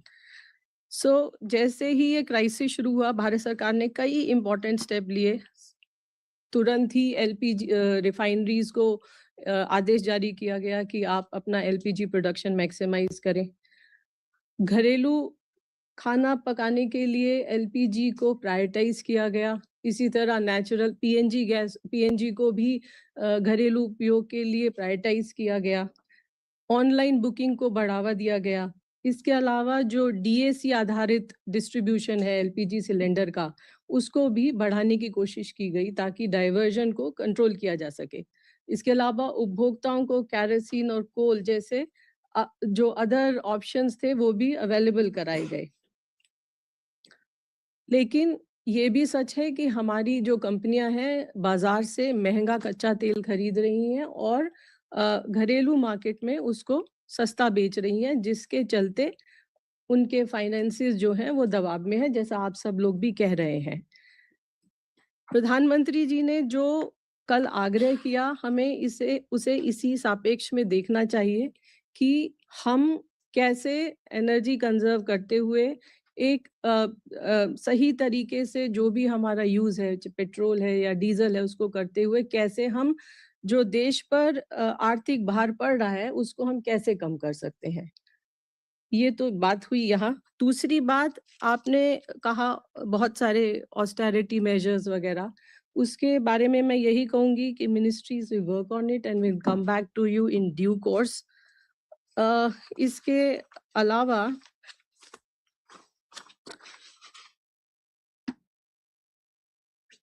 जो प्रधानमंत्री जी ने कहा वो उनकी दूरदर्शिता है, लेकिन इसके साथ साथ जैसा कि मैंने आपको कहा है कि हमारे पास पर्याप्त फ्यूल हर तरह का क्रूड, एलपीजी, पेट्रोल, डीजल उपलब्ध है, इसलिए पैनिक बाइंग की कोई आवश्यकता कहीं पर भी नहीं है। Regarding package, some of you have asked, there is no proposal for any support to the oil marketing companies right now.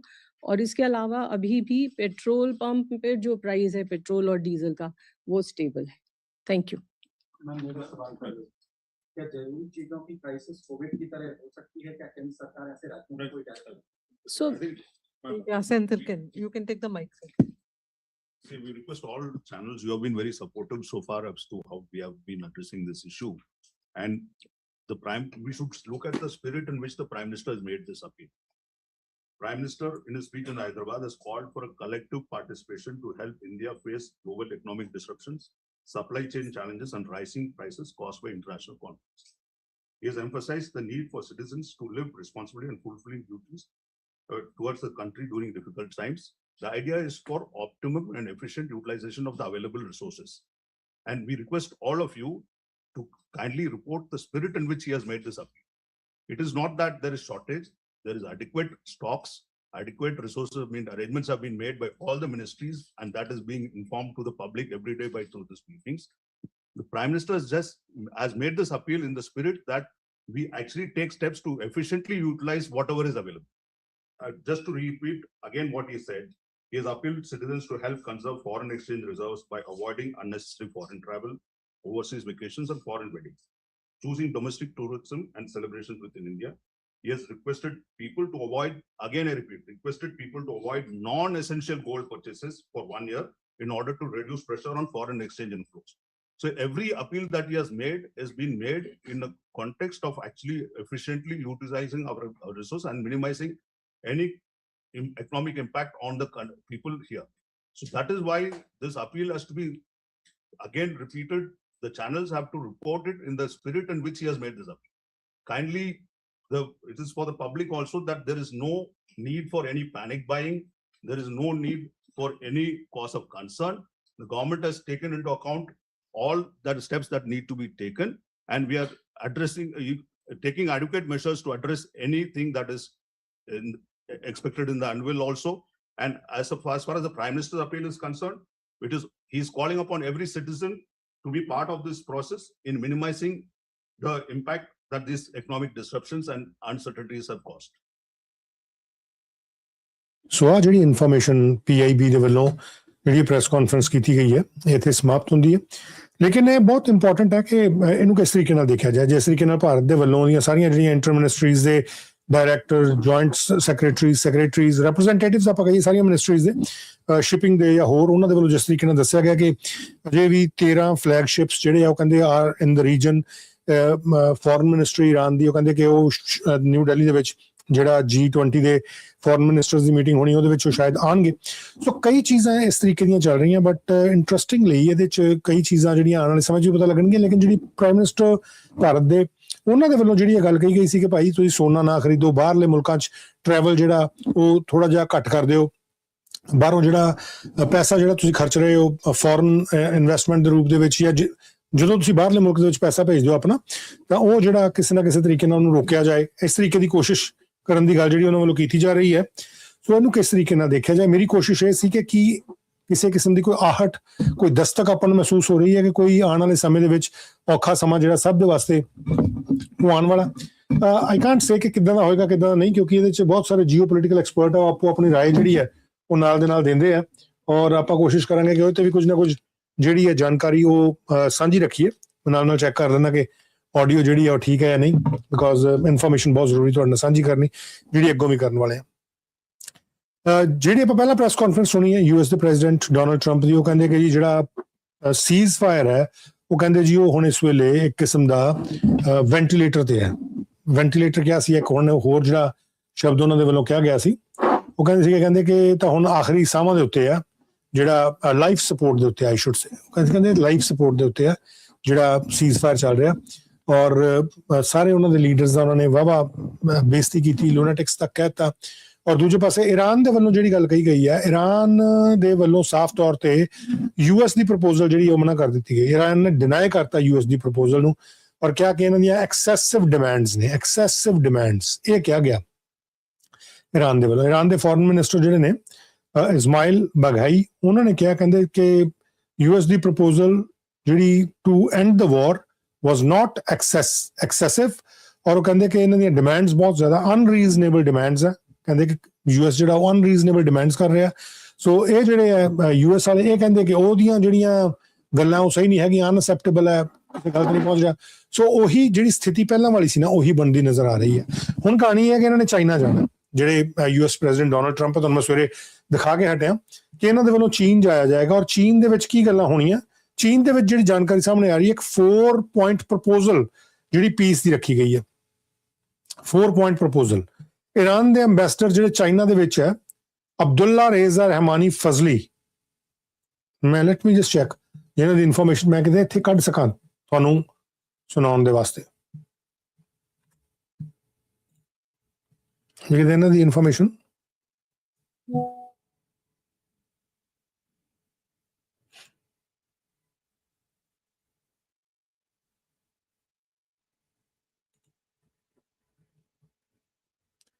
Al ਮਾਇਆਦੀਨ English ਇੱਕ ਨਿਊਜ਼ਪੇਪਰ ਹੈ, ਉਸ ਦੇ ਵਿੱਚ ਇੱਕ ਜਾਣਕਾਰੀ ਜਿਹੜੀ ਲੱਗੀ ਹੈ ਮੈਂ ਤੁਹਾਡੇ ਨਾਲ ਸਾਂਝੀ ਕਰਦਾ, ਔਰ ਉਹਦੇ ਥੋੜੀ ਜਿਹੀ ਆਪਾਂ ਡਿਸਕਸ ਕਰਾਂਗੇ ਕਿ ਜਿਹੜੇ ਇਰਾਨੀਅਨ ਅੰਬੈਸਡਰ ਨੇ ਚਾਈਨਾ ਦੇ ਵਿੱਚ, ਉਹਨਾਂ ਦੇ ਵੱਲੋਂ ਕੀ ਕਿਹਾ ਗਿਆ।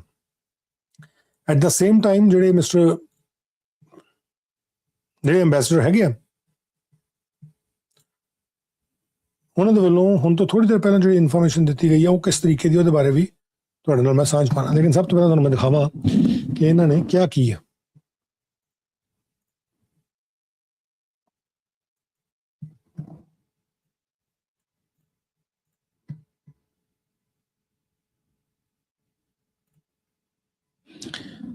ਆ ਇਨਫੋਰਮੇਸ਼ਨ ਜਿਹੜੀ ਹੈ ਉਹ ਆ ਰਹੀ ਹੈ, ਇਹ ਇਰਾਨੀਅਨ ਅੰਬੈਸਡਰ ਟੂ ਚਾਈਨਾ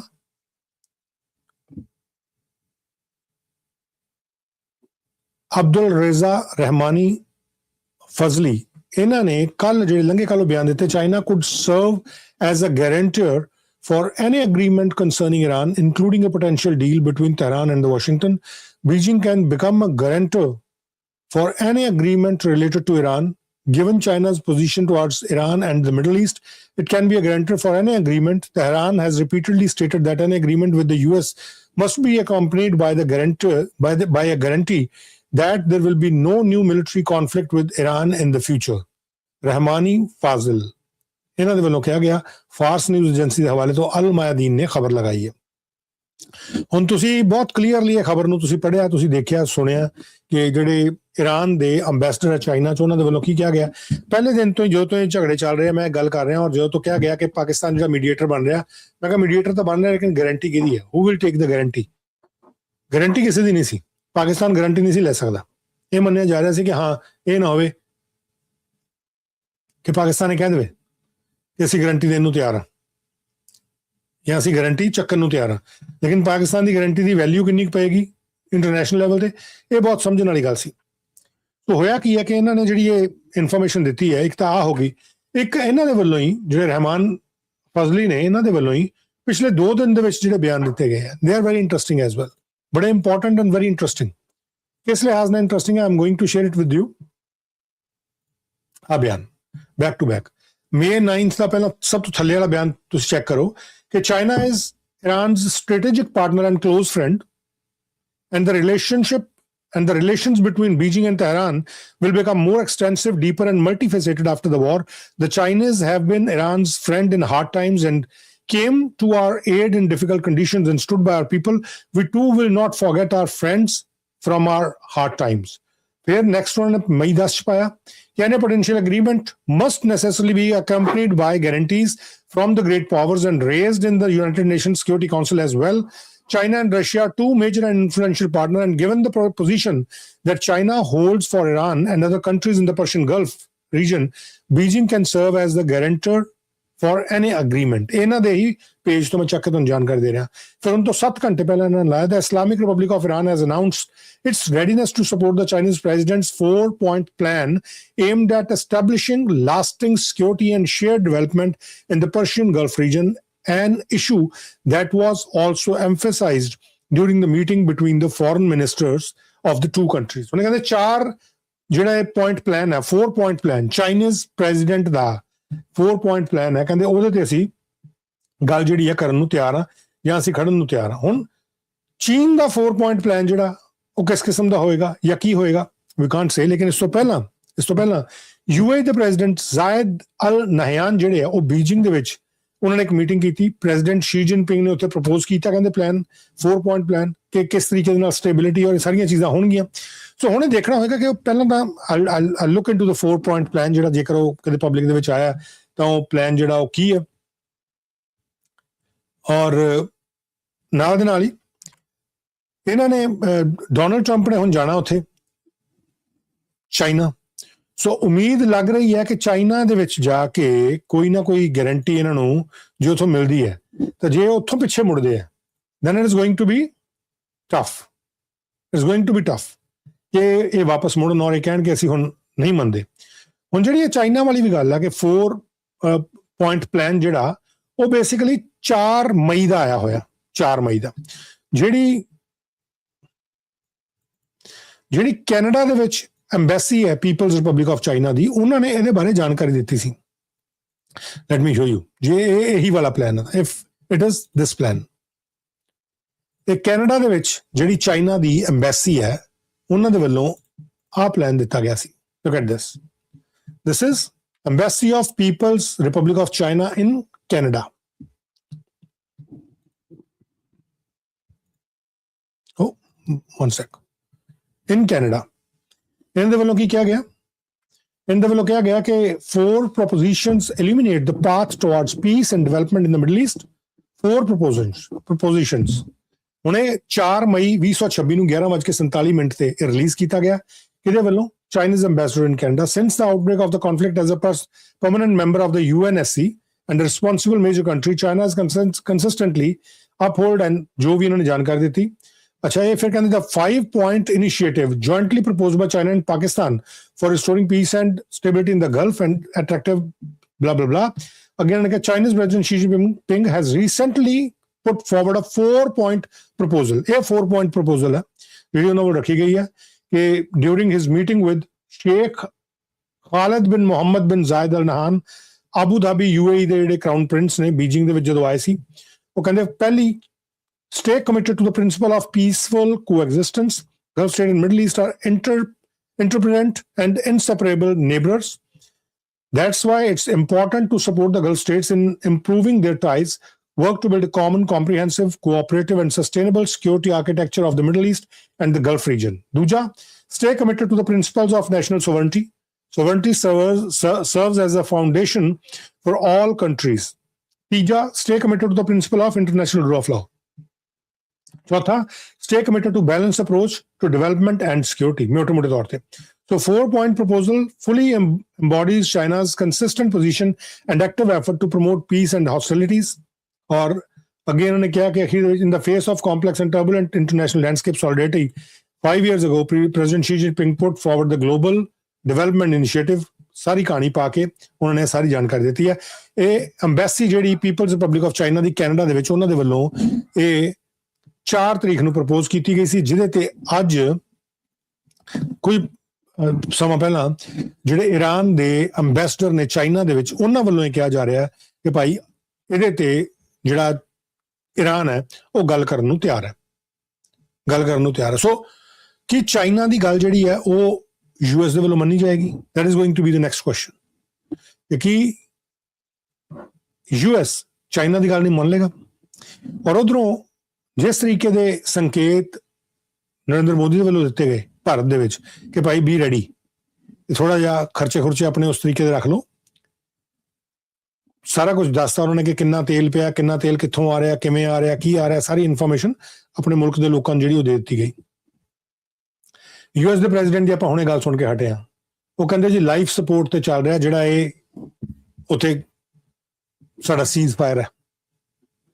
ਉਮੀਦ ਨਹੀਂ ਹੈ ਕਿ 12 ਤਰੀਕ ਤੱਕ ਜਾਂ 13 ਤਰੀਕ ਤੱਕ, ਕਿਉਂਕਿ 13 ਤੋਂ 15 ਦੀ ਵਿਜ਼ਿਟ ਹੈ, ਕਿ ਕੋਈ ਜੰਗ ਜਿਹੜੀ ਸ਼ੁਰੂ ਹੋਏਗੀ। ਪਰ ਜਿਹੜੀ ਇਹ ਪ੍ਰੈਸ ਕਾਨਫਰੰਸ ਅੱਜ ਉਹਨਾਂ ਨੇ ਮੀਡੀਆ ਦੇ ਨਾਲ ਜਿਹੜੀ ਗੱਲਬਾਤ ਕੀਤੀ ਹੈ, ਜਦੋਂ ਮੈਟਰਨਲ ਬੈਨੀਫਿਟਸ ਦੇ ਵਾਸਤੇ ਉਹਨਾਂ ਵੱਲੋਂ ਅਨਾਉਂਸਮੈਂਟ ਕੀਤੀ ਜਾ ਰਹੀ ਸੀ ਵਾਈਟ ਹਾਊਸ ਦੇ ਵਿੱਚ, ਉਸ ਗੱਲਬਾਤ ਤੋਂ ਪਹਿਲਾਂ ਉਹਨਾਂ ਨੇ ਇੱਕ ਬੜੀ ਖਾਸ ਗੱਲ ਕੀਤੀ ਸੀ, ਬਹੁਤ ਇੰਪੋਰਟੈਂਟ ਗੱਲ ਉਹਨਾਂ ਦੇ ਵੱਲੋਂ ਕੀਤੀ ਗਈ ਸੀ। ਉਹਨਾਂ ਦੇ ਵੱਲੋਂ ਖਾਸ ਤੌਰ ਤੇ ਕਿਹਾ ਗਿਆ ਸੀ, ਕਹਿੰਦੇ ਮੈਂ ਸਾਰੇ ਸਪੀਕਰਸ ਨੂੰ ਇਹ ਕਹਿਣਾ ਚਾਹੁੰਦਾ ਹਾਂ ਕਿ ਆਪਣੀ ਗੱਲ ਨੂੰ ਬੜਾ ਸਪੈਸੀਫਿਕ ਜਿਹਾ ਰੱਖਿਓ, ਕਿਉਂਕਿ ਮੇਰੀ ਜਿਹੜੇ ਵੱਡੇ ਜਨਰਲਸ ਹੈ ਮਿਲਟਰੀ ਦੇ, ਨੇਵੀ ਦੇ, ਉਹਨਾਂ ਦੇ ਨਾਲ ਇੱਕ ਬੈਠਕ ਹੈ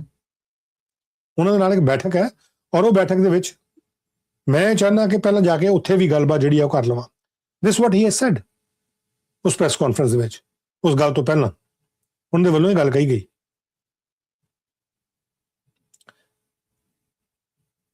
ਸੋ ਇਟ ਇਜ਼ ਵੈਰੀ ਇੰਪੋਰਟੈਂਟ ਕਿ ਜਿਹੜੀ ਇਹ ਗੱਲ ਉਹਨਾਂ ਦੇ ਵੱਲੋਂ ਕਹੀ ਗਈ ਉਹਨੂੰ ਅਸੀਂ ਕਿਸ ਤਰੀਕੇ ਨਾਲ ਦੇਖੀਏ। ਅਗਲੀ ਸਟ੍ਰੈਟਜੀ ਡੈਫੀਨੇਟਲੀ ਯੂਐਸ ਦੇ ਵੱਲੋਂ ਵੀ ਤਿਆਰ ਕੀਤੀ ਜਾ ਰਹੀ ਹੋਏਗੀ, ਲੇਕਿਨ ਇੱਕ ਦੁਨੀਆ ਦੇ ਵਿੱਚ ਜਿਹੜੇ ਲੋਕ ਇਸ ਵੇਲੇ ਜੀਓ ਪੋਲਿਟਿਕਸ ਨੂੰ ਸਮਝ ਰਹੇ ਹੈ ਜਾਂ ਪੜ੍ਹ ਰਹੇ ਹੈ ਜਾਂ ਦੇਖ ਰਹੇ ਹੈ, ਜਿਹੜੇ ਤਾਂ ਜੀਓ ਪੋਲਿਟਿਕਸ ਨੂੰ ਬਹੁਤ ਕਲੋਜ਼ ਤੋਂ ਪਿਛਲੇ ਲੰਬੇ ਸਮੇਂ ਤੋਂ ਦੇਖ ਰਹੇ ਆ, ਉਹ ਤਾਂ ਅੰਡਰਸਟੈਂਡ ਕਰ ਰਹੇ ਹੋਣਗੇ ਇਸ ਚੀਜ਼ ਨੂੰ, ਉਹਨਾਂ ਨੇ ਬਹੁਤ ਸਾਰੇ ਐਕਸਪੀਰੀਅੰਸ ਲਾਈਫ ਕੀਤੇ ਵੀ ਹੋਣੇ ਆ। ਪਰ ਜਿਹੜੇ ਲੋਕ ਅਜੇ ਬਿਲਕੁਲ ਨਵੇਂ ਹੈ ਜਾਂ ਸਮਝ ਰਹੇ ਆ, ਉਹਨਾਂ ਦੇ ਵਾਸਤੇ ਇੱਕ ਓਪਰਚੁਨਿਟੀ ਹੈ ਵਿਟਨੈਸ ਕਰਨ ਦੀ ਔਰ ਅਗਲੀਆਂ ਆਪਣੀਆਂ ਜਨਰੇਸ਼ਨ ਨੂੰ ਦੱਸਣ ਵਾਲੀ ਕਿ ਨੈਰੇਟਿਵ ਬਿਲਡਿੰਗ ਕਿੱਡੀ ਵੱਡੀ ਚੀਜ਼ ਹੈ ਡਿਪਲੋਮੇਸੀ ਦੇ ਵਿੱਚ। ਇਹ ਦੋਹੇ ਮੁਲਕ ਜਿਹੜੇ ਈਰਾਨ ਔਰ ਯੂਐਸ ਇਸ ਵੇਲੇ ਨੈਰੇਟਿਵ ਬਿਲਡ ਕਰ ਰਹੇ ਆ। ਉਹਦੀ ਪ੍ਰਪੋਜ਼ਲ ਨਹੀਂ ਮੰਨ ਰਿਹਾ, ਉਹ ਕਹਿੰਦਾ ਵਿੱਚ ਗਰੰਟਡ ਲੈ ਕੇ ਆਓ, ਅਸੀਂ ਆ ਪਾਉਣ ਨੂੰ ਤਿਆਰ ਹਾਂ। ਯੂਐਸ ਦੇ ਵੱਲੋਂ ਹਜੇ ਇਸ ਬਾਰੇ ਕੋਈ ਗੱਲ ਨਹੀਂ ਕੀਤੀ ਗਈ, ਲੇਕਿਨ ਉਹਨਾਂ ਦੀ ਉੱਥੇ ਵਿਜ਼ਿਟ ਹੈਗੀ ਹੈ। ਰਸ਼ੀਆ ਦਾ ਵੀ ਵਿੱਚ ਜ਼ਿਕਰ ਆਇਆ। ਰਸ਼ੀਆ ਔਰ ਚਾਈਨਾ ਇਸ ਵੇਲੇ ਇੱਕ ਹੈ, ਐਸਾ ਨਹੀਂ ਹੋ ਸਕਦਾ ਕਿ ਉਹ ਬਾਹਰ ਹੋਣ। ਸੋ ਬੜਾ ਇੰਟਰਸਟਿੰਗ ਜਿਹਾ ਇਸ ਵੇਲੇ ਮਾਹੌਲ ਚੱਲ ਰਿਹਾ ਕਿ ਕਿੱਦਾਂ ਇਹ ਸਾਰੀ ਗੱਲਬਾਤ ਕਿਸ ਪਾਸੇ ਨੂੰ ਜਾਏਗੀ। I'm trying to look for certain other ਜਿਹੜੇ ਚੀਜ਼ਾਂ ਉਹਨਾਂ ਦੇ ਬਾਰੇ ਵੀ, ਔਰ ਨਾਲ ਦੇ ਨਾਲ ਆਪਾਂ ਜਿਹੜੀ ਗੱਲਬਾਤ ਕਰਾਂਗੇ ਆਪਾਂ ਕੈਨੇਡਾ ਦੇ ਬਾਰੇ ਹੁਣ ਕਰਨੀ ਹੈ, ਜਿਹੜੀ ਬਹੁਤ ਇੰਪੋਰਟੈਂਟ ਹੈ। ਸੀਜ਼ ਫਾਇਰ ਦੇ ਬਾਰੇ ਡੋਨਲਡ ਟਰੰਪ ਨੇ, just to give you a quick update ਕਿ ਸੀਜ਼ ਫਾਇਰ ਦੇ ਬਾਰੇ ਡੋਨਲਡ ਟਰੰਪ ਨੇ ਕੀ ਕਿਹਾ ਸੀ, ਮੈਂ ਇੱਕ ਵਾਰ ਫਿਰ ਤੋਂ ਤੁਹਾਨੂੰ ਸੁਣਾਉਂਦਾ। ਸੀਜ਼ ਫਾਇਰ ਨੂੰ ਲੈ ਕੇ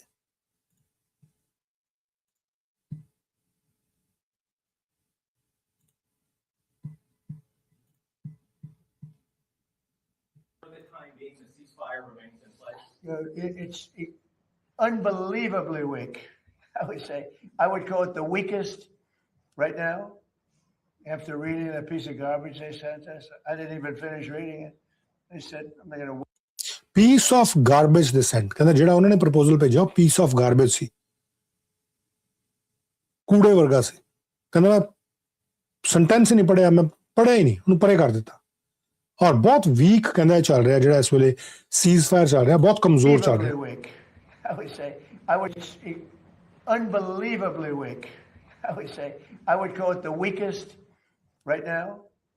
After reading that piece of garbage they sent us, I didn't even finish reading it. They said, I'm not going to waste my time reading it. I would say it's one of the weakest right now. It's on life support. They understand these are all medical people. Dr. Oz, life support is not a good thing. Do you agree? Bad prognostic. I would say the ceasefire is on massive life support, where the doctor walks in and says, sir, your loved one has approximately a 1% chance of living.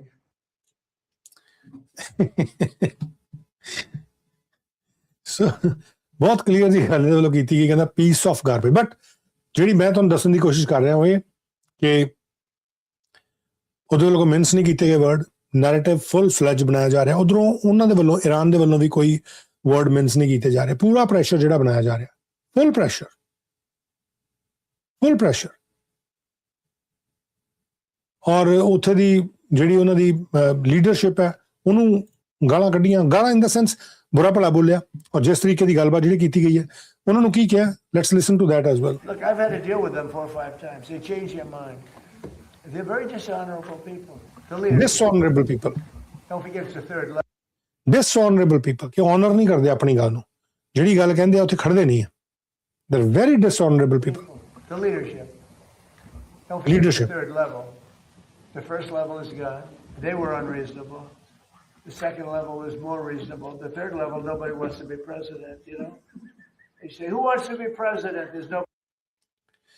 ਫੁੱਲ ਜੇ frame ਆਏ, ਤੁਸੀਂ ਦੇਖੋ ਇਹਦੇ ਪਿੱਛੇ ਜਿਹੜੇ doctors ਖੜੇ ਆ ਉਹ ਹੱਸ ਰਹੇ ਆ, ਜਿੱਦਾਂ ਉਹਨਾਂ ਦਾ ਮੈਨੂੰ ਲੱਗ ਰਿਹਾ ਜਿਵੇਂ ਪੇਟ ਦੁਖ ਰਿਹਾ ਹੁੰਦਾ।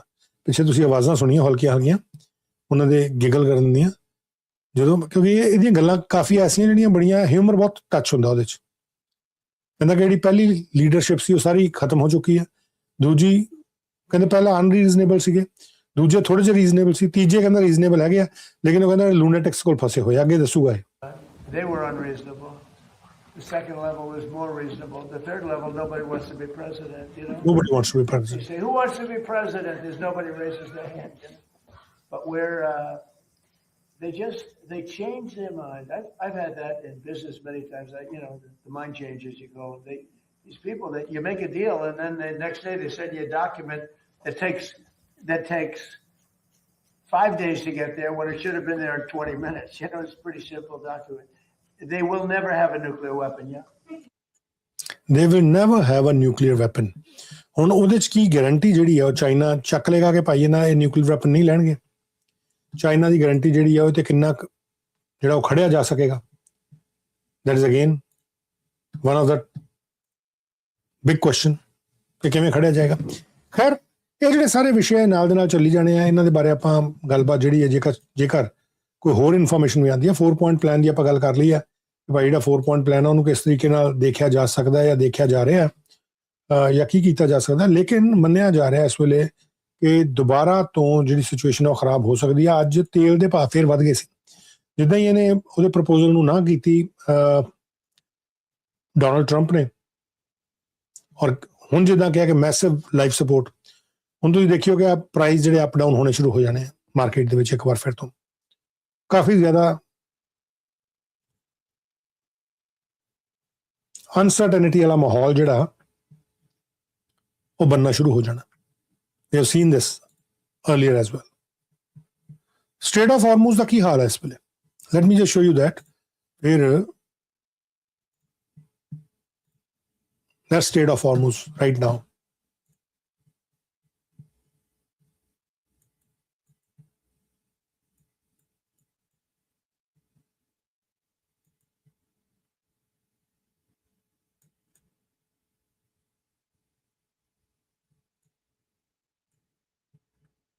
ਇਹਦੇ ਕੋਲ ਲੱਗਾ ਹੋਇਆ ਜਿਹੜਾ ਆ ਲਾਈਨ ਦੇ ਕੋਲ ਜਿਹੜਾ ਯੂਐਸ ਦਾ ਬਲੌਕੇਡ ਹੈ, ਲੇਕਿਨ ਚਾਹ ਬਹਾਰ ਤੇ ਸ਼ਿਪ ਦੇਖੋ ਕਿੰਨੇ ਖੜੇ ਆ।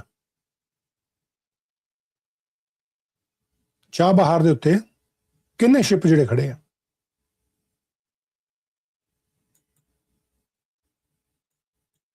ਆੜੇ ਸ਼ਿਪ ਫਸੇ ਹੋਏ ਆ। So that is the latest situation ਜਿਹੜੀ ਚੱਲ ਰਹੀ ਹੈ। ਹੁਣ ਜਿਹੜੀ ਆਪਾਂ ਗੱਲ ਕਰਨੀ ਹੈ that is very important and very serious.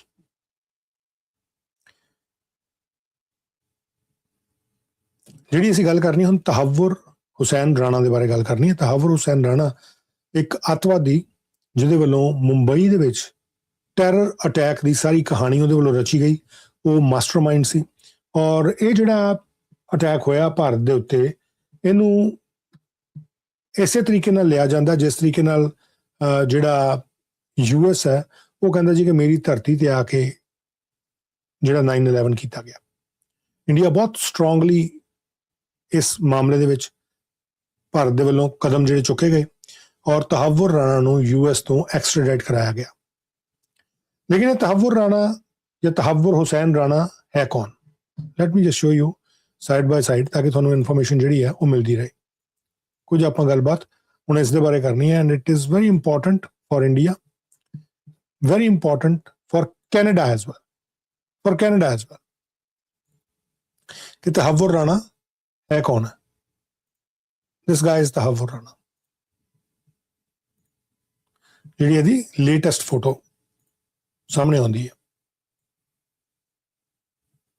Tahawwur Hussain Rana. I will show you some other pictures as well. ਜਿਹਦੇ ਇੱਕ ਪਾਸਪੋਰਟ ਦੀ ਪਿਕਚਰ ਹੈ, ਇਹਦੇ ਕੁਝ ਬਿਜ਼ਨੈਸਸ ਜਿਹੜੇ ਨੇ ਉਹਨਾਂ ਦੀ ਤਸਵੀਰ ਹੈ ਔਰ ਨਾਲ ਦੇ ਨਾਲ ਜਿਹੜੀਆਂ ਇਹਦੇ ਵੱਲੋਂ ਕਾਗਜ਼ਾਤ ਸਰਕਾਰੀ ਆਫਿਸਸ ਦੇ ਵਿੱਚ ਦਿੱਤੇ ਗਏ ਉਹਦੀਆਂ ਕੁਝ ਤਸਵੀਰਾਂ ਨੇ। ਔਰ ਸਰਕਾਰੀ ਕਾਗਜ਼ਾਤ ਕਿਉਂ, ਇਹ ਮੈਂ ਤੁਹਾਨੂੰ ਦੱਸਦਾ ਔਰ ਕਿਸ ਤਰੀਕੇ ਨਾਲ ਇਹ ਗੱਲ ਜਿਹੜੀ ਹੈ ਉਹ ਇੰਪੋਰਟੈਂਟ ਬਣਦੀ ਹੈ ਕੈਨੇਡਾ ਦੇ ਵਾਸਤੇ, ਮੈਂ ਤੁਹਾਡੇ ਨਾਲ ਸਾਂਝੀ ਕਰਦਾ। ਕਿਉਂਕਿ ਇਹ ਵਿਅਕਤੀ ਜਿਹਨੇ ਭਾਰਤ ਦੇ ਉੱਤੇ ਟੈਰਰਿਸਟ ਹਮਲਾ ਕਰਵਾਇਆ, ਮਾਸਟਰਮਾਈਂਡ ਸੀ। ਇਹਦੀ ਐਕਸਟ੍ਰੈਡੀਸ਼ਨ ਹੋਈ ਹੈ ਭਾਰਤ ਦੇ ਇਸ ਵੇਲੇ ਇਹ ਕਬਜ਼ੇ ਦੇ ਵਿੱਚ ਹੈ। US ਦੇ ਵੱਲੋਂ ਇਹਨੂੰ ਫੜ ਲਿਆ ਗਿਆ ਸੀ। ਲਸ਼ਕਰ ਏ ਤੈਯਬਾ ਨਾਲ ਇਹਦੇ ਕਥਿਤ ਸੰਬੰਧ। ਇਹ ਦਰਅਸਲ ਇੱਕ ਕੈਨੇਡੀਅਨ ਸਿਟੀਜ਼ਨ ਹੈ। ਇਹ ਕੈਨੇਡੀਅਨ ਸਿਟੀਜ਼ਨ ਕਿਵੇਂ ਬਣਿਆ, ਕੀ ਕਹਾਣੀ ਹੈ? ਔਰ ਜਦੋਂ ਪਤਾ ਲੱਗ ਗਿਆ ਕਿ ਭਾਈ ਇਹ ਵਿਅਕਤੀ ਜਿਹੜਾ ਲਸ਼ਕਰ ਏ ਤੈਯਬਾ ਦੇ ਵਿੱਚ ਨਾਲ ਇਨਵੋਲਵ ਕਥਿਤ ਤੌਰ ਤੇ ਰਿਹਾ ਔਰ ਭਾਰਤ ਦੇ ਵੱਲੋਂ ਇਸ ਮਾਮਲੇ ਦੇ ਵਿੱਚ ਬੜੀ ਸਖਤ ਕਾਰਵਾਈ ਕਰਦਿਆਂ ਇਹ ਗੱਲ ਜਿਹੜੀ ਰੱਖੀ ਗਈ, ਕਿਉਂਕਿ ਜਿਹੜਾ ਮੁੰਬਈ ਅਟੈਕ ਹੋਇਆ ਸੀ ਨਾ, ਇੱਕ ਵਿਅਕਤੀ ਫੜਿਆ ਗਿਆ ਸੀ, ਅਜਮਲ ਕਸਾਬ। ਪਹਿਲਾਂ ਇਹ ਕਿਹਾ ਜਾਂਦਾ ਸੀ ਪਾਕਿਸਤਾਨ ਦੇ ਵੱਲੋਂ ਕਿ ਅਸੀਂ ਕਿਸੇ ਨੂੰ ਨਹੀਂ ਭੇਜਦੇ ਟੈਰਰਿਜ਼ਮ ਦੇ ਵਾਸਤੇ, ਅਸੀਂ ਕੋਈ ਇਦਾਂ ਦੀ ਹਰਕਤ ਨਹੀਂ ਕਰਦੇ। ਲੇਕਿਨ ਜਦੋਂ ਅਜਮਲ ਕਸਾਬ ਫੜਿਆ ਗਿਆ ਔਰ ਅਜਮਲ ਕਸਾਬ ਨੂੰ ਜਦੋਂ ਫੜਿਆ ਵੀ ਗਿਆ, ਕਿਸ ਤਰੀਕੇ ਨਾਲ ਉਹ ਪਲੈਨਿੰਗ ਕੀਤੀ ਗਈ ਸੀ ਉਹਨਾਂ ਟੈਰਰਿਸਟ ਨੂੰ ਭੇਜਣ ਦੀ ਔਰ ਕਿਵੇਂ ਉਹ ਸਾਰੀ ਕਾਰਵਾਈ ਨੂੰ ਅੰਜਾਮ ਦਿੱਤਾ ਗਿਆ। ਇੱਕ ਲੇਟੈਸਟ ਮੂਵੀ ਬਣੀ, ਉਹਦੇ 'ਚ ਜਾਣਕਾਰੀਆਂ ਦਿੱਤੀਆਂ ਵੀ ਹੋਈਆਂ ਲਗਭਗ ਜਿਸ ਤਰੀਕੇ ਦੀ ਇਨਫੋਰਮੇਸ਼ਨ ਆਲਰੇਡੀ ਫੋਰਸਿਸ ਵੱਲੋਂ ਭਾਰਤ ਦੀ ਵੱਲੋਂ ਦਿੱਤੀ ਗਈ ਹੈ। ਲੇਕਿਨ ਜੇ ਅਸੀਂ ਭਾਰਤ ਦੀ ਗੱਲ ਦੇ ਉੱਤੇ ਨਹੀਂ ਵੀ ਯਕੀਨ ਕਰਦੇ, ਲੈਟਸ ਟਾਕ ਅਬਾਊਟ ਕੈਨੇਡਾ। ਇਹ ਤਹੱਵੁਰ ਰਾਣਾ ਇਹ ਕੈਨੇਡੀਅਨ ਸਿਟੀਜ਼ਨ ਬਣ ਗਿਆ। That's the Canadian passport. ਇਸੇ ਕੈਨੇਡੀਅਨ ਪਾਸਪੋਰਟ ਤੇ ਇਹ ਭਾਰਤ ਗਿਆ, ਜਦੋਂ ਜਾ ਕੇ ਇਹਨੇ ਰੇਕੀ ਕੀਤੀ ਔਰ ਕਥਿਤ ਤੌਰ ਤੇ ਸਾਰੀ ਪਲੈਨਿੰਗ ਕੀਤੀ ਕਿ ਕਿਸ ਤਰੀਕੇ ਨਾਲ ਭਾਰਤ ਦੇ ਵਿੱਚ ਜਿਹੜੇ ਆ ਉਹ ਹਮਲੇ ਕੀਤੇ ਜਾਣ ਔਰ ਕਿਵੇਂ ਉੱਥੇ ਦੀ ਜਿਹੜੀ ਸ਼ਾਂਤੀ ਆ ਉਹਨੂੰ ਖਰਾਬ ਕੀਤਾ ਜਾਏ। ਸਾਰੀ ਕਹਾਣੀ ਤੁਹਾਡੇ ਨਾਲ ਮੈਂ ਡਿਸਕਸ ਕਰਦਾ ਔਰ ਅੱਜ ਇਹਦੇ ਬਾਰੇ ਬਹੁਤ ਖਾਸ ਇੱਕ ਇਨਫੋਰਮੇਸ਼ਨ ਜਿਹੜੀ ਹੈ ਉਹ ਸਾਂਝੀ ਕੀਤੀ ਗਈ ਔਰ ਇਹ ਸਾਂਝੀ ਕੀਤੀ ਗਈ ਗਲੋਬਲ ਨਿਊਜ਼ ਦੇ ਵੱਲੋਂ।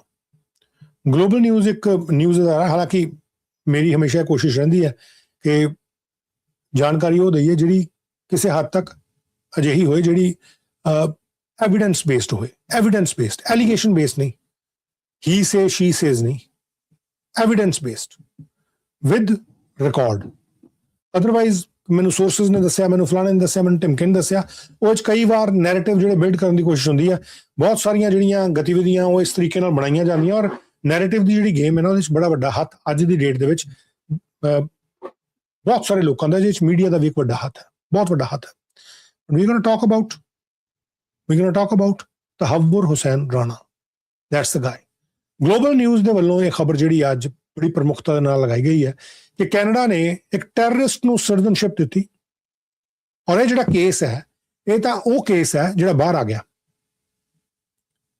ਕਿ ਹੋਰ ਵੀ ਕੁਝ ਇਦਾਂ ਦੇ ਲੋਕ ਹੋ ਸਕਦੇ ਨੇ ਟੈਰਰਿਸਟ ਹੋਣ ਕਈ ਮੁਲਕਾਂ ਦੇ ਵਾਸਤੇ, ਉਹਨਾਂ ਨੂੰ ਸਿਟੀਜ਼ਨਸ਼ਿਪ ਦਿੱਤੀ ਹੋਵੇ in some special conditions or maybe some allegedly favorable conditions or maybe allegedly by the influence of some powerful people, we can't say. लेकिन एक ही केस है, ਇਹ ਇਹਨਾਂ ਨੇ ਸਾਫ਼ ਲਿਖਿਆ ਕਿ Canada gave citizenship to a terrorist revoking it has been ridiculously slow ਕਿ ਇਹਨੂੰ ਹੁਣ ਰਿਵੋਕ ਕਰਨਾ, ਇਹਦੀ ਸਿਟੀਜ਼ਨਸ਼ਿਪ ਵਾਪਸ ਲੈਣੀ ਹੈ। ਲੇਕਿਨ ਸਿਟੀਜ਼ਨਸ਼ਿਪ ਵਾਪਸ ਕਿਉਂ ਲੈਣੀ ਹੈ, that is the biggest question. ਔਰ ਤੁਸੀਂ ਹੈਰਾਨ ਹੋ ਜਾਓਗੇ ਕਿ ਕੈਨੇਡਾ ਇੱਕ ਟੈਰਰਿਸਟ ਨੂੰ ਸਿਟੀਜ਼ਨਸ਼ਿਪ ਦੇ ਰਿਹਾ ਹੈ, ਦੇਤੀ, ਲੇਕਿਨ ਉਹ ਵਾਪਸ ਜਿਹੜੀ ਲੈਣੀ ਹੈ ਉਹ ਇਸ ਕਰਕੇ ਨਹੀਂ ਲੈਣੀ ਕਿ ਉਹ ਟੈਰਰਿਸਟ ਹੈ, ਉਹ ਸਿਟੀਜ਼ਨਸ਼ਿਪ ਵਾਪਸ ਲੈਣੀ ਫॉर ਅਨਦਰ ਰੀਜ਼ਨ। ਤੁਹਾਨੂੰ ਮੈਂ ਦੱਸਦਾ, ਔਰ ਸਾਰਾ ਹਵਾਲਾ ਇਸੇ ਨਿਊਜ਼ ਅਦਾਰੇ ਦਾ ਦੇ ਕੇ ਹੀ ਤੁਹਾਡੇ ਨਾਲ ਸਾਂਝੀ ਜਿਹੜੀ ਗੱਲ ਆ ਉਹ ਕਰਾਂਗੇ। ਦੋ ਜਰਨਲਿਸਟ ਨੇ, Stuart bell and Jeff sample, ਇਹਨਾਂ ਦੇ ਵੱਲੋਂ ਇਹ ਖਬਰ ਜਿਹੜੀ ਲਗਾਈ ਗਈ ਹੈ, ਜਿਹੜੀ ਖਬਰ ਲਗਾਈ ਕਹਿੰਦੇ 31 ਮਈ ਨੂੰ 2001 ਨੂੰ ਜਿਹੜਾ ਇਹ ਪਾਕਿਸਤਾਨ ਦੀ ਆਰਮੀ ਦਾ ਕੈਪਟਨ ਰਿਹਾ ਹੋਇਆ ਤਹੱਵੁਰ ਹੁਸੈਨ ਰਾਣਾ, ਇਹਨੇ ਆਟਵਾ ਦੇ ਇੱਕ ਜੱਜ ਦੇ ਮੂਹਰੇ ਸਹੁੰ ਚੁੱਕੀ ਔਰ ਕੈਨੇਡਾ ਦੀ ਸਿਟੀਜ਼ਨਸ਼ਿਪ ਪ੍ਰਾਪਤ ਕਰ ਲਈ, ਕੈਨੇਡੀਅਨ ਸਿਟੀਜ਼ਨ ਬਣ ਗਿਆ। ਪਰ ਕਹਿੰਦੇ ਜਿਹੜੀ ਕੈਨੇਡੀਅਨ ਸਿਟੀਜ਼ਨਸ਼ਿਪ ਸੀ ਇਹਨੇ ਫਰਾਡੂਲੈਂਟ ਤਰੀਕੇ ਨਾਲ ਪ੍ਰਾਪਤ ਕੀਤੀ। He is a fraudulent Canadians. ਕਹਿੰਦੇ ਜਿਹੜੇ ਅਸੀਂ ਬਹੁਤ ਸਾਰੇ ਡਾਕੂਮੈਂਟਸ ਦੇਖੇ ਉਹਨਾਂ ਦੇ ਆਧਾਰ ਤੇ ਗੱਲ ਕਹਿੰਦੇ ਅਸੀਂ ਕਹਿੰਦੇ ਆ ਕਿ ਇਹਦੇ ਵੱਲੋਂ ਜਿਹੜੀ ਇਹ ਸਿਟੀਜ਼ਨਸ਼ਿਪ ਲਈ ਗਈ ਉਹ ਫਰਾਡੂਲੈਂਟ ਤਰੀਕੇ ਨਾਲ, ਠੱਗੀ ਦੇ ਤਰੀਕੇ ਨਾਲ ਲਈ ਗਈ। ਔਰ ਕਹਿੰਦੇ ਇਹ ਜਿਹੜੀਆਂ ਜਾਣਕਾਰੀਆਂ ਉਹ ਗਲੋਬਲ ਨਿਊਜ਼ ਨੇ ਸਾਰੇ ਡਾਕੂਮੈਂਟਸ ਜਿਹੜੇ ਆ ਸਰਕਾਰੀ documents according to hundreds of pages of government documents obtained by global news, hundreds of pages, ਯਾਨੀ ਕਿ ਸੈਂਕੜੇ ਹੀ ਪੇਜ ਜਿਹੜੇ ਸਰਕਾਰੀ ਦਸਤਾਵੇਜ਼ਾਂ ਦੇ ਉਹ ਜਿਹੜੇ ਹਾਸਲ ਕੀਤੇ ਗਲੋਬਲ ਨਿਊਜ਼ ਨੇ, ਉਹਦੇ 'ਚ ਕਿਹਾ ਗਿਆ ਕਥਿਤ ਤੌਰ ਤੇ he obtained his citizenship through deception, ਝੂਠ ਬੋਲ ਕੇ, ਗਲਤ ਤਰੀਕੇ ਦੇ ਨਾਲ ਚੀਜ਼ਾਂ ਲੁਕੋ ਕੇ। ਡਾਕੂਮੈਂਟ 'ਚ ਕਿਹਾ ਗਿਆ ਕਿ ਇੱਕ RCMP ਦੀ ਇਨਵੈਸਟੀਗੇਸ਼ਨ ਜਿਹੜੀ ਹੈ ਉਹ ਅੰਡਰਕਵਰ ਹੋਈ, ਜਿਸ 'ਚ ਕੰਸੀਡਰੇਬਲ ਐਵੀਡੈਂਸ ਹੈ, ਐਵੀਡੈਂਸ ਕਿ ਰਾਣਾ ਨੇ, ਤਹੱਵੁਰ ਹੁਸੈਨ ਰਾਣਾ ਨੇ, ਜਿਹੜਾ ਕਿ ਅ ਫਾਰਮਰ ਪਾਕਿਸਤਾਨ ਆਰਮੀ ਕੈਪਟਨ ਸੀ, ਉਹਦੇ ਵੱਲੋਂ lied on his citizenship application form by claiming he resided in Canada when he did not। ਯਾਨੀ ਕਿ ਉਹਦੇ ਵੱਲੋਂ ਇਹ ਕਿਹਾ ਗਿਆ ਸੀ ਕਿ ਉਹ ਕੈਨੇਡਾ ਦੇ ਵਿੱਚ ਰਹਿ ਰਿਹਾ। ਜਦੋਂ ਤੁਸੀਂ ਆਪਣੀ ਸਿਟੀਜ਼ਨਸ਼ਿਪ ਦੀ ਐਪਲੀਕੇਸ਼ਨ ਭਰਦੇ ਹੋ ਪਰਮਾਨੈਂਟ ਰੈਜ਼ੀਡੈਂਸੀ ਤੋਂ ਬਾਅਦ, ਤਾਂ ਤੁਹਾਡੇ ਕੋਲ ਪੁੱਛਦੇ ਆ ਕਿ ਤੁਸੀਂ ਕਿੰਨੀ ਦੇਰ ਕੈਨੇਡਾ ਦੇ ਵਿੱਚ ਰਹੇ ਔਰ ਇਹਨਾਂ ਸਮੇਂ ਪੀਰੀਅਡਸ ਦੇ ਦੌਰਾਨ ਕਿੰਨੀ ਦੇਰ ਤੁਸੀਂ ਬਾਹਰ ਰਹੇ। ਜੇ ਬਾਹਰ ਰਹੇ ਤਾਂ ਕਿੰਨੇ ਦਿਨ ਤੋਂ ਕਿੰਨੇ ਦਿਨ ਤੱਕ ਬਾਹਰ ਰਹੇ, ਉਹਦੀ ਪੂਰੀ ਜਾਣਕਾਰੀ ਦੇਣੀ ਹੁੰਦੀ ਹੈ। ਇੱਕ ਸੈਲਫ ਡੈਕਲੇਰੇਸ਼ਨ ਹੈ, ਵੈਸੇ ਇਹਨਾਂ ਦੇ ਕੋਲ ਵੀ ਇਨਫੋਰਮੇਸ਼ਨ ਤਾਂ ਹੁੰਦੀ ਹੈ ਤੁਸੀਂ ਬਾਹਰ ਗਏ ਹੋ, ਔਰ ਉਹਦੇ ਆਧਾਰ ਦੇ ਉੱਤੇ ਪਾਰਟੀਕੂਲਰ ਡੇਜ਼ ਹੁੰਦੇ ਆ, ਸਪੈਸੀਫਿਕ ਡੇਜ਼। ਜੇ ਤੁਸੀਂ ਕੈਨੇਡਾ 'ਚ ਰਹੇ ਹੁੰਦੇ ਹੋ ਤਾਂ ਦੈਨ ਤੁਸੀਂ ਐਲੀਜੀਬਲ ਹੋ ਜਾਂਦੇ ਹੋ। That is one of those eligibilities ਜਿਹਦੇ ਵਿੱਚ ਤੁਹਾਨੂੰ ਕੈਨੇਡੀਅਨ ਸਿਟੀਜ਼ਨਸ਼ਿਪ ਮਿਲਦੀ ਹੈ, ਜੀ ਤੁਹਾਨੂੰ ਕੈਨੇਡੀਅਨ ਸਿਟੀਜ਼ਨਸ਼ਿਪ ਮਿਲਦੀ ਹੈ। ਹੁਣ ਇਸ ਕੇਸ ਦੇ ਵਿੱਚ ਇਹਦੇ ਵੱਲੋਂ ਇਹ ਕਿਹਾ ਗਿਆ ਕਿ ਮੈਂ ਕੈਨੇਡਾ ਦੇ ਵਿੱਚ ਰਹਿ ਰਿਹਾ ਸੀ, ਜਦ ਕਿ ਕੈਨੇਡਾ ਦੇ ਵਿੱਚ ਨਹੀਂ ਸੀ। ਔਰ ਇਹ ਇਨਫੋਰਮੇਸ਼ਨ ਹੁਣ ਤੁਸੀਂ ਦੇਖੋ ਐਵੀਡੈਂਸ ਬੇਸਡ ਹੈ। That's why I am saying ਇਹ ਲਾਣੀ ਤੁਹਾਡੇ ਨਾਲ ਸਾਂਝੀ ਕਰਨੀ ਜ਼ਰੂਰੀ ਸੀ। ਔਰ ਇਸ ਕਿਹਾ ਕਿ ਇਮੀਗ੍ਰੇਸ਼ਨ ਆਫੀਸ਼ੀਅਲਸ, ਇਹਨਾਂ 'ਚ ਕੋਈ ਵੀ immigration officials gave him not just citizenship but also a passport which he used to fly to Mumbai, India to allegedly mastermind a terrorist attack that killed 166 people, 166 people। ਸਿਰਫ ਕਹਿੰਦੇ ਇਹ ਨਹੀਂ ਕਿ citizenship ਨੂੰ ਦਿੱਤੀ, ਉਹਨੂੰ ਪਾਸਪੋਰਟ ਵੀ ਦਿੱਤਾ ਔਰ ਉਸ ਪਾਸਪੋਰਟ ਨੂੰ ਯੂਜ਼ ਕਰਕੇ ਉਹ ਭਾਰਤ ਗਿਆ ਰੇਕੀ ਕਰਨ ਵਾਸਤੇ। ਪਾਕਿਸਤਾਨੀ ਜੇ ਤੁਸੀਂ ਪਾਸਪੋਰਟ ਹੋਲਡਰ ਹੋ ਤਾਂ ਬਹੁਤ ਇੱਕ ਫਿਲਟਰ ਲੱਗ ਜਾਂਦਾ ਜਿਹੜਾ ਉਹ ਵੀਜ਼ਾ ਮਿਲਣ ਦੇ ਵਾਸਤੇ। ਹੁਣ ਇੱਥੇ ਇਹਦੇ ਵੱਲੋਂ ਸ਼ੁਰੂਆਤ ਜਿਹੜੀ ਝੂਠ ਸੀ ਕੀਤੀ ਗਈ ਕੈਨੇਡੀਅਨ ਸਿਟੀਜ਼ਨਸ਼ਿਪ ਬਣਨ ਦੇ ਵਿੱਚ, ਸਿਟੀਜ਼ਨ ਬਣਨ ਦੇ ਵਿੱਚ। ਸੋ ਆਈ ਐਮ ਪਾਰਟੀਕੂਲਰਲੀ ਸ਼ੋਰ ਕਿ ਹੋ ਸਕਦਾ ਕਿ ਜਿਹੜਾ ਇੰਡੀਆ ਦੇ ਵੱਲੋਂ ਵੀਜ਼ਾ ਵੀ ਇਹਦੇ ਵੱਲੋਂ ਆਬਟੇਨ ਕੀਤਾ ਗਿਆ ਹੋਵੇ, ਉਹਦੇ ਵਿੱਚ ਵੀ ਆਪਣੇ ਪਾਕਿਸਤਾਨੀ ਹੋਣ ਦੀ ਕੋਈ ਜਾਣਕਾਰੀ ਸ਼ਾਇਦ ਨਾ ਦਿੱਤੀ ਗਈ ਹੋਵੇ।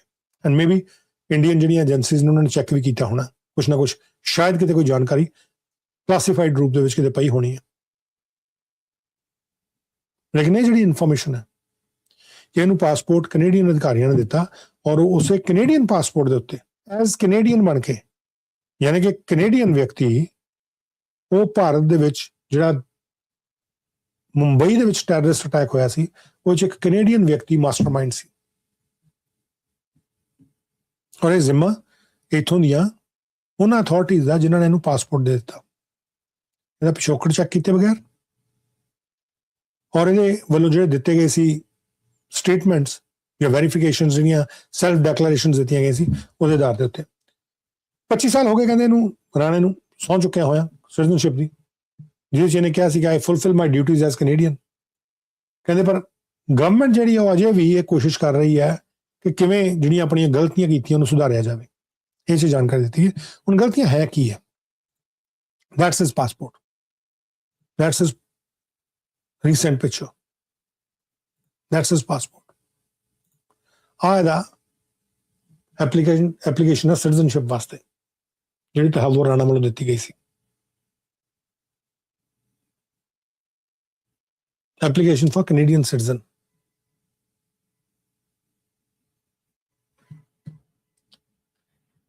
ਔਰ ਜਿਹੜੀ ਮੈਂ ਜਾਣਕਾਰੀ ਤੁਹਾਡੇ ਨਾਲ ਸਾਂਝੀ ਕਰਦਾ ਉਹ 'ਚ ਮੈਂ ਤੁਹਾਨੂੰ ਦੱਸਦਾ ਕਿ ਦਰਅਸਲ ਕਹਾਣੀ ਪੂਰੀ ਹੈ ਕੀ ਹੈ।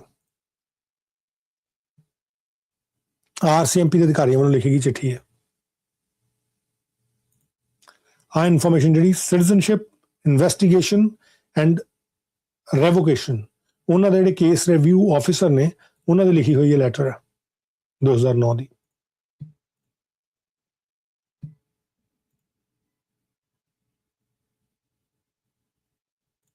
ਤਹੱਵੁਰ ਰਾਣਾ। ਸੋ ਕਹਾਣੀ ਕਿੱਥੋਂ ਚੱਲਦੀ ਹੈ? ਕਹਾਣੀ ਇੱਥੋਂ ਚੱਲਦੀ ਕਿ 2001 ਦੇ ਵਿੱਚ ਇਹ ਵਿਅਕਤੀ ਕੈਨੇਡੀਅਨ ਸਿਟੀਜ਼ਨ ਬਣ ਜਾਂਦਾ। ਇਹਦਾ ਸਿਟੀਜ਼ਨਸ਼ਿਪ ਨੰਬਰ 7506723 7506723 ਜਿਹੜਾ ਉਹ ਬਣਦਾ। ਔਰ ਇਹਦੇ 'ਚ ਜਿਹੜੀ ਜਾਣਕਾਰੀ ਅਧਿਕਾਰੀਆਂ ਦੇ ਕੋਲ ਆਈ ਉਹ ਇਹਦੇ ਵੱਲੋਂ ਕਿਹਾ ਗਿਆ ਤਹੱਵੁਰ ਹੁਸੈਨ ਰਾਣਾ ਵੱਲੋਂ ਕਿ ਮੈਂ ਕੈਨੇਡਾ ਦੇ ਵਿੱਚ ਹੀ ਰਹਿ ਰਿਹਾ ਆਪਣੀ ਨਾਗਰਿਕਤਾ ਲੈਣ ਤੋਂ ਪਹਿਲਾਂ। ਔਰ ਜਦ ਕਿ ਉਹ ਗੱਲ ਜਿਹੜੀ ਉਹ ਗਲਤ ਪਾਈ ਗਈ। ਉਹ ਕਿਵੇਂ ਗਲਤ ਪਾਈ ਗਈ? ਆਈ ਟੈਲ ਯੂ ਕਿ ਸ਼ਾਇਦ ਕੈਨੇਡੀਅਨ ਅਧਿਕਾਰੀਆਂ ਨੂੰ ਇਹ ਪਤਾ ਹੀ ਨਾ ਲੱਗਦਾ। ਸ਼ਾਇਦ ਕੈਨੇਡੀਅਨ ਆਫੀਸ਼ੀਅਲਸ ਨੂੰ ਜਾਂ ਇਮੀਗ੍ਰੇਸ਼ਨ ਨਾਲ ਜੁੜੇ ਲੋਕਾਂ ਨੂੰ ਪਤਾ ਹੀ ਨਾ ਲੱਗਦਾ ਕਿ ਇਹਦੇ ਵੱਲੋਂ ਦਿੱਤੀ ਗਈ ਇਨਫੋਰਮੇਸ਼ਨ ਰੋਂਗ ਹੈ। ਪਤਾ ਹੀ ਨਾ ਲੱਗਦਾ। ਲੇਕਿਨ ਇਹ ਕਿਵੇਂ ਪਤਾ ਲੱਗਿਆ, ਕਿਵੇਂ ਸਾਰੀ ਗੱਲਬਾਤ ਹੋਈ ਮੈਂ ਦੱਸਦਾ। ਇਹਦਾ ਟ੍ਰਾਇਲ ਇਸ ਵੇਲੇ ਇੰਡੀਆ ਚੱਲ ਰਿਹਾ। ਵੀ ਆਲ ਨੋ ਕਿ ਇਹਨੂੰ ਐਕਸਟ੍ਰਾਡਾਈਟ ਕੀਤਾ ਗਿਆ। ਉਸੇ ਜਿਹੜਾ ਦੁਨੀਆ ਦੇ ਸਭ ਤੋਂ ਡੈਡਲੀਐਸਟ ਅਟੈਕ ਕਹੇ ਗਏ ਸੀ ਉਹਨਾਂ ਦੇ ਵਿੱਚੋਂ ਇਹ ਅਟੈਕ ਸੀ। ਇਹ 'ਚ ਕੈਨੇਡੀਅਨ ਜਿਹੜੇ ਨਾਗਰਿਕ ਨੇ ਉਹ ਵੀ ਮਰੇ, ਇਜ਼ਰਾਈਲੀ ਨਾਗਰਿਕ ਮਰੇ, US ਦੇ ਸੀ, ਯੂਰੋਪੀਅਨ ਕੰਟਰੀਜ਼ ਦੇ ਸੀ। ਔਰ ਬੜਾ ਕੋਆਰਡੀਨੇਟਡ ਤਰੀਕੇ ਨਾਲ ਅਟੈਕ ਜਿਹੜੇ ਹੋਏ ਸੀ, ਬੜੀ ਵੱਡੀ ਪਲੈਨਿੰਗ ਕੀਤੀ ਗਈ ਸੀ। ਐਂਡ ਮਾਸਟਰਮਾਈਂਡ ਵਾਸ ਦਿਸ ਗਾਈ who was ex-army in Pakistan. And it is not me who is saying, it's the Canadian mainstream media. They are claiming this. They are claiming that Tahawwur Hussain Rana was a Canadian citizen at that time when he traveled to India.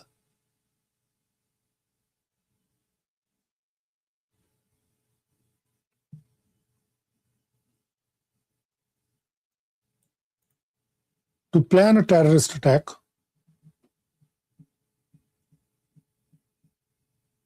that killed 166 innocent lives, innocent people.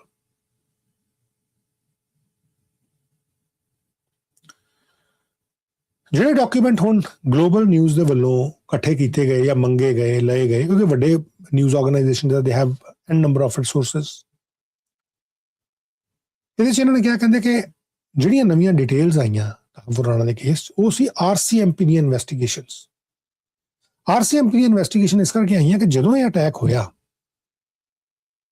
Bharat ਦੇ ਵਿੱਚ ਔਰ ਤਹੱਵੁਰ ਰਾਣਾ ਦਾ ਨਾਮ ਵਿੱਚ ਆਉਣਾ ਸ਼ੁਰੂ ਹੋ ਗਿਆ, ਇਹ ਜਾਣਕਾਰੀਆਂ ਮਿਲਣੀਆਂ ਸ਼ੁਰੂ ਹੋ ਗਈਆਂ ਕਿ ਭਾਈ ਇਹਦਾ ਰੋਲ ਜਿਹੜਾ it's not just only role, ਕੀ ਰੋਲ ਮਹੱਤਵਪੂਰਨ ਇਹਦਾ ਰੋਲ ਜਿਹੜਾ ਉਹ ਰਿਹਾ ਇਸ ਪੂਰੀ ਵਾਰਦਾਤ ਨੂੰ ਅੰਜਾਮ ਦੇਣ ਦੇ ਵਿੱਚ। ਦੁਨੀਆ ਦੇ one of the most deadliest terrorist attack ਕਰਵਾਉਣ ਦੇ ਵਿੱਚ ਉਹਦਾ ਕੀ ਕਨਸਪੀਰੇਟਰ ਜਾਂ ਮਾਸਟਰਮਾਈਂਡ ਹੋਣ ਦੇ ਰੂਪ ਦੇ ਵਿੱਚ ਜਦੋਂ ਇਹ ਪਤਾ ਲੱਗਾ ਕਿ ਭਾਈ ਇਹ ਤਾਂ ਕੈਨੇਡੀਅਨ ਸਿਟੀਜ਼ਨ ਹੈ, ਤਾਂ ਇੱਥੇ RCMP ਦੇ ਅਧਿਕਾਰੀ ਜਿਹੜੇ ਆ ਉਹਨਾਂ ਦੀ ਇਨਵੈਸਟੀਗੇਸ਼ਨ ਸ਼ੁਰੂ ਹੁੰਦੀ ਹੈ ਇਹ ਦੇਖਣ ਵਾਸਤੇ ਕਿ 2001 ਦੇ ਵਿੱਚ ਇਹ ਕਿਵੇਂ ਕੈਨੇਡੀਅਨ ਸਿਟੀਜ਼ਨ ਬਣਿਆ ਸੀ, ਕਿਵੇਂ ਬਣਿਆ ਸੀ। ਇਹ ਜਿਹੜੀ ਉਸ ਵੇਲੇ ਇੱਕਦਮ ਰੌਲਾ ਜਿਹੜਾ ਪੈਣਾ ਸ਼ੁਰੂ ਹੋ ਗਿਆ ਸੀ ਕਿ ਭਾਈ ਇਹ ਕਿਵੇਂ ਬਣ ਗਿਆ। ਰੌਲਾ ਪੈਣਾ ਹੀ ਸੀ। ਜਿਵੇਂ 9/11 ਹੈ, ਇਹਨੂੰ 26/11 ਕਿਹਾ ਜਾਂਦਾ, 26/11 2008, 26 ਨਵੰਬਰ 2008। ਹੁਣ ਇਸ ਕਹਾਣੀ ਕੀ ਬਣਦੀ ਹੈ ਕਿ ਜਿਹੜਾ ਤਹੱਵੁਰ ਰਾਣਾ RCMP ਦੇ ਅਧਿਕਾਰੀ ਇਹ ਦੇਖਣਾ ਸ਼ੁਰੂ ਕਰਦੇ ਆ ਕਿ ਇਹਨੇ 2001 ਦੇ ਵਿੱਚ ਇਹ ਸਿਟੀਜ਼ਨਸ਼ਿਪ ਕੈਨੇਡਾ ਦੀ ਕਿਵੇਂ ਲਈ। ਫਿਰ ਇਹਨੇ ਅਪਲਾਈ ਕੀਤਾ, ਕਿੱਥੋਂ ਕੀਤਾ, ਕਿਵੇਂ ਕੀਤਾ, ਇਹ ਸਾਰੀ ਤਹਿਕੀਕਾਤ ਜਿਹੜੀ ਕਰਨੀ ਸ਼ੁਰੂ ਕੀਤੀ ਤਾਂ ਪਤਾ ਲੱਗਾ ਕਿ 2001 ਚ ਇਹਨੇ ਸਿਟੀਜ਼ਨਸ਼ਿਪ ਲਈ ਹੈ ਔਰ 2000 ਦੇ ਵਿੱਚ, ਸਾਲ 2000 ਦੇ ਵਿੱਚ ਇਹਨੇ ਸਿਟੀਜ਼ਨਸ਼ਿਪ ਵਾਸਤੇ ਅਪਲਾਈ ਕੀਤਾ। In 2001 he applied for citizenship.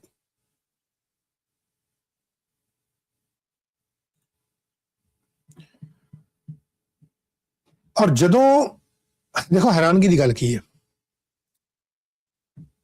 2000 ਦੇ ਵਿੱਚ ਜਦੋਂ ਨੇ ਅਪਲਾਈ ਕੀਤਾ ਸਿਟੀਜ਼ਨਸ਼ਿਪ ਵਾਸਤੇ, ਇਹਨੇ ਕਿਹਾ ਕਿ ਮੈਂ ਆਟਵਾ ਦੇ ਵਿੱਚ ਰਹਿ ਰਿਹਾ, ਜਿਹੜੀ ਸਾਡੀ ਰਾਜਧਾਨੀ ਹੈ, ਕਿ ਮੈਂ ਉੱਥੇ ਰਹਿ ਰਿਹਾ। ਔਰ ਇਹਨੇ ਸਹੁੰ ਖਾਧੀ, ਜਦੋਂ ਆਪਾਂ ਭਰਦੇ ਹਾਂ ਸਾਰਾ ਕੁਝ, ਇਹਨੇ ਸਹੁੰ ਖਾਧੀ ਕਿ ਕੇਵਲ ਇੱਕ ਵਾਰ ਇਹ ਕੈਨੇਡਾ ਛੱਡ ਕੇ ਬਾਹਰ ਗਿਆ, ਜਸਟ ਓਨਲੀ ਵਾਂਸ। ਕਾਹਦੇ ਲਈ? 6 ਦਿਨ ਦੇ ਲੰਡਨ ਟ੍ਰਿਪ ਦੇ ਉੱਤੇ। ਇਹਨੇ ਹੋਰ ਕੋਈ ਜਾਣਕਾਰੀ ਨਹੀਂ ਦਿੱਤੀ। ਕਹਿੰਦਾ ਆਪਣੇ ਸਾਰੇ ਕਾਰਜਕਾਲ ਦੇ ਦੌਰਾਨ ਜਾਂ ਜਿੰਨਾ ਵੀ ਇਹਦਾ ਇੱਥੇ ਰਹਿਣ ਦਾ ਸਮਾਂ ਸੀ ਉਹਦੇ ਵਿੱਚ ਕੇਵਲ ਇੱਕ ਵਾਰ ਮੈਂ ਕੈਨੇਡਾ ਛੱਡ ਕੇ ਗਿਆ, and that is only for 6 days, and that is to London for 6 days। ਜਦੋਂ ਇਹ 2001 ਸਿਟੀਜ਼ਨ ਬਣ ਗਿਆ, ਹੁਣ ਤੁਸੀਂ ਦੇਖੋ ਕਿ ਕਿੱਥੇ ਇਹ ਗੱਲ ਜਿਹੜੀ ਜੁੜਦੀ ਹੈ। ਜਦੋਂ 2001 ਸਿਟੀਜ਼ਨ ਬਣਦਾ, ਇਹਦੇ ਵੱਲੋਂ ਰਿਕੁਐਸਟ ਕੀਤੀ ਜਾਂਦੀ ਹੈ ਇੱਕ ਮੈਂਬਰ ਆਫ ਪਾਰਲੀਮੈਂਟ ਨੂੰ, MP ਨੂੰ, ਕਿ ਮੈਨੂੰ ਵਧਾਈਆਂ ਭੇਜ ਕਿ ਮੈਂ ਨਵਾਂ ਕੈਨੇਡੀਅਨ ਸਿਟੀਜ਼ਨ ਬਣਿਆ। ਔਰ ਉਹਨਾਂ ਨੇ ਇਹ ਭੇਜੀਆਂ ਵੀ, ਕਹਿੰਦੇ ਇਹਨੂੰ, ਜੋ ਜਾਣਕਾਰੀ ਮਿਲ ਰਹੀ ਹੈ। ਲੇਕਿਨ ਇਹ ਗੱਲ ਜ਼ਰੂਰ ਹੈ ਕਿ ਇਹਦੇ ਵੱਲੋਂ ਇੱਕ ਲੈਟਰ ਭੇਜ ਕੇ ਰਿਕੁਐਸਟ ਕੀਤੀ ਗਈ ਆਪਣੇ MP ਨੂੰ ਕਿ ਮੈਨੂੰ ਵਧਾਈਆਂ ਭੇਜ ਕਿ ਮੈਂ ਇੱਕ ਕੈਨੇਡੀਅਨ ਸਿਟੀਜ਼ਨ ਬਣ ਗਿਆ ਹਾਂ। ਇਹਦੀ ਸਟੋਰੀ ਜਿਹੜੀ ਸ਼ੁਰੂ ਹੁੰਦੀ ਹੈ 2008 ਚ, 26/11/2008 ਨੂੰ ਇਹ ਅਟੈਕ ਹੁੰਦਾ, ਟੈਰਰਿਸਟ ਅਟੈਕ ਹੁੰਦਾ। ਗੱਲਾਂ ਖੋਲਣੀਆਂ ਸ਼ੁਰੂ ਹੋ ਜਾਂਦੀਆਂ, ਅਜਮਲ ਕਸਾਬ ਫੜਿਆ ਜਾਂਦਾ, ਚੀਜ਼ਾਂ ਬਾਹਰ ਨਿਕਲਣੀਆਂ, ਤੋਤੇ ਵਾਂਗੂ ਉੱਥੇ ਉਹਨੇ ਬੋਲਣਾ ਸ਼ੁਰੂ ਕਰਤਾ। ਉਹਦੀਆਂ ਵੀਡੀਓਜ਼ ਹੈਗੀਆਂ, ਆਈ ਸੀ ਕਿ ਜੇ ਮੈਨੂੰ ਅਜਮਲ ਕਸਾਬ ਦੀ ਕੋਈ ਵੀਡੀਓ ਨਾਲ ਇੱਥੇ ਮਿਲਦੀ ਵੀ ਆ, ਮੈਂ ਇੱਥੇ ਲਾ ਦਿੰਦਾ।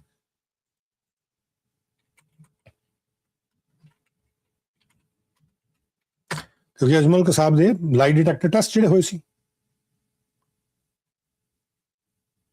ਔਰ ਕਿਸ ਤਰੀਕੇ ਦੇ ਨਾਲ ਹੋਏ ਸੀ, I'm going to play that as well, ਕਿ ਕਿਵੇਂ ਉਹਨੇ ਤੋਤੇ ਵਾਂਗੂ ਬੋਲਣਾ ਸ਼ੁਰੂ ਕੀਤਾ ਸੀ। ਪਹਿਲਾਂ ਤਾਂ ਕੋਈ ਗੱਲ ਨਹੀਂ ਸੀ ਕਰਦਾ, ਲੇਕਿਨ ਬਾਅਦ ਦੇ ਵਿੱਚ ਉਹਦੇ ਵੱਲੋਂ ਸ਼ੁਰੂ ਕਰ ਦਿੱਤੀ ਗਈ ਸੀ ਇਹ ਗੱਲਬਾਤ ਕਰਨੀ। ਔਰ ਕਿਵੇਂ ਕੀਤੀ ਗਈ, ਕੀ ਕਹਾਣੀ ਸੀ।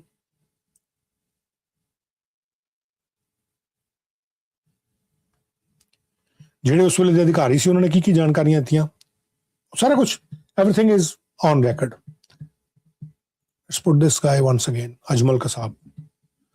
ਸੋ 2000 ਦੇ ਵਿੱਚ ਇਹਨੇ ਅਪਲਾਈ ਕੀਤਾ, 2001 ਦੇ ਵਿੱਚ ਇਹਨੂੰ ਮਿਲ ਗਈ ਸਿਟੀਜ਼ਨਸ਼ਿਪ, ਔਰ 2001 ਦੇ ਵਿੱਚ ਹੀ MP ਨੂੰ ਕਹਿੰਦਾ ਲਿਖ ਕੇ ਕਿ ਮੈਨੂੰ ਵਧਾਈਆਂ ਭੇਜੋ, send me the congratulations for becoming a Canadian citizen।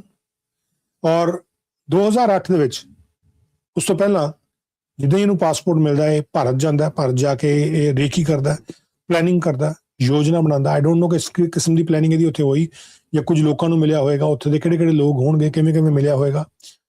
ਰਿਸੋਰਸਫੁਲ ਵਿਅਕਤੀ ਸੀ, ਆਰਮੀ ਦੀ ਟ੍ਰੇਨਿੰਗ ਸੀ, ਇੱਥੇ ਵੀ ਇਹਦੇ ਕੋਲ ਇੰਨਾ ਰਿਸੋਰਸਿਸ ਸੀਗੇ ਕਿ ਇਹ ਅੱਗੋਂ ਜਿਹੜੀ ਮੈਂ ਤੁਹਾਨੂੰ ਜਾਣਕਾਰੀ ਦੇਣੀ ਹੈ ਕਿ ਕਿਸ ਤਰੀਕੇ ਦੇ ਨਾਲ ਇਹਦੇ ਕੋਲ ਰਿਸੋਰਸਿਸ ਸੀ ਔਰ ਕਿਵੇਂ ਸਾਰਾ ਇਹਨੇ ਪਲੈਨਿੰਗ ਕੀਤੀ ਔਰ ਕਿਉਂ ਆਖਰਕਾਰ ਕੈਨੇਡੀਅਨ ਸਿਟੀਜ਼ਨਸ਼ਿਪ ਲਈ।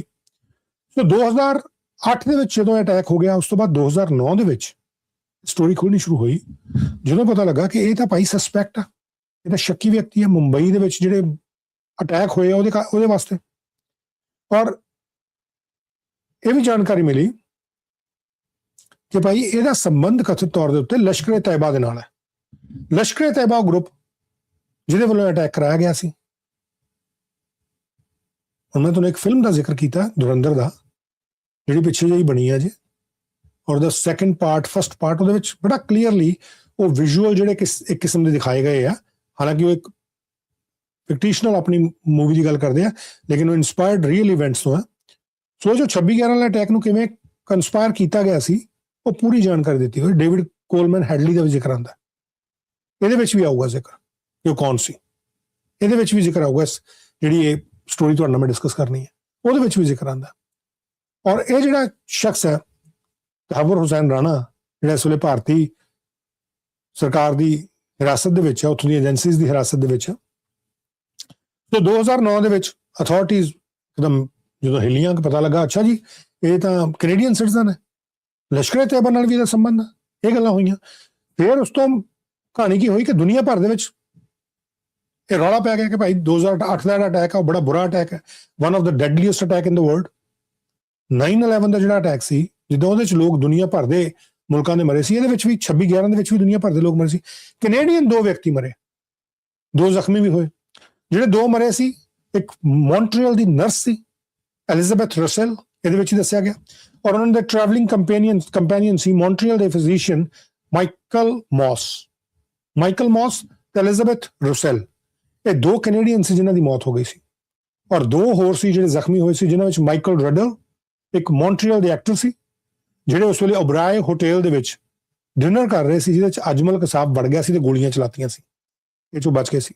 ਤੁਕਾਰਾਮ ਓਂਬਲੇ ਨੇ ਆਪਣੀ ਜਾਨ ਦੀ ਪਰਵਾਹ ਨਹੀਂ ਸੀ ਕੀਤੀ, ਜਿਹੜਾ ਕਾਂਸਟੇਬਲ ਸੀ ਮੁੰਬਈ ਪੁਲਿਸ ਦਾ, ਉਹਨੇ ਫੜ ਲਿਆ ਸੀ ਅਜਮਲ ਕਸਾਬ ਨੂੰ, ਉਹ ਜ਼ਿੰਦਾ ਫੜਿਆ।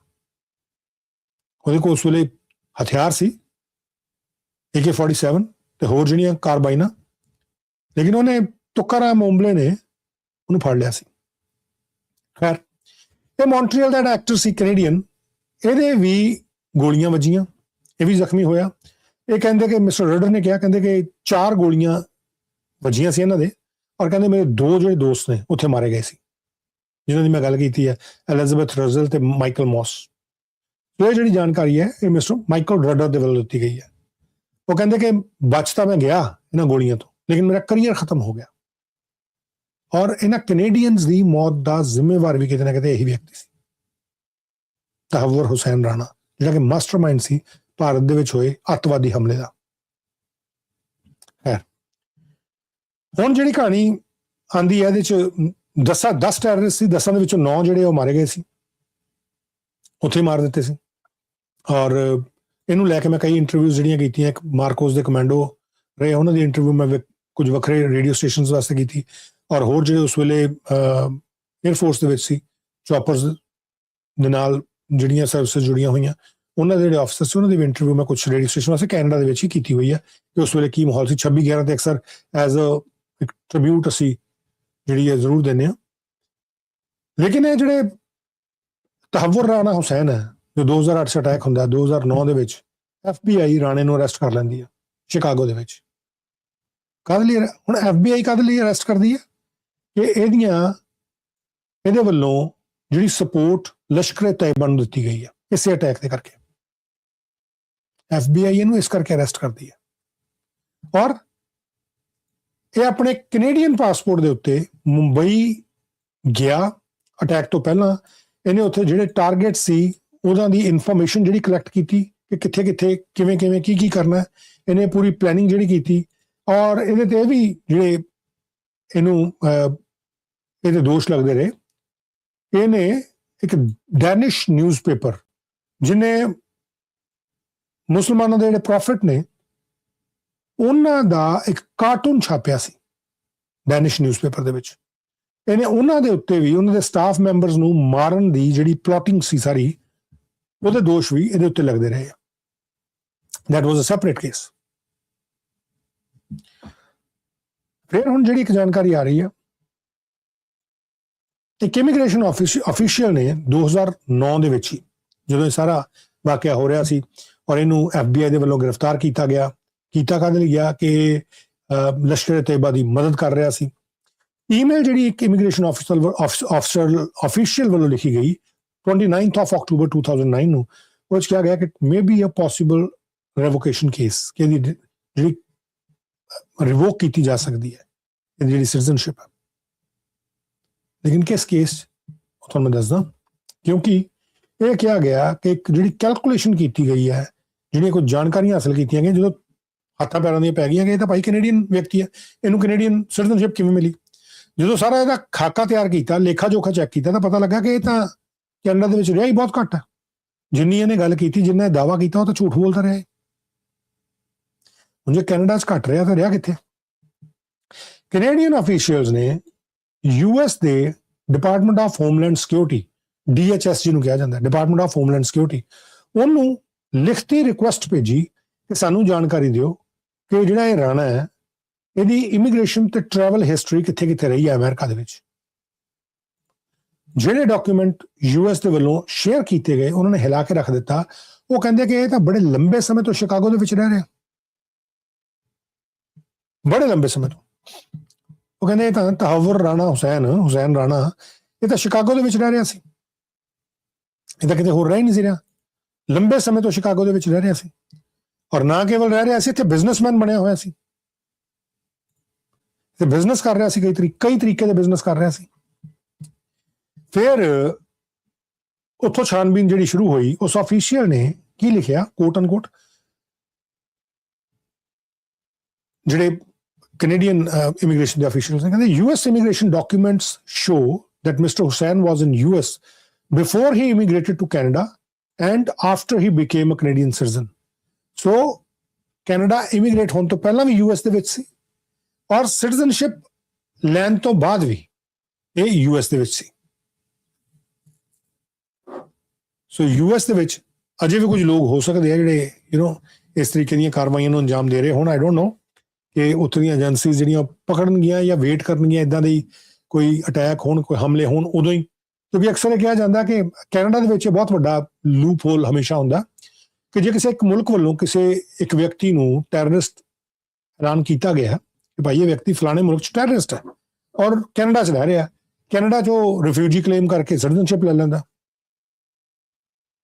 ਜਦੋਂ ਸਿਟੀਜ਼ਨਸ਼ਿਪ ਲੈ ਲਈ ਜਾਂਦੀ ਹੈ ਤਾਂ ਕਿਹਾ ਜਾਂਦਾ ਹੈ ਕਿ ਭਾਈ ਅਸੀਂ ਤਾਂ ਕੈਨੇਡੀਅਨ ਆ ਸਾਨੂੰ ਕੌਣ ਇੱਥੋਂ ਕੱਢ ਲੂਗਾ ਫਿਰ ਇੱਥੋਂ ਦੇ ਮੀਡੀਆ ਦੇ ਵੱਲੋਂ ਨੈਰੇਟਿਵ ਪਾਇਆ ਜਾਂਦਾ ਕਿ ਕਿਉਂਕਿ ਇਹਦੇ ਤੇ ਕੈਨੇਡਾ ਦੇ ਵਿੱਚ ਕੋਈ ਅਪਰਾਧ ਇਹਨੇ ਨਹੀਂ ਕੀਤਾ ਕਿਉਂਕਿ ਕੈਨੇਡਾ ਦੇ ਵਿੱਚ ਕੈਨੇਡਾ ਦੀ ਧਰਤੀ ਦੇ ਉੱਤੇ ਇਹਨੇ ਕੋਈ ਅਪਰਾਧ ਨਹੀਂ ਕੀਤਾ ਇਸ ਕਰਕੇ ਅਪਰਾਧੀ ਥੋੜੀ ਉਹ ਮੁਲਕ ਜੋ ਮਰਜ਼ੀ ਕਹੀ ਜਾਵੇ ਹੁਣ ਇਸ ਕੇਸ ਦੇ ਵਿੱਚ FBI ਨੇ ਇਸ ਕਰਕੇ ਫੜਿਆ ਕਿਉਂਕਿ ਅਟੈਕ ਹੋ ਚੁੱਕਾ ਸੀ ਲੇਕਿਨ ਕੈਨੇਡਾ ਅਜੇ ਵੀ ਇਹਦੀ ਸਿਟੀਜ਼ਨਸ਼ਿਪ ਰਿਵੋਕ ਇਸ ਕਰਕੇ ਕਰਨ ਵਾਲੇ ਪਾਸੇ ਲੱਗਾ ਹੋਇਆ 25 ਸਾਲ ਬਾਅਦ ਵੀ ਕਿ ਇਹਨੇ ਗਲਤ ਇਨਫੋਰਮੇਸ਼ਨ ਦਿੱਤੀ ਨਾ ਕਿ ਇਸ ਕਰਕੇ ਕਿ he himself was a part of that terrorist group allegedly ਇਸ ਕਰਕੇ ਨਹੀਂ ਕਰ ਰਹੇ ਉਹ ਇਸ ਕਰਕੇ ਕਰ ਰਹੇ ਆ ਕਿ ਇਹਨੇ ਗਲਤ ਜਾਣਕਾਰੀ ਦਿੱਤੀ ਕਿ ਕੈਨੇਡਾ ਦੇ ਵਿੱਚ ਸੀ ਇਹ ਤਾਂ ਸ਼ਿਕਾਗੋ ਦੇ ਵਿੱਚ ਸੀ ਆਫੀਸਰ ਖੁਦ ਕਹਿ ਰਿਹਾ and the US immigration documents show that Mr. Hussain was in US before he immigrated to Canada and after he became a Canadian citizen. And in many of the media reports, the report keeps stating that Mr. Hussain has resided in the US for last 10 years. Recommend file to be sent to the RCMP. ਉਸ immigration official ਨੇ ਕਿਹਾ ਕਿ media ਦੀ ਰਿਪੋਰਟਾਂ ਵੀ ਆਈਆਂ ਕਿ ਹੋਰ reports ਆਈਆਂ ਉਹ 'ਚ ਕਿਹਾ ਗਿਆ ਕਿ ਭਾਈ ਮਿਸਟਰ ਹੁਸੈਨ ਜਿਹੜੇ ਉਹ US ਦੇ ਵਿੱਚ ਰਹਿ ਰਿਹਾ ਫਰਮ ਲਾਸਟ 10 years ਔਰ ਕਹਿੰਦੇ ਫਾਈਲ ਜਿਹੜੀ ਉਹ ਰਿਕਮੈਂਡ ਕੀਤੀ ਜਾਂਦੀ ਹੈ to the RCMP.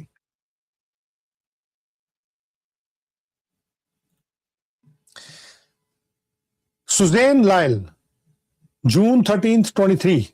It is my recommendation to proceed with revocation action Rana Tahawwur Hussain, aka Tahawwur Rana, as he did not meet the residency requirement when he applied for citizenship.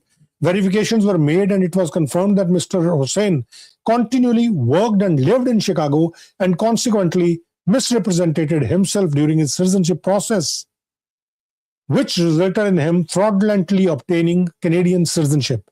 Suzanne Lyle, Case Review Officer, CMB, Citizenship Investigation and Revocation. Senior Analyst, Case Management Branch, May 31st, 2024. Yours is a case in which it appears that you misrepresented your residence in Canada during the application process. Let me just go on this side.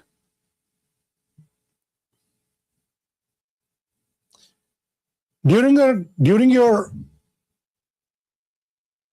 application process for citizenship by deliberately failing to declare your absences from Canada during your relevant residence period. Your misrepresentations led decision makers to believe that you had met the residence requirement for citizenship when it appears you had not. ਤੁਸੀਂ ਕਹਿੰਦੇ ਸੀ ਪਰ ਤੁਸੀਂ ਉਹ ਰਿਕੁਆਇਰਮੈਂਟਾਂ ਪੂਰੀਆਂ ਨਹੀਂ ਕੀਤੀਆਂ. The residence requirement for citizenship are important as they enable an individual to become familiar with the Canada and become integrated into Canadian society. Your lack of respect for the citizenship laws of Canada prevented officials from accurately assessing your case and determining your eligibility for citizenship. As you have not requested the ministry as the decision maker, your case will now be referred in order to seek a declaration from the federal court of your revocation order S10.1 of the Citizenship Act. Sign ਕੀਤੇ ਗਏ 31 March ਮਈ 2024 ਦਾ dated ਹੈ. ਇਹਨੂੰ ਅੱਗੇ federal court ਦੇ ਵਿੱਚ ਭੇਜ ਦਿੱਤਾ ਗਿਆ. ਹੁਣ ਕੇਸ ਅੱਗੇ ਕਿੱਦਾਂ ਵੱਧਦਾ ਸੋਚਣ ਵਾਲੀ ਗੱਲ ਹੈ ਕਿ ਹਜੇ ਤੱਕ ਕੈਨੇਡੀਅਨ ਗਵਰਨਮੈਂਟ ਜਾਂ ਕੈਨੇਡੀਅਨ ਆਫੀਸ਼ੀਅਲ ਇਸੇ ਕੰਮ 'ਚ ਲੱਗੇ ਆ ਕਿ ਅਸੀਂ ਦਾਗ ਧੋ ਲਈਏ ਫਟਾਫਟ ਕਿ ਭਾਈ ਸਾਡਾ ਨਾਗਰਿਕ ਜਿਹੜਾ ਗਲਤ ਤਰੀਕੇ ਨਾਲ ਬਣ ਗਿਆ. ਕਿਉਂਕਿ ਕੈਨੇਡੀਅਨ ਲੋਕ ਮਰੇ ਆ ਭਾਈ, ਟੈਰਰਿਸਟ ਹਮਲੇ ਦੇ ਵਿੱਚ ਮਰੇ ਆ. ਸਾਡੇ ਤੇ ਤਾਂ ਗੋਲੀਆਂ ਚੱਲ ਜਾਂਦੀਆਂ ਤਾਂ ਰੌਲੇ ਪੈ ਜਾਂਦੇ ਆ, ਇਨਕੁਆਇਰੀਆਂ ਬਹਿੰਦੀਆਂ, ਸਭ ਕੁਝ ਹੁੰਦਾ. ਇੱਕ ਮੁਲਕ ਦੇ ਵਿੱਚ ਤੁਸੀਂ ਜਾ ਕੇ ਇੱਕ ਤੁਹਾਡਾ ਵਿਅਕਤੀ ਤੁਹਾਡੇ ਪਾਸਪੋਰਟ ਤੇ ਜਾ ਕੇ ਰੇਕੀ ਕਰਕੇ ਆ ਜੇ, 166 ਤੁਸੀਂ ਨਿਰਦੋਸ਼ ਲੋਕ ਮਾਰਦੇ ਹੋ ਜਿਹੜੇ ਆਪਣੀ ਫੈਮਲੀਜ਼ ਨਾਲ ਘੁੰਮਣ ਗਏ ਆ, ਹੋਟਲ ਦੇ ਵਿੱਚ ਰਹਿ ਰਹੇ ਆ, ਹੋਰ ਥਾਵਾਂ ਤੇ ਗਏ ਹੋਏ ਆ. ਤੁਸੀਂ ਟੈਰਰ ਅਟੈਕ ਕਰਦੇ ਹੋ ਔਰ ਹੁਣ ਫਟਾਫਟ ਉਹਨੂੰ ਸਮੇਟਣ ਵਾਲੇ ਪਾਸੇ ਲੱਗ ਜਾਓ. FBI ਨੇ ਤਾਂ ਫੜ ਲਿਆ ਇਸੇ ਕਰਕੇ, for this very reason that he was providing help allegedly to Lashkar Taiba.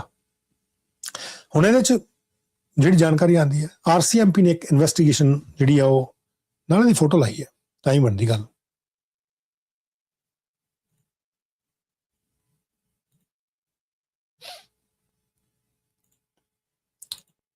That's the guy.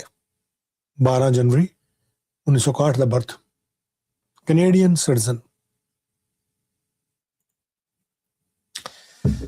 So RCMP ਨੇ ਇੱਕ ਇਨਵੈਸਟੀਗੇਸ਼ਨ ਲਾਂਚ ਕੀਤੀ ਔਰ ਜਿਹੜੀ ਇਨਵੈਸਟੀਗੇਸ਼ਨ ਕੀਤੀ ਇਹਦੇ ਚ ਸਿਟੀਜ਼ਨ 7506723 ਦਸੰਬਰ 11 2009 ਨੂੰ, ਔਰ ਉਹਦੇ ਚ ਜਿਹੜੇ ਐਵੀਡੈਂਸ ਆਏ ਕਿ ਰਾਣਾ ਨੇ ਝੂਠ ਬੋਲਿਆ ਆਪਣੇ ਕੈਨੇਡਾ ਚ ਰਹਿਣ ਨੂੰ ਲੈ ਕੇ. RCMP ਦੀ ਇਨਵੈਸਟੀਗੇਸ਼ਨ ਚ ਸਾਹਮਣੇ ਆ. ਆਟਵਾ ਦਾ ਇੱਕ ਅਪਾਰਟਮੈਂਟ ਜਿਹਦਾ ਨੇ ਐਡਰੈਸ ਦਿੱਤਾ ਹੋਇਆ ਸੀ ਕਿ ਮੈਂ ਇੱਥੇ ਰਹਿ ਰਿਹਾ, ਉੱਥੇ ਜਾ ਕੇ ਉਹਨਾਂ ਨੇ ਚੈੱਕ ਕੀਤਾ ਕਿ ਭਾਈ ਇਹਦੇ ਵੱਲੋਂ ਰਾਣੇ ਵੱਲੋਂ ਅਪਲਾਈ ਕੀਤੀ ਗਈ ਸਿਟੀਜ਼ਨਸ਼ਿਪ, ਔਰ ਇਹ ਕਹਿ ਰਿਹਾ ਮੈਂ ਇੱਥੇ ਰਹਿ ਰਿਹਾ, ਜਾਣਕਾਰੀ ਦਿਓ.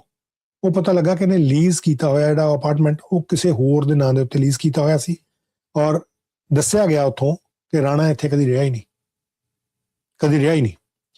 ਫਿਰ ਕੁਝ ਤਸਵੀਰਾਂ ਰਾਣੇ ਦੇ ਗੁਆਂਢੀਆਂ ਨੂੰ ਦਿਖਾਈਆਂ ਗਈਆਂ ਉਸ ਅਪਾਰਟਮੈਂਟ ਦੇ ਜਿਹੜੇ ਆਂਢੀ ਗੁਆਂਢੀ ਸੀ. 8 ਨੇਬਰਸ ਨੂੰ ਓਨਟਾਰੀਓ ਦੇ ਵਿੱਚ, ਕਨਾਡਾ ਦੇ ਵਿੱਚ ਜਿਹੜਾ ਐਡਰੈਸ ਇਹਦੇ ਵੱਲੋਂ ਦਿੱਤਾ ਗਿਆ ਸੀ ਉਸ ਅਪਾਰਟਮੈਂਟ ਦਾ, ਉੱਥੇ ਦਿਖਾਈਆਂ ਗਈਆਂ. ਔਰ ਉਹ ਕਹਿੰਦੇ ਇਸ ਤਾਂ ਪਛਾਣਦੇ ਨਹੀਂ ਇਹਨੂੰ ਕੌਣ ਹੈ. ਇਹ ਕਹਿੰਦੇ ਕਦੀ ਇੱਥੇ ਆਇਆ ਹੀ ਨਹੀਂ, ਕਦੀ ਰਿਹਾ ਹੀ ਨਹੀਂ ਇੱਥੇ, ਕਦੀ ਰਿਹਾ ਹੀ ਨਹੀਂ. ਜਿਹੜਾ ਉਸ ਤੋਂ ਪਹਿਲਾਂ ਐਡਰੈਸ ਦਿੱਤਾ ਸੀ ਉਹਨੇ ਉੱਥੇ ਵੀ ਪਹੁੰਚ ਗਏ, ਉੱਥੇ ਦੇ ਗੁਆਂਢੀਆਂ ਨੂੰ ਪੁੱਛਿਆ ਕਿ ਇੱਥੇ ਰਿਹਾ ਕਦੀ, ਕਹਿੰਦੇ ਨਾ ਜੀ ਇੱਥੇ ਤਾਂ ਕਦੀ ਆਇਆ ਨਹੀਂ. ਫਿਰ RCMP ਦੇ ਆਫੀਸਰ ਜਿਹੜੇ ਆ ਉਹ ਸ਼ਿਕਾਗੋ ਗਏ. ਉੱਥੇ ਇਹ ਗੁਆਂਢੀ ਜਿੱਥੇ ਰਾਣਾ ਅਮਰੀਕਾ 'ਚ ਰਿਹਾ, 6 ਗੁਆਂਢੀ, ਉਹਨਾਂ ਨੇ ਕਿਹਾ ਕਿ ਭਾਈ ਰਾਣਾ ਜਿਹੜਾ ਇੱਥੇ ਜਿਹੜਾ ਉਹ ਦੇਖਿਆ ਗਿਆ, ਉਹਨਾਂ ਨੇ ਆਹ ਗੱਲ ਕੀਤੀ. ਫਿਰ FBI ਨੇ, ਫੈਡਰਲ ਬਿਊਰੋ ਆਫ ਇਨਵੈਸਟੀਗੇਸ਼ਨ ਨੇ 61 ਡਾਕੂਮੈਂਟਸ ਜਿਹੜੇ ਪ੍ਰੋਵਾਈਡ ਕੀਤੇ RCMP ਨੂੰ. RCMP ਨੇ ਆਪਣੀ ਰਿਪੋਰਟ 'ਚ ਗੱਲ ਲਿਖੀ ਹੈ. 61 ਡਾਕੂਮੈਂਟ ਜਿਹੜੇ ਉਹ ਦਿੱਤੇ ਗਏ ਜਿਹਦੇ 'ਚ ਕਿਹਾ ਗਿਆ ਕਿ ਰਾਣਾ ਸ਼ਿਕਾਗੋ ਦੇ ਵਿੱਚ ਰੈਜ਼ੀਡੈਂਸ਼ੀਅਲ ਤੇ ਕਮਰਸ਼ੀਅਲ ਪ੍ਰਾਪਰਟੀਜ਼ ਦਾ ਮਾਲਕ ਹੈ.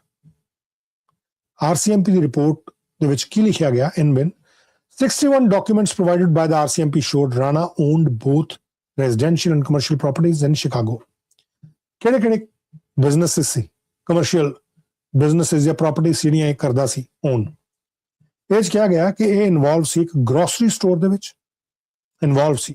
ਇਹਦੀ ਮਲਕੀਅਤ ਸੀ ਜਾਂ ਨਹੀਂ ਸੀ I can't say, लेकिन he was involved in a grocery store business, immigration firm, a physical therapy service, as well as सारे ਜਿਹੜੇ ਹੈ ਤਿੰਨੇ physical therapy service, immigration firm, and third is a grocery store. ਇਹ ਸਾਰੇ business ਜਿਹੜੇ ਆ ਜਿਨ੍ਹਾਂ 'ਚ ਇਨਵੋਲਵ ਸੀ ਕਥਿਤ ਤੌਰ ਤੇ ਇਹ ਸ਼ਿਕਾਗੋ ਦੇ ਵਿੱਚ ਸੀ। ਫਿਰ ਕਿੰਗਜ਼ਮੈਨ ਦੇ ਨੇੜੇ ਇੱਕ ਇਲਾਕਾ ਕਿੰਗਜ਼ਮੈਨ, ਉਹਦੇ ਨੇੜੇ ਇੱਕ ਕਸਾਈਖਾਨਾ ਸਲੌਟਰ ਹਾਊਸ, ਉਹਦੇ ਵਿੱਚ ਵੀ ਇਹਦੀ ਇਨਵੋਲਵਮੈਂਟ ਸੀ। ਉਹ ਕਸਾਈਖਾਨਾ ਕਿਹੜਾ? This one. ਇਸ ਕਸਾਈਖਾਨੇ ਦਾ ਜ਼ਿਕਰ ਆਉਂਦਾ। ਸ਼ਿਕਾਗੋ ਗ੍ਰੋਸਰਸ ਲਿਖਿਆ ਹੋਇਆ, ਥੱਲੇ ਜ਼ਬੀਹਾ ਮੀਟ ਮਾਰਕੀਟ ਲਿਖੀ ਹੋਈ ਆ। ਜ਼ਬੀਹਾ ਮੀਟ ਮਾਰਕੀਟ ਗ੍ਰੋਸਰਸ ਉੱਤੇ ਸ਼ਿਕਾਗੋ ਗ੍ਰੋਸਰਸ ਲਿਖਿਆ ਹੋਇਆ। ਜ਼ਬੀਹਾ ਦੇ ਪ੍ਰੋਡਕਟ ਕੈਨੇਡਾ ਦੇ ਵਿੱਚ ਵੀ ਮਿਲਦੇ ਆ। ਮੇਰਾ ਮਤਲਬ ਨਹੀਂ ਹੈ ਕਿ ਕੀ ਉਹ ਇਹਨਾਂ ਨਾਲ ਜੁੜੇ ਆ ਜਾਂ ਨਹੀਂ, ਜਾਂ ਕਿੱਡੀ ਕੁ ਵੱਡੀ ਫਰਮ ਹੈ, I can't say, but it's in front of you. It's in front of you, and it is mentioned in this very article that Tahawwur Hussain Rana was involved in a grocery store, immigration firm, and a physical therapy service, all in Chicago, as well as a slaughterhouse in nearby Kinsman. This slaughterhouse, ਜਿਹੜਾ ਤੁਹਾਡੇ ਇੱਥੇ photo ਤੁਸੀਂ ਦੇਖ ਰਹੇ ਹੋ, grocers, Chicago grocers, Zabiha halal meat.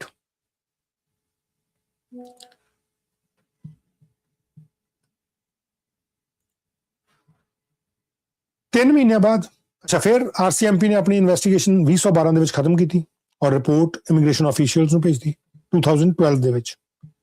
3 ਮਹੀਨੇ ਬਾਅਦ ਤੁਸੀਂ ਦੇਖੋ ਚੀਜ਼ਾਂ ਕਿੰਨਾ ਚੇਂਜ ਹੁੰਦੀਆਂ। ਉਸ ਵੇਲੇ ਗਵਰਨਮੈਂਟ ਕਿਹੜੀ ਸੀ, ਫਿਰ ਗਵਰਨਮੈਂਟ ਕਿਹੜੀ ਆਈ, ਔਰ ਅੱਜ ਗਵਰਨਮੈਂਟ ਕਿਹੜੀ ਹੈ। ਤੁਸੀਂ ਦੇਖੋ ਫਰਕ ਕਿੰਨੇ ਪੈਂਦੇ ਆ।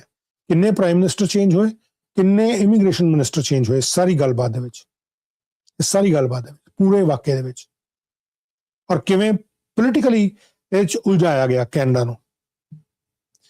3 ਮਹੀਨਿਆਂ ਬਾਅਦ ਯੂਐਸ ਕੋਰਟ ਨੇ ਰਾਣਾ ਨੂੰ 14 ਸਾਲ ਦੀ ਸਜ਼ਾ ਦਿੱਤੀ for providing support to terror group behind the Mumbai attacks. ਮੁੰਬਈ ਅਟੈਕ ਵਾਸਤੇ 14 ਸਾਲ ਦੀ ਸਜ਼ਾ ਯੂਐਸ ਦੀ ਕੋਰਟ ਨੇ ਦਿੱਤੀ। ਅੱਛਾ, ਰਾਣਾ ਜਿਹੜਾ ਉਹ ਇਸ ਚੀਜ਼ ਤੋਂ ਬਰੀ ਹੋ ਗਿਆ ਕਿ ਇਹਨੇ ਖੁਦ ਅਟੈਕ ਨਹੀਂ ਕੀਤਾ, ਕਿ Rana was acquitted of supporting the attack itself, ਲੇਕਿਨ ਇਹਦਾ ਇਹ ਤਾਂ ਉਹ ਚੋਂ ਐਕਵਿਟ ਹੋ ਗਿਆ ਉਹਨਾਂ ਕੇਸਿਸ ਤੋਂ, ਜੀ ਸਜ਼ਾ ਮਿਲੀ, ਲੇਕਿਨ ਇਹਦਾ ਇੱਕ ਐਸੋਸੀਏਟ ਉਹ ਕਨਵਿਕਟ ਹੋ ਗਿਆ ਇਸ ਪਲਾਟ ਨੂੰ ਲੈ ਕੇ। ਉਹ ਕੌਣ ਹੈ? ਉਹ ਹੈਗਾ David column Headley. David Headley ਦਾ ਜ਼ਿਕਰ ਵੀ ਉਸ ਮੂਵੀ ਦੇ ਵਿੱਚ ਆਉਂਦਾ ਜਿਹੜੀ ਮੈਂ ਗੱਲ ਕਰ ਰਿਹਾ। ਸੋ ਕਿੰਨੇ ਕੁ ਤੱਥਾਂ ਤੋਂ ਆਧਾਰਿਤ ਹੈ। ਤੁਸੀਂ ਆਦਿੱਤਿਆ ਧਰ ਜਿਹੜੇ ਆ ਜਿਨ੍ਹਾਂ ਨੇ ਉਹ ਮੂਵੀ ਬਣਾਈ ਹੈ, ਉਹ ਕਹਿੰਦੇ ਪੀਕ ਡਿਟੇਲਿੰਗ ਕੀਤੀ ਆ। ਪੀਕ ਡਿਟੇਲਿੰਗ ਹੈ FBI ਦੀਆਂ ਇਨਫੋਰਮੇਸ਼ਨਸ, ਤੇ ਪੀਕ ਡਿਟੇਲਿੰਗ ਹੈ US ਕੋਰਟ ਦੀਆਂ ਇਨਫੋਰਮੇਸ਼ਨ, US ਦੇ ਡਿਪਾਰਟਮੈਂਟ ਆਫ ਹੋਮ ਸਿਕਿਉਰਿਟੀ ਦੀਆਂ ਇਨਫੋਰਮੇਸ਼ਨਸ। ਸੋ ਇਹਦੇ 'ਚ ਡੇਵਿਡ ਕੋਲਮਨ ਹੈਡਲੀ ਜਿਹੜਾ ਇਹਦਾ ਐਸੋਸੀਏਟ ਸੀ, ਉਹ ਕਹਿੰਦੇ ਵਾਸ ਕਨਵਿਕਟਡ ਓਵਰ ਦ ਪਲਾਟ, ਔਰ 13 ਜੂਨ 2013 ਨੂੰ ਕੈਨੇਡੀਅਨ ਸਿਟੀਜ਼ਨਸ਼ਿਪ ਇਨਵੈਸਟੀਗੇਸ਼ਨ ਜਿਹੜੀ ਹੈ ਐਂਡ ਰੈਵੋਕੇਸ਼ਨ ਸੈਕਸ਼ਨ ਕਮੇਟੀ, ਇਹਨੇ ਰਾਣਾ ਦੀ ਸਿਟੀਜ਼ਨਸ਼ਿਪ ਜਿਹੜੀ ਹੈ ਉਹ ਰਿਵੋਕ ਕਰਨ ਲਈ ਸਿਫਾਰਿਸ਼ ਕਰਤੀ। ਰਾਣਾ ਨੂੰ ਨੋਟੀਫਾਈ ਕੀਤਾ ਗਿਆ ਜਨਵਰੀ 2014 ਨੂੰ, ਪਰ ਜਿਹੜੇ ਡਾਕੂਮੈਂਟਸ ਹੈ ਉਹਨਾਂ ਨੇ ਦਿਖਾਇਆ ਕਿ 2020 ਤੱਕ ਉਹਨਾਂ 'ਚ ਪ੍ਰੋਗਰੈਸ ਜਿਹੜੀ ਆ ਉਹ ਕਛੂਆ ਚਾਲ ਦੇ ਵਿੱਚ ਹੋਈ। 6 ਸਾਲ ਲੱਗ ਗਏ ਉਹ ਪ੍ਰੋਗਰੈਸ ਉਸ ਪ੍ਰੋਸੀਜਰ ਦੇ ਵਿੱਚ ਇੰਨੀ ਕਛੂਆ ਚਾਲ 'ਚ ਹੋਈ, ਕਹਿੰਦੇ ਹਨ ਨਹੀਂ। ਅਫੀਸ਼ੀਅਲ ਨੇ ਜਦੋਂ ਰਾਣਾ ਨੂੰ ਇਨਫੋਰਮ ਕੀਤਾ ਕਿ ਅਸੀਂ ਤੇਰੀ ਜਿਹੜੀ ਰੈਵੋਕੇਸ਼ਨ ਹੈ, ਸਿਟੀਜ਼ਨਸ਼ਿਪ ਰੈਵੋਕੇਸ਼ਨ, ਉਹ ਰੀਸਟਾਰਟ ਕਰਨ ਲੱਗੇ ਆ, ਕਹਿੰਦੇ ਉਹ ਕਰਦੇ 4 ਸਾਲ ਹੋਰ ਲੰਘ ਗਏ। 2024 ਦੇ ਵਿੱਚ IRCC immigration refugee citizenship in Canada, ਜਿਹਨੂੰ ਉਸ ਵੇਲੇ CIC ਕਿਹਾ ਜਾਂਦਾ ਸੀ, ਉਹਦਾ ਨਾਮ ਹੀ ਬਦਲ ਗਿਆ, ਡਿਪਾਰਟਮੈਂਟ ਦਾ ਨਾਮ ਬਦਲ ਗਿਆ, ਪ੍ਰਾਈਮ ਮਿਨਿਸਟਰਸ ਬਦਲ ਗਏ, ਇਮੀਗ੍ਰੇਸ਼ਨ ਮਿਨਿਸਟਰਸ ਬਦਲ ਗਏ, ਲੇਕਿਨ ਕੇਸ ਕਛੂਆ ਚਾਲ। IRCC ਨੇ ਨੋਟੀਫਾਈ ਕਰਤਾ ਰਾਣਾ ਨੂੰ ਔਰ ਕਿਹਾ ਕਿ they were asking the federal court to make the final decision. The case remains before a judge in Ottawa, ਜਿਹੜੀ ਮੈਂ ਤੁਹਾਨੂੰ ਪਹਿਲਾਂ ਜਾਣਕਾਰੀ ਦਿਖਾ ਚੁੱਕਾ। ਕਿ ਉਹ ਕੋਰਟ ਨੂੰ ਦੇ ਦਿੱਤਾ ਗਿਆ ਕਿ ਹੁਣ ਜੱਜ ਦੇਖਣਗੇ। ਹੁਣ ਪਿਛਲੇ ਸਾਲ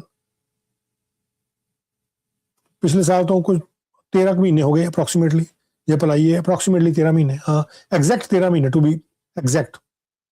10 ਅਪ੍ਰੈਲ 2025 ਨੂੰ 10th of April 2025, ਅੱਜ 11th May 2026 ਹੈ। On April 10th 2025 ਰਾਣਾ ਨੂੰ US ਨੇ ਐਕਸਟ੍ਰੈਡਾਈਟ ਕਰਤਾ ਇੰਡੀਆ ਦੇ ਵਿੱਚ, ਇਹਨੂੰ ਐਕਸਟ੍ਰੈਡਾਈਟ ਕਰ ਦਿੱਤਾ ਗਿਆ ਸੀ। ਇਹਦੀ ਐਕਸਟ੍ਰੈਡੀਸ਼ਨ ਦੀਆਂ ਫੋਟੋਜ਼ ਬਹੁਤ ਆਈਆਂ ਜਦੋਂ ਇਹਨੂੰ ਭਾਰਤ ਦੇ ਅਧਿਕਾਰੀਆਂ ਨੇ ਉੱਥੇ ਗ੍ਰਿਫਤਾਰ ਕੀਤਾ, ਲੈ ਕੇ ਗਏ।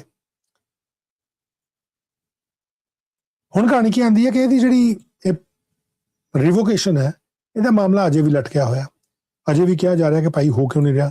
ਜਿਨ੍ਹਾਂ ਦੇ ਗੋਲੀਆਂ ਵੱਜੀਆਂ, ਮਾਈਕਲ ਰੈਡਰ, ਜਿਨ੍ਹਾਂ ਦੇ ਕਹਿੰਦੇ ਮੇਰੇ 2 ਸਾਥੀ ਉੱਥੇ ਮਾਰ ਦਿੱਤੇ ਗਏ, ਉਹ ਕਹਿੰਦੇ ਕਿ ਭਾਈ ਇਹਦੀ ਰਿਵੋਕੇਸ਼ਨ ਤਾਂ ਬਹੁਤ ਪਹਿਲਾਂ ਹੋ ਜਾਣੀ ਚਾਹੀਦੀ ਸੀ। ਉਹ ਕਹਿੰਦੇ ਕਿ ਐਡੇ ਵੱਡੇ ਲੈਵਲ ਤੇ ਇਹਦੀ ਮਾਸਟਰਮਾਈਂਡ ਉੱਥੇ ਬਣਿਆ ਰਿਹਾ, ਇਹਨੇ ਐਡਾ ਵੱਡਾ ਉੱਥੇ ਖੇਡ ਰਚਾਇਆ, ਇੰਨੇ ਲੋਕਾਂ ਦੀ ਜਾਨ ਨਾਲ ਖਿਲਵਾੜ ਕੀਤਾ ਤੇ ਇਹਨੂੰ ਹਜੇ ਤੱਕ ਸਿਟੀਜ਼ਨ ਬਣਾ ਕੇ ਰੱਖਿਆ ਹੋਇਆ।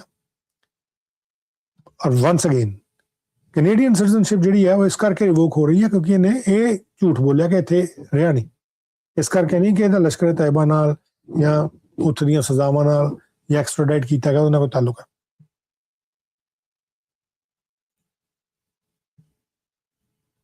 ਹੁਣ ਇੰਨਾ ਲੰਬਾ ਸਮਾਂ ਜਿਹੜਾ ਲੱਗ ਰਿਹਾ ਇਹ 'ਚ, ਇਹਦੇ ਵਕੀਲ ਕੋਲ ਵੀ ਕਹਿੰਦੇ ਪੁੱਛਣ ਦੀ ਅਸੀਂ ਗੱਲ ਕੀਤੀ ਹੈ, ਉਹਨਾਂ ਨੇ ਵੀ ਕੋਈ ਜਾਣਕਾਰੀ ਜਿਹੜੀ ਹੈ ਉਹ ਕਿਸੇ ਕਿਸਮ ਦੀ ਨਹੀਂ ਦਿੱਤੀ। ਇਸੇ ਦੌਰਾਨ 3 ਪ੍ਰਾਈਮ ਮਿਨਿਸਟਰ ਚੇਂਜ ਹੋ ਗਏ, 9 ਇਮੀਗ੍ਰੇਸ਼ਨ ਮਿਨਿਸਟਰ ਚੇਂਜ ਹੋ ਗਏ। ਡਿਪਾਰਟਮੈਂਟ ਜਿਹਨੇ ਲਾਂਚ ਕੀਤੀ ਹੈ ਕੇਸ, ਉਹ citizenship and immigration Canada C, CIC, ਜਿਹਦਾ ਹੁਣ ਨਾਮ ਜਿਹੜਾ ਹੁਣ ਹੈ ਹੀ ਨਹੀਂ ਹੈ, ਉਹਦੀ ਜਗ੍ਹਾ ਹੁਣ IRCC ਆ ਗਿਆ, ਇਮੀਗ੍ਰੇਸ਼ਨ ਰਿਫਿਊਜੀ ਸਿਟੀਜ਼ਨਸ਼ਿਪ ਕੈਨੇਡਾ 2015 ਦੇ ਵਿੱਚ। ਹੁਣ ਕਹਾਣੀ ਖੜਦੀ ਕਿੱਥੇ ਹੈ, ਕਹਾਣੀ ਕਿੱਦਾਂ ਚੇਂਜ ਹੁੰਦੀ ਹੈ। 2015 ਦੇ ਵਿੱਚ CIC ਦਾ ਨਾਂ, CIC ਜਿਹੜਾ ਉਹ ਪਰੇ ਹੋ ਜਾਂਦਾ ਹੈ, ਕਿਤੇ ਐਗਜ਼ਿਸਟ ਨਹੀਂ ਕਰਦਾ, IRCC ਆ ਜਾਂਦਾ। ਸ਼ੁਰੂਆਤ ਦੇ ਵਿੱਚ ਜਿਹੜੇ 2015 ਤੋਂ ਪਹਿਲਾਂ ਜਿਹੜੇ ਪ੍ਰਾਈਮ ਮਿਨਿਸਟਰ ਸੀ ਉਹ ਸੀ ਮਿਸਟਰ ਸਟੀਫਨ ਹਾਪਰ ਦੇ ਵੇਲੇ ਜਿਹੜੀ ਸਰਕਾਰ ਸੀ ਉਹਨੇ ਰਿਵੋਕ ਕਰਨ ਦਾ, ਸਿਟੀਜ਼ਨਸ਼ਿਪ ਰਿਵੋਕ ਕਰਨ ਦਾ, ਕਿ ਜੇ ਕੋਈ ਸਿਟੀਜ਼ਨ ਬਣ ਗਿਆ ਤਾਂ ਉਹਦੇ ਕੋਲ ਕੀ ਸਿਟੀਜ਼ਨਸ਼ਿਪ ਖੋਈ ਜਾ ਸਕਦੀ ਹੈ। ਕਿਉਂਕਿ ਕੈਨੇਡਾ ਡਾਈਵਰਸ ਕੰਟਰੀ ਹੈ, ਕੈਨੇਡਾ ਇਮੀਗ੍ਰੈਂਟਸ ਦਾ ਮੁਲਕ ਹੈ।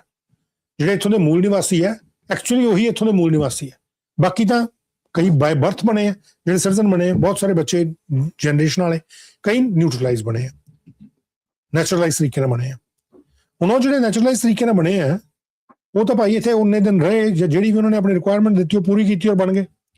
ਹੁਣ ਇਸ ਕੇਸ ਦੇ ਵਿੱਚ ਕੀ ਉਹਨਾਂ ਦੀ ਰਿਵੋਕ ਕੀਤਾ ਜਾ ਸਕਦਾ? ਇੱਥੋਂ ਦੇ ਬੜੇ ਪੰਜਾਬੀ ਮੀਡੀਆ ਅਦਾਰੇ ਆ, ਉਹਨਾਂ ਨੇ ਇਸ ਵੇਲੇ ਰੌਲਾ ਪਾਇਆ ਸੀ ਕਿ ਭਾਈ ਇਹ ਕਿੱਦਾਂ ਹੋ ਸਕਦਾ, ਇੱਦਾਂ ਕਿੱਦਾਂ ਰਿਵੋਕ। ਇਹ ਇਸ ਕੇਸ ਦੇ ਵਿੱਚ ਨਹੀਂ, ਬਟ ਅਦਰਵਾਈਜ਼ ਜਦੋਂ ਮੈਂ ਦੱਸਦਾ ਕਿ ਕਿਸ ਲੈਵਲ ਦੇ ਉੱਤੇ ਸੀ ਉਹ ਗੱਲ, ਬੜੇ ਰੌਲੇ ਪਾਣੇ ਸ਼ੁਰੂ ਕੀਤੇ ਕਿ ਭਾਈ ਕਿੱਦਾਂ ਇਹਨੂੰ ਰਿਵੋਕ ਨਹੀਂ ਕੀਤਾ ਜਾ ਸਕਦਾ, ਜਾਂ ਕਿੱਦਾਂ ਇਹ ਕਿੱਦਾਂ ਉਹ ਕਿੱਦਾਂ ਕਿਸੇ ਦੀ ਸਿਟੀਜ਼ਨਸ਼ਿਪ ਜਿਹੜੀ ਹੈ ਉਹ ਖੋਈ ਜਾ ਸਕਦੀ ਹੈ, ਉਹ ਕੀ ਕਰਨਗੇ ਜਾ ਕੇ, ਕਿੱਥੇ ਜਾਣਗੇ, ਆਪਣੇ ਮੁਲਕਾਂ 'ਚ ਉਹਨਾਂ ਨੂੰ ਖਤਰਾ ਹੈ, ਇਹ ਹੈ ਉਹ ਹੈ, ਇੱਦਾਂ ਦੀਆਂ ਗੱਲਾਂ ਕੀਤੀਆਂ ਗਈਆਂ। ਜਦ ਕਿ ਮੈਂ US 'ਚ ਕੀ ਹਾਲ ਹੈ ਤੇ UK 'ਚ ਕੀ ਹਾਲ ਹੈ ਤੁਹਾਨੂੰ ਉਹ ਵੀ ਦੱਸ ਦਿੰਦਾ, ਜਿਨ੍ਹਾਂ ਨੂੰ ਸਿਟੀਜ਼ਨਸ਼ਿਪ ਮਿਲਦੀਆਂ। US ਦੇ ਵਿੱਚ ਤਾਂ ਰੀਸੈਂਟਲੀ ਉਹ ਕਹਿੰਦੇ ਤੁਹਾਡੇ ਕੋਲ ਕੋਈ ਅਧਿਕਾਰ ਨਹੀਂ ਹੈ ਜੇ ਤੁਸੀਂ ਸਿਟੀਜ਼ਨ ਬਣ ਵੀ ਗਏ ਤਾਂ, ਜੇ ਤੁਸੀਂ ਗਲਤ ਕੰਮ 'ਚ ਪਏ ਹੋਏ। ਹੁਣ ਖੈਰ ਕੈਨੇਡਾ ਦੇ ਵਿੱਚ 2015 ਤੋਂ ਪਹਿਲਾਂ ਕੀ ਸੀ ਤੇ ਟਰੂਡੋ ਦੇ ਆਉਣ ਨਾਲ ਕਿਵੇਂ ਕੈਨੇਡਾ ਦੇ ਜੜ੍ਹਾਂ ਦੇ ਵਿੱਚ ਪਾਣੀ ਪਿਆ, ਟਰੂਡੋ ਨੇ ਕਿੰਨਾ ਕੰਮ ਖਰਾਬ ਕੀਤਾ, ਇਹ ਵੀ ਆਪਾਂ ਦੇਖ ਲੈਂਦੇ ਹਾਂ। And this is my personal opinion and I do stand by my opinion. ਔਰ ਤੁਸੀਂ ਇਸ ਰਿਪੋਰਟ ਦੇ ਵਿੱਚ ਪੜ੍ਹ ਲਓ, ਤੁਹਾਨੂੰ ਵੀ ਪਤਾ ਲੱਗ ਜਾਏਗਾ। ਸਟੀਫਨ ਹਾਪਰ ਜਦੋਂ ਪ੍ਰੀਮੀਅਰ ਸੀ ਉਸ ਵੇਲੇ ਇੱਕ ਬੜਾ ਸਟ੍ਰੀਮਲਾਈਨ ਪ੍ਰੋਸੈਸ ਕੀਤਾ ਕਿ ਕਿਸੇ ਦੀ ਸਿਟੀਜ਼ਨਸ਼ਿਪ ਵਾਪਸ ਲੈਣੀ ਹੋਵੇ। ਔਰ ਕਿਵੇਂ ਸੀ? ਉਹ ਕਹਿੰਦੇ ਕਿ ਉਸ ਵਕਤ ਜਿਹੜੇ ਰੂਲ ਸੀਗੇ, ਜਿਹੜੇ ਨਵੇਂ ਰੂਲ ਉਸ ਵੇਲੇ ਬਣਾਏ ਗਏ ਸੀ, ਉਹ 'ਚ ਕਿਹਾ ਗਿਆ ਸੀ ਕਿ ਕਿਸੇ ਦੀ ਵੀ ਸਿਟੀਜ਼ਨਸ਼ਿਪ ਜਿਹੜੀ ਹੈ ਉਹ ਰਿਵੋਕ ਕੀਤੀ ਜਾ ਸਕਦੀ ਹੈ, ਕਿਸੇ ਦੀ ਵੀ, ਜੇਕਰ ਉਹਦੇ ਤੇ ਟੈਰਰਿਜ਼ਮ ਦੇ ਚਾਰਜ, ਅੱਤਵਾਦਤਾ ਦੇ, ਟ੍ਰੀਜ਼ਨ ਦੇ, ਦੇਸ਼ ਦਰੋਹ ਦੇ, ਸਪੀਓਨਾਜ ਦੇ, ਜਸੂਸੀ ਕੀਤੀ ਜਾਂਦੀ ਉਹਦੇ ਵੱਲੋਂ, ਜਾਂ ਜੇ ਉਹ ਕੈਨੇਡਾ ਦੀ ਮਿਲਟਰੀ ਦੇ ਖਿਲਾਫ ਹਥਿਆਰ ਚੁੱਕਦਾ, ਬਗਾਵਤ ਕਰ ਦਿੰਦਾ ਕੈਨੇਡਾ ਦੇ ਖਿਲਾਫ, ਜੇ ਉਹ ਟੈਰਰਿਜ਼ਮ ਦੇ ਵਿੱਚ ਇਨਵੋਲਵ ਹੈ, ਜੇ ਉਹ ਟ੍ਰੀਜ਼ਨ ਦੇ ਵਿੱਚ ਆਉਂਦਾ, ਜੇ ਉਹ ਕੈਨੇਡਾ ਦੀ ਮਿਲਟਰੀ ਦੇ ਖਿਲਾਫ ਹਥਿਆਰ ਚੁੱਕਦਾ, ਜਾਂ ਉਹ ਸਪੀਓਨਾਜ ਦੇ ਵਿੱਚ ਆਉਂਦਾ। ਸਪੀਓਨਾਜ ਸਪਾਈ ਬਣ ਕੇ ਜਸੂਸੀ ਕਰਦਾ। ਇਹਨਾਂ 4 ਕੇਸਿਸ ਦੇ ਵਿੱਚ ਨਵੇਂ ਰੂਲ ਸੀ ਉਸ ਵੇਲੇ 2015 'ਚ।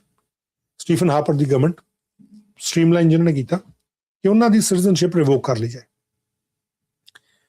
2015 ਚ ਫੈਡਰਲ ਇਲੈਕਸ਼ਨ ਹੋਏ, ਲਿਬਰਲ ਜਿਹੜੇ ਆ ਉਹਨਾਂ ਨੇ ਇੱਕ ਕੈਂਪੇਨ ਚਲਾਤੀ, ਔਰ ਉਸੇ ਕੈਂਪੇਨ ਦਾ ਮੈਂ ਹਵਾਲਾ ਦੇ ਰਿਹਾ, ਪੰਜਾਬੀ ਦੇ ਮੀਡੀਆ ਦੇ ਕੁਝ ਹੋਸਟ ਉਹ ਵੀ ਰੌਲਾ ਪਾ ਰਹੇ ਸੀ ਇਸੇ ਕੈਂਪੇਨ ਦੇ ਹੱਕ ਦੇ ਵਿੱਚ। ਇਸ ਕੈਂਪੇਨ 'ਚ ਕਿਹਾ ਗਿਆ ਸੀ Canadian is a Canadian is a Canadian, ਕਿ ਜਿਹੜਾ ਕੈਨੇਡੀਅਨ ਹੈ ਉਹ ਫਿਰ ਕੈਨੇਡੀਅਨ ਹੀ ਹੈ, ਬਸ ਉਹਦੀ ਸਿਟੀਜ਼ਨਸ਼ਿਪ ਨਹੀਂ ਜਾਣੀ ਚਾਹੀਦੀ। ਕਿਉਂਕਿ ਇਹ ਜਿਹੜੇ ਕੁਝ ਉਸ ਵੇਲੇ ਦੇ ਕਥਿਤ ਹੋਸਟ ਸੀ, ਉਹਨਾਂ ਦੇ ਕਥਿਤ ਤੌਰ ਦੇ ਉੱਤੇ ਕਾਫੀ ਨੇੜਤਾਵਾਂ ਰਹੀਆਂ ਉਹਨਾਂ ਲੋਕਾਂ ਦੇ ਨਾਲ ਜਿਹੜੇ ਇਦਾਂ ਦੀਆਂ ਗਤੀਵਿਧੀਆਂ 'ਚ ਸ਼ਾਇਦ ਇਨਵੋਲਵ ਰਹੇ ਹੋਣੇ। ਕਿਉਂ ਮਿਰਚਾਂ ਕਿਸੇ ਨੂੰ ਲੱਗੀਆਂ ਭਾਈ? ਜਿਹੜਾ ਟੈਰਰਿਜ਼ਮ ਕਰੇ ਕੱਢ ਕੇ ਬਾਹਰ ਮਾਰੋ। ਜੇ ਤੁਹਾਡੇ ਦੇਖੋ ਨਾ ਹੁਣ ਹਾਲਾਤ ਕੀ ਆ, ਆਸਟ੍ਰੇਲੀਆ ਦੇ ਵਿੱਚ ਰੌਲਾ ਪੈ ਗਿਆ ਕਿ ਜਿਹੜੀਆਂ IS ਦੇ ਨਾਲ ਵਿਆਹ ਕੇ ਔਰਤਾਂ ਗਈਆਂ ਸੀ ਉਹ ਹੁਣ ਵਾਪਸ ਆਈਆਂ ਉੱਥੇ। ਇਹੀ ਕੈਨੇਡਾ ਦੇ ਵਿੱਚ ਵੀ ਹਾਲ ਹੋਇਆ ਸੀ ਕਿ ਜਦੋਂ ਉਧਰੋਂ IS ਤੋਂ ਛੱਡਤਾ ਉਹ ਕਹਿੰਦੇ ਹੁਣ ਸਾਨੂੰ ਰੱਖ ਲਓ ਜੀ ਸਾਨੂੰ ਦੁਬਾਰਾ, ਕਿਉਂਕਿ ਇਸ ਤਾਂ ਕੈਨੇਡੀਅਨ ਸਿਟੀਜ਼ਨ ਆ। ਇੱਦਾਂ ਇੰਗਲੈਂਡ ਦੇ ਵਿੱਚ ਵੀ ਹੋਣਾ ਸ਼ੁਰੂ ਹੋ ਗਿਆ ਕਿ ਜੇ ਤੁਸੀਂ ਟੈਰਰਿਜ਼ਮ ਕਰ ਰਹੇ ਹੋ, ਤੁਸੀਂ ਇਸ ਮੁਲਕ ਦੇ ਨਾਗਰਿਕ ਨਹੀਂ ਸੀ ਕਿਸੇ ਵੇਲੇ, ਲੇਕਿਨ ਤੁਸੀਂ ਟੈਰਰਿਜ਼ਮ ਦੇ ਵਿੱਚ ਇਨਵੋਲਵ ਹੋ ਗਏ, ਸਿਟੀਜ਼ਨਸ਼ਿਪ ਤੁਸੀਂ ਇੱਥੋਂ ਦੀ ਲੈ ਲਈ ਕਿਸੇ ਵੀ ਤਰੀਕੇ ਦੇ ਨਾਲ, ਦੈਨ ਵਾਈ ਤੁਸੀਂ ਜੇ ਟੈਰਰਿਜ਼ਮ ਦੇ ਵਿੱਚ ਇਨਵੋਲਵ ਹੋ, ਤੁਸੀਂ ਇਸ ਮੁਲਕ ਦੇ ਖਿਲਾਫ ਚੱਲ ਰਹੇ ਹੋ, ਇੱਥੇ ਦੇ ਫੌਜਾਂ ਦੇ ਖਿਲਾਫ ਤੁਸੀਂ ਹਥਿਆਰ ਚੱਕ ਲੈਂਦੇ ਹੋ, ਤੁਸੀਂ ਇੱਥੋਂ ਦੀ ਸੋਵਰਨਟੀ ਨੂੰ ਕੁਝ ਨਹੀਂ ਸਮਝਦੇ, ਤੁਸੀਂ ਆਪਣਾ ਕੈਨੇਡਾ ਦੀ ਧਰਤੀ ਦੇ ਉੱਤੇ ਆਪਣਾ ਇੱਕ ਅਲੱਗ ਮੁਲਕ ਬਣਾ ਕੇ ਰਹਿਣਾ ਸ਼ੁਰੂ ਕਰ ਦਿਓ। That means that you are it's a treason. ਲੇਕਿਨ ਜਦੋਂ ਕਿਸੇ ਦੇ ਕੋਈ ਨੇੜੇ ਵਾਲਾ ਇਹ ਕੰਮ ਕਰਦਾ ਹੋਵੇ ਔਰ ਉਹ ਜਿਹੜਾ ਵਿਅਕਤੀ ਹੋਵੇ ਉਹ ਥੋੜਾ ਜਿਹਾ ਇਨਫਲੂਐਂਸ਼ੀਅਲ ਹੋਵੇ, ਪਰ ਰੌਲਾ ਤਾਂ ਪਾਊਗਾ ਨਾ। Canadian is a Canadian is a Canadian, ਇਹੀ ਨਾਰਾ ਉਸ ਵੇਲੇ ਪ੍ਰਧਾਨ ਮੰਤਰੀ ਉਸ ਵੇਲੇ ਦੇ ਜਸਟਿਨ ਟਰੂਡੋ ਦੇ ਵੱਲੋਂ ਦਿੱਤਾ ਗਿਆ ਸੀ ਜਿੱਤ ਕੇ, ਕਿ ਅਸੀਂ ਜਿਹੜਾ ਸਟੀਫਨ ਹਾਰਪਰ ਨੇ ਬਣਾਇਆ ਸੀ ਕਾਨੂੰਨ, ਅਸੀਂ ਕੱਢ ਕੇ ਪਰੇ ਮਾਰਿਆ। A Canadian is a Canadian is a Canadian, ਜਦ ਕਿ ਕਹਿਣਾ ਚਾਹੀਦਾ ਸੀ a terrorist is a terrorist is a terrorist, ਚਾਹੇ ਉਹ ਕਿਸੇ ਵੀ ਮੁਲਕ ਦਾ ਹੋਵੇ। ਜੇ ਉਹਨੇ ਉਸ ਮੁਲਕ ਦੇ ਵਿੱਚ ਬੇਗੁਨਾਹ ਲੋਕਾਂ ਦੀ ਜਾਨ ਲਈ ਹੈ, then he is a terrorist, and if he or she has been declared as a terrorist for that particular certain reason, to killing innocent people or to orchestrate that idea or conspire for this big tragedy, and they has been or have been declared as a terrorist, then they are terrorist. A terrorist is a terrorist is a terrorist, ਕਿਸੇ ਵੀ soil ਤੇ ਹੋਵੇ। ਇਹ ਜਿਹੜੀਆਂ ਪਿੱਛੇ ਜੇ walk culture ਵੱਲੋਂ ਕਹਿਣਾ ਸ਼ੁਰੂ ਕਰਤਾ ਕਹਿੰਦੇ ਨਾ ਗੁੱਡ ਟੈਰਰਿਜ਼ਮ ਬੈਡ ਟੈਰਰਿਜ਼ਮ, ਅਜੇ ਵੀ ਮੀਡੀਆ ਦੇ ਵਿੱਚ ਜਿਹੜਾ ਕਲਚਰ ਹੈ ਕਰ ਚੱਲ ਰਿਹਾ ਕਿ ਦੂਜੇ ਮੁਲਕ ਦੇ ਵਿੱਚ ਜੇ ਟੈਰਰਿਸਟ ਕਿਸੇ ਨੂੰ ਡੈਜ਼ਿਗਨੇਟ ਕੀਤਾ ਗਿਆ ਤਾਂ ਉਹਨੂੰ ਰੈਜ਼ਿਸਟੈਂਸ ਫੋਰਸਿਸ, ਐਕਟਿਵਿਸਟ, ਇਦਾਂ ਦੇ ਸ਼ਬਦ ਲਿਖੇ ਜਾਂਦੇ ਆ। ਪਰ ਜਦੋਂ ਉਹੀ ਮੈਡੀਸਨ ਦਾ ਸਵਾਦ ਆਪਣੇ ਆਪ ਨੂੰ ਚਖਣਾ ਪੈਂਦਾ, ਉਦੋਂ ਚੀਕਾਂ ਵੱਜਦੀਆਂ, ਉਦੋਂ ਚੀਕਾਂ ਵੱਜਦੀਆਂ, ਉਦੋਂ ਕਿਹਾ ਜਾਂਦਾ ਸਾਡੇ ਨਾਲ ਕਿਉਂ ਹੋ ਗਿਆ। ਹੁਣ ਇਸ ਕੇਸ ਦੇ ਵਿੱਚ 2015 ਦੇ ਵਿੱਚ ਇਹ ਨਾਰਾ ਲਾ ਕੇ Canadian is a Canadian is a Canadian ਜਿੱਤਣ ਤੋਂ ਬਾਅਦ ਵੀ ਇਹ ਨਾਰਾ ਲਾਇਆ। ਚੇਂਜ ਕੀ ਹੋਇਆ? ਆਣੀ ਚਾਰ ਚੀਜ਼ਾਂ ਸਟੀਫਨ ਹਾਰਪਰ ਦੇ ਵੇਲੇ ਨਵੇਂ ਰੂਲ ਜਿਹੜੇ ਲਿਆਂਦੇ ਜਾ ਰਹੇ ਸੀ ਕਿ ਭਾਈ ਇਹਦੇ ਨਾਲ ਰਿਵੋਕ ਕਰ ਦਿੱਤੀਆਂ ਜਾਣਗੀਆਂ ਸਿਟੀਜ਼ਨਸ਼ਿਪ। ਚੇਂਜ ਕੀ ਹੈ 2017 ਦੇ ਵਿੱਚ ਕੋਰਟ ਨੇ ਨਵਾਂ ਲਾਅ ਜਿਹੜਾ ਸੀ ਉਹਦੇ ਕੁਝ ਹਿੱਸੇ ਹਟਾਤੇ। ਲਿਬਰਲ ਗਵਰਨਮੈਂਟ ਸੱਤਾ ਸੀ, ਜਸਟਿਨ ਟਰੂਡੋ ਪ੍ਰਾਈਮ ਮਿਨਿਸਟਰ ਸੀ, ਉਹਨਾਂ ਨੇ ਇਹ ਜਿਹੜੇ ਰੂਲ ਹੈ 2018 ਚ ਹੋਰ ਚੇਂਜ ਕਰਤੇ। ਉਹ ਕੀ ਚੇਂਜ ਕੀਤੇ ਕਿ ਹੁਣ ਸਿਟੀਜ਼ਨਸ਼ਿਪ ਕੇਵਲ ਇੱਕੋ ਹੀ ਤਰੀਕੇ ਨਾਲ ਰਿਵੋਕ ਹੋ ਸਕਦੀ ਹੈ। ਦੇयर इज ओनली वन वे। ਉਹ ਕੀ ਹੈ? ਫਰਾਡ ਔਰ ਮਿਸਰਿਪਰੈਜ਼ੈਂਟੇਸ਼ਨ, ਧੋਖਾਧੜੀ ਜਾਂ ਗਲਤ ਤਰੀਕੇ ਨਾਲ ਦਿੱਤੀ ਗਈ ਜਾਣਕਾਰੀ। ਔਰ ਇਹਨੂੰ ਕੌਣ ਖੋ ਸਕਦਾ? ਜਾਂ ਇਮੀਗ੍ਰੇਸ਼ਨ ਮਿਨਿਸਟਰ ਜਾਂ ਫੈਡਰਲ ਕੋਰਟ, ਹੋਰ ਨਹੀਂ ਕੋ ਖੋ ਸਕਦਾ। ਇਹ ਜਸਟਿਨ ਟਰੂਡੋ ਦੇ ਵੇਲੇ ਕੰਡੇ ਬੀਜੇ ਗਏ। ਬਾਕੀ ਸਾਰੇ ਤੁਸੀਂ ਟੈਰਰਿਜ਼ਮ ਕੀਤਾ, ਤੁਸੀਂ ਕੁਝ ਕੀਤਾ, ਕੋਈ ਮੈਟਰ ਨਹੀਂ। ਪਰ ਜੇ ਤੁਸੀਂ ਫਰਾਡ ਕੀਤਾ, ਜੇ ਤੁਸੀਂ ਮਿਸਰੈਪਰੈਜ਼ੈਂਟੇਸ਼ਨ, ਹੁਣ ਇੱਥੇ ਜਿਹੜੀ ਰਿਵੋਕੇਸ਼ਨ ਦੀ ਗੱਲ ਚੱਲ ਰਹੀ ਹੈ ਇਹ ਮਿਸਰੈਪਰੈਜ਼ੈਂਟੇਸ਼ਨ ਕਰਕੇ ਚੱਲ ਰਹੀ ਹੈ। ਲਸ਼ਕਰ ਤੈਅਬਾ ਸ਼ਹਿਬਾਨਾ ਕੋਈ ਲੈਣਾ ਦੇਣਾ ਨਹੀਂ। ਤੁਹਾਡੀ ਪਬਲਿਕ ਸੇਫਟੀ ਰਿਪੋਰਟ ਜੋ ਮਰਜ਼ੀ ਲਿਖਿਆ, ਇਹਨੇ ਭਾਵੇਂ ਜਿੰਨੇ ਮਰਜ਼ੀ 166 ਬੰਦੇ ਇਹਦੇ ਕਰਕੇ ਕਥਿਤ ਤੌਰ ਤੇ ਮਰੇ ਆ, ਜਿਵੇਂ ਮਰਜ਼ੀ ਜੋ ਮਰਜ਼ੀ ਹੋਇਆ, ਹੂ ਕੇਅਰਸ, ਕਿਉਂਕਿ ਇਹ ਇੱਥੇ ਨਹੀਂ ਰਿਹਾ, ਇਸ ਕਰਕੇ ਇਹਦੀ ਸਿਟੀਜ਼ਨਸ਼ਿਪ ਜਾਏਗੀ। ਔਰ ਸਿਟੀਜ਼ਨਸ਼ਿਪ ਵੀ ਕਿਉਂ ਜਾਣੀ ਹੈ ਹੁਣ? ਕਿਉਂਕਿ ਲਸ਼ਕਰ ਤੈਅਬਾ ਦਾ ਨਾਮ ਨਾਲ ਜੁੜ ਗਿਆ। ਗੱਲ ਤਾਂ ਇਹ ਆਉਂਦੀ ਕਿ ਕੈਨੇਡੀਅਨ ਸਿਟੀਜ਼ਨ ਲਸ਼ਕਰ ਤੈਬਾ ਨਾਲ ਜੁੜਿਆ ਸੀ, ਇੱਕ ਕੈਨੇਡੀਅਨ ਸਿਟੀਜ਼ਨ ਉਹਨੇ ਪਲੈਨਿੰਗ ਕੀਤੀ ਇੰਡੀਆ ਦੇ ਵਿੱਚ ਟੈਰਰਿਸਟ ਅਟੈਕ ਕਰਾਉਣ ਦੀ, ਇੱਕ ਕੈਨੇਡੀਅਨ ਸਿਟੀਜ਼ਨ, ਉਹਦਾ ਵੱਡਾ ਹੱਥ ਸੀ, ਉਹ 166 ਲੋਕਾਂ ਦੇ ਉਸ ਟੈਰਰਿਸਟ ਅਟੈਕ ਦੇ ਵਿੱਚ। ਸਵਾਲ ਤਾਂ ਇਹ ਪੈਦਾ ਹੁੰਦਾ, ਸਵਾਲ ਚੁੱਕਣ ਵਾਲਾ ਇਹ ਹੈ। ਖੈਰ, ਜਿਹੜੀ ਮੈਂ ਗੱਲ ਕਰ ਰਿਹਾ ਸੀ ਕਿ यूएस और यूके ਚ ਕੀ ਹਾਲ ਹੈ, ਇਸੇ ਰਿਪੋਰਟਸ 'ਚ ਲਿਖਿਆ ਗਿਆ, ਕਹਿੰਦੇ यूके ਨੇ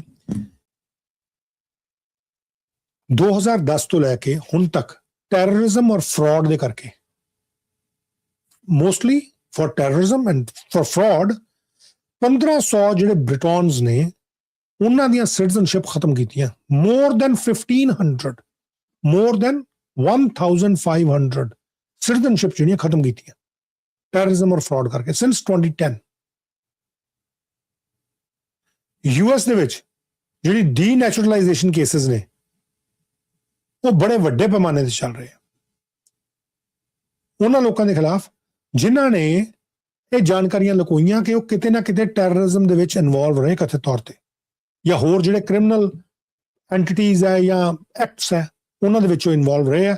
ਜਦੋਂ ਉਹਨਾਂ ਨੇ ਅਮਰੀਕਨ ਸਿਟੀਜ਼ਨਸ਼ਿਪ ਲਈ ਹੈ, ਉਹਨਾਂ ਦੀ ਡੀਨੈਚੁਰਲਾਈਜੇਸ਼ਨ ਦੀ ਪ੍ਰਕਿਰਿਆ ਚੱਲ ਰਹੀ ਹੈ। ਕੈਨੇਡਾ ਦੇ ਵਿੱਚ ਰਿਵੋਕ ਕਰਨੀ ਕਿਸੇ ਦੀ citizenship, it's very very very rare. ਜਿਹੜੇ ਕੁਝ ਐਕਸਪਰਟਸ ਨੇ ਉਹਨਾਂ ਨੇ ਇਸੇ ਆਰਟੀਕਲ ਦੇ ਵਿੱਚ ਜਾਣਕਾਰੀ ਦਿੱਤੀ ਹੈ। But my question is going to be still at the same point, stands at the same point ਕਿ ਭਾਈ ਤਹੱਵੁਰ ਹੁਸੈਨ ਰਾਣਾ, ਜਿਹਦੀ ਇਹ ਪਾਸਪੋਰਟ ਦੀ ਕਾਪੀ ਲੱਗੀ ਹੋਈ ਹੈ, ਜਿਹਦੀ ਇਹ ਤਸਵੀਰ ਹੈ, ਜਿਹਦੇ ਵੱਲੋਂ ਇਹ ਐਪਲੀਕੇਸ਼ਨ ਫਾਰਮ ਭਰੇ ਗਏ, ਜਿਹਨੂੰ ਲੈ ਕੇ ਇਹ RCMP ਦੇ ਆਫੀਸਰ ਇੰਚਾਰਜ ਨੂੰ ਲੈਟਰਸ ਲਿਖੀਆਂ ਗਈਆਂ 2009 ਦੇ ਵਿੱਚ, 2013 ਦੇ ਵਿੱਚ, 2024 ਦੇ ਵਿੱਚ ਵੱਖੋ ਵੱਖਰੇ ਮਹਿਕਮਿਆਂ ਨੂੰ, ਜਿਹਦਾ ਇਹ ਸ਼ਿਕਾਗੋ ਗ੍ਰੋਸਰਸ, ਜ਼ਬੀਹਾ ਹਲਾਲ ਮੀਟ, ਇਮੀਗ੍ਰੇਸ਼ਨ ਫਰਮ, ਨਾਲ ਦੇ ਨਾਲ ਹੋਰ ਬਹੁਤ ਸਾਰੇ ਬਿਜ਼ਨਸ, ਉਹਨਾਂ ਦੇ ਵਿੱਚ ਕਥਿਤ ਇਨਵੋਲਵਮੈਂਟ ਰਹੀ। US ਦੇ ਵਿੱਚ ਰਹਿ ਰਿਹਾ ਸੀ, ਕੈਨੇਡਾ ਦਾ ਸਿਟੀਜ਼ਨ ਬਣ ਗਿਆ। ਇਸ ਗੱਲ ਨੂੰ ਕਿਉਂ ਨਹੀਂ ਕੰਸੀਡਰ ਕੀਤਾ ਜਾ ਰਿਹਾ ਕਿ ਇੱਕ ਮਿਸਰੈਪ੍ਰੈਜ਼ੈਂਟੇਸ਼ਨ ਤੋਂ ਇਲਾਵਾ ਇਹਦਾ ਇੱਕ ਐਡੇ ਵੱਡੇ ਗਰੁੱਪ ਦੇ ਨਾਲ ਕਥਿਤ ਤੌਰ ਤੇ ਜੁੜੇ ਹੋਣਾ ਉਹ ਜ਼ਿਆਦਾ ਮੈਟਰ ਕਰਦਾ। ਕੈਨੇਡਾ ਦੇ ਵਾਸਤੇ ਜ਼ਿਆਦਾ ਜ਼ਰੂਰੀ ਹੈ ਕਿ ਉਸ ਗੱਲ ਨੂੰ ਅੱਗੇ ਲਿਆਂਦਾ ਜਾਏ, ਉਹ ਤੇ ਚਰਚਾ ਕੀਤੀ ਜਾਏ।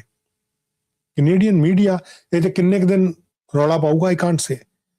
ਖਾਸ ਤੌਰ ਤੇ ਭਾਰਤੀ ਮੂਲ ਦਾ ਮੀਡੀਆ, ਜਿਨ੍ਹਾਂ ਦੇ ਪਿਛੋਕੜ ਵਾਲੇ ਮੁਲਕ ਦੇ ਉੱਤੇ ਅਟੈਕ ਹੋਇਆ, ਜਿਸ ਕੰਟਰੀ ਤੋਂ ਉਹ ਆਏ ਉਹਦੇ ਉੱਤੇ ਟੈਰਰਿਸਟ ਅਟੈਕ ਹੋਇਆ, ਜਿਸ 166 ਲੋਕ ਮਰੇ, ਸਾਰੇ ਇੰਡੀਅਨ ਨਹੀਂ ਸੀ ਜਿਹੜੇ ਮਰੇ ਸੀ, ਉਹ ਸਾਰੇ ਇੰਡੀਅਨ ਨਹੀਂ ਸੀ ਜਿਹੜੇ ਮਰੇ ਸੀ ਇਹਦੇ 'ਚ।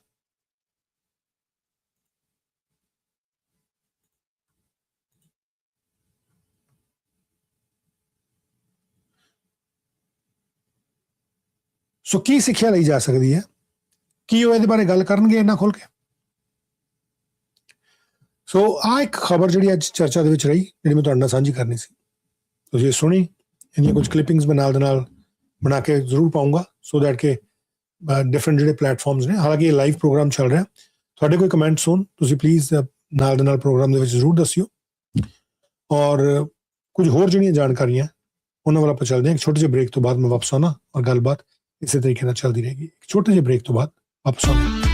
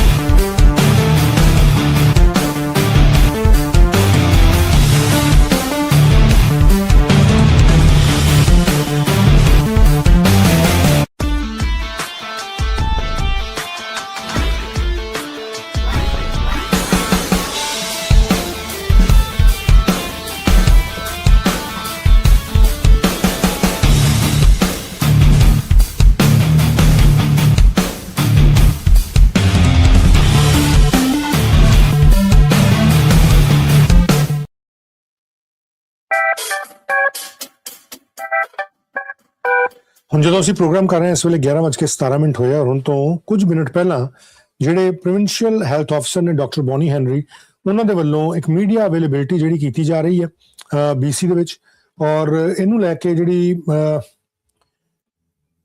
ਜਾਣਕਾਰੀ ਉਹਨਾਂ ਦੇ ਵੱਲੋਂ ਦਿੱਤੀ ਜਾ ਰਹੀ ਹੈ ਡਾਕਟਰ ਬੌਨੀ ਹੈਨਰੀ ਵੱਲੋਂ I am going to share that information with you just ਹੁਣੇ ਹੀ ਇਹ ਇਨਫੋਰਮੇਸ਼ਨ ਜਿਹੜੀ ਮੇਰੇ ਕੋਲ ਆਈ ਹੈ ਔਰ ਮੈਂ ਤੁਹਾਡੇ ਨਾਲ ਸ਼ੇਅਰ ਕਰਦਾ just give me 1 second it's very important information ਕਿਉਂਕਿ ਇਹ ਵੀ ਜਿਹੜੇ ਪ੍ਰੋਵਿੰਸ਼ੀਅਲ ਹੈਲਥ ਅਫਸਰ ਨੇ ਇਹਨਾਂ ਦੇ ਵੱਲੋਂ ਇਨਫੋਰਮੇਸ਼ਨ ਆ ਰਹੀ ਹੈ ਸੋ ਆਪਾਂ ਸੁਣਦੇ ਹਾਂ ਕਿ ਇਹਨਾਂ ਦੇ ਵੱਲੋਂ ਕੀ ਕਿਹਾ ਜਾ ਰਿਹਾ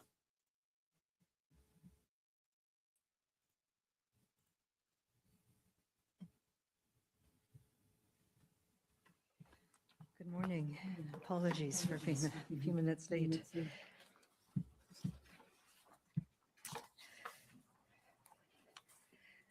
Good morning, and thank you all for being here.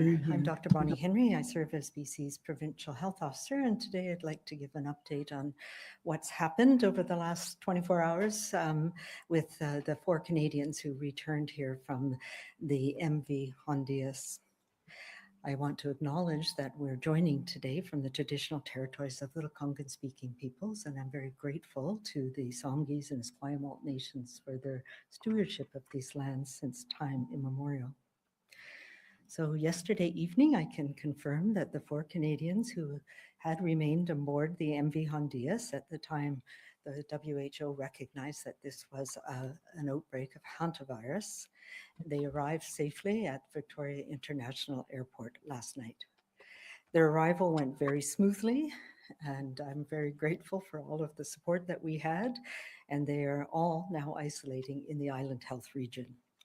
I want to express my appreciation for the teams from the Public Health Agency of Canada, from the Quarantine Service, the Canadian Armed Forces, and of course, our very strong Island Health teams for making it seamless and smooth. I will say that I was reticent to say that they were due to, or the plan was for them to come into Victoria yesterday when we talked.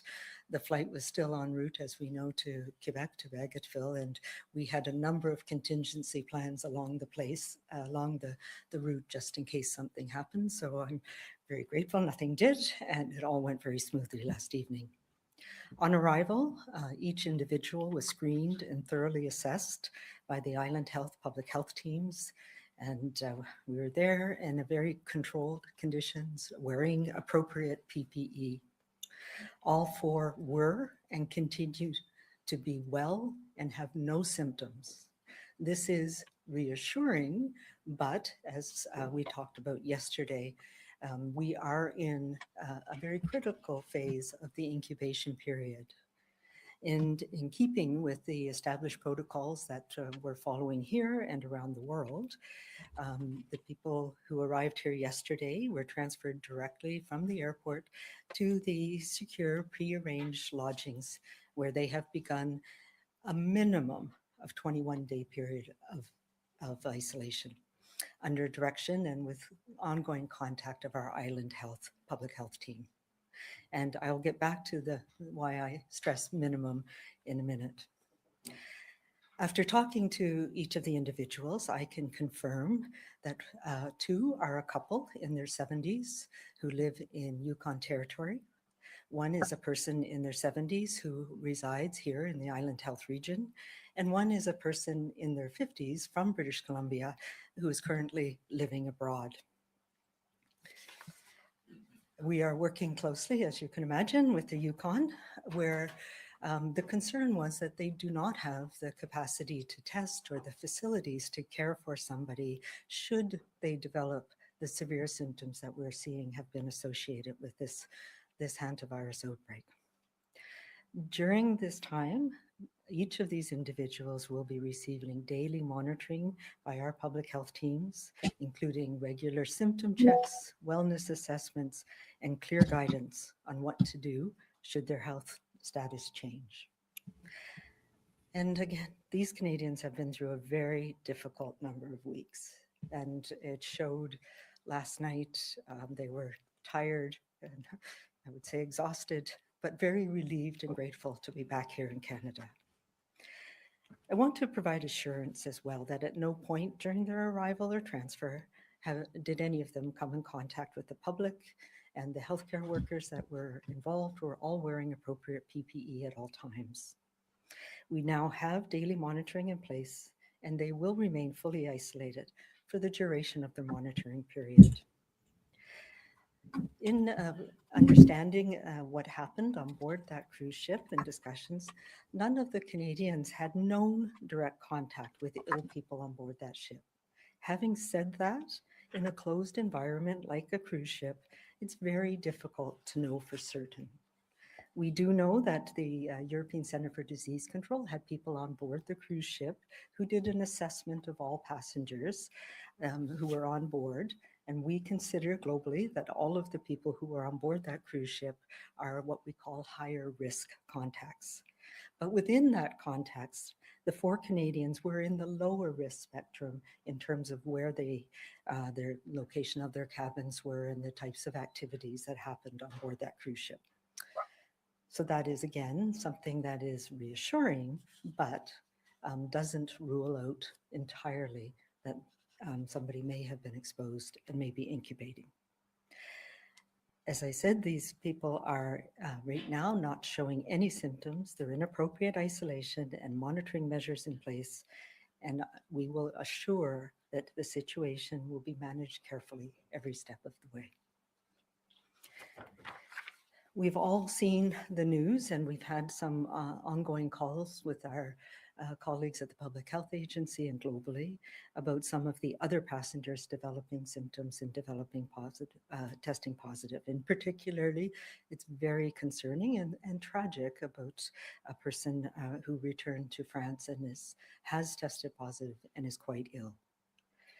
We are all hoping that the 4 people who are here with us will remain well through this incubation period, but this is exactly why we are taking the precautions and why plans are in place should their conditions change. We have been discussing across the country as well as globally about testing and what type of testing might be helpful or might not. This is a challenge because there's very little known about how tests can be helpful or not in the management of hantavirus, and particularly the Andes strain of hantavirus. We know that there's little benefit for some tests in people who are not showing any symptoms, but we're going to reassess that as we see what happens globally. We do have the ability to do appropriate testing for hantavirus, including for this strain of hantavirus here in BC, and we will be monitoring and checking with our colleagues globally about when and what types of tests might be helpful. Should any of the 4 people who are here with us develop symptoms, we have established protocols in place to ensure they can be properly and safely assessed, tested, and cared for without risk to the public and with all the appropriate precautions for healthcare workers in the healthcare setting. So this includes safe medical transport. We have protocols with the BC EMS, strict infection prevention and control measures in all of the health facilities. We have the ability to do the diagnostic testing here in British Columbia through the BC CDC, and of course, access to specialized clinical care should it be needed. So my office, the BC Centre for Disease Control, Island Health, and federal partners, including the Public Health Agency of Canada, Global Affairs Canada, and others, continue to work closely together to coordinate monitoring, to understand what's happening with the other people who were on that cruise ship globally. And there's a strong community who's sharing all the information that we can, and to coordinate assessment and care if needed. And I do want to again stress how grateful I am for the teams at Island Health. Dr. Reka Gustafson is the Chief Medical Officer, and her team were fantastic last night. And I know that these people are in good hands and will be followed up rigorously. I also want to mention, that it reminds us again of the importance of the WHO in coordinating this type of global outbreak, the implications of an outbreak that have global implications. And I'm, just knowing the challenges that the WHO has been facing, I want to remind people how important it is to have that expertise at the global level to support all of us in sharing information and being able to determine the best possible ways of action. I did mention that we have said a minimum of 21 days, and we've also been thinking about, when does that clock start? And prior yesterday, I had said the clock we thought would start on the 6th of May when the last known case was taken off the cruise ship. We've re-looking at that in the face of what we're seeing, particularly with the case who developed symptoms quite quickly in France. And so we are agreed, and we've been talking to the 4 people who are here, that the clock will start yesterday when they arrived here in Canada. And there has been concerns about 21 days versus 42 versus 45. So the known incubation period is about 6 weeks. So that's 42 days. And I can reassure you that these individuals, the 4 people who are here now, will be followed daily for the 42 days of the risk period. What we're talking about when I say a minimum of 21 days, that's that complete isolation with no contact with anybody, making sure that they are safely able to manage. But that's the highest risk period for somebody to develop symptoms. And that is the minimum that we're going to. As we see the situation evolve globally and here, that might be extended. It might be extended as far as the full 42 days. But as you can imagine, that's quite a burden on people, and it's challenging to stay in one place for that period of time, especially as the risk diminishes over time. So we'll be reassessing that on an ongoing basis, depending on how people are feeling, depending on whether anybody develops symptoms, and depending on what's happening globally. So I think we are all aligned globally in that all of these individuals will need monitoring at least daily, and plans in place to support them for the full 42 days.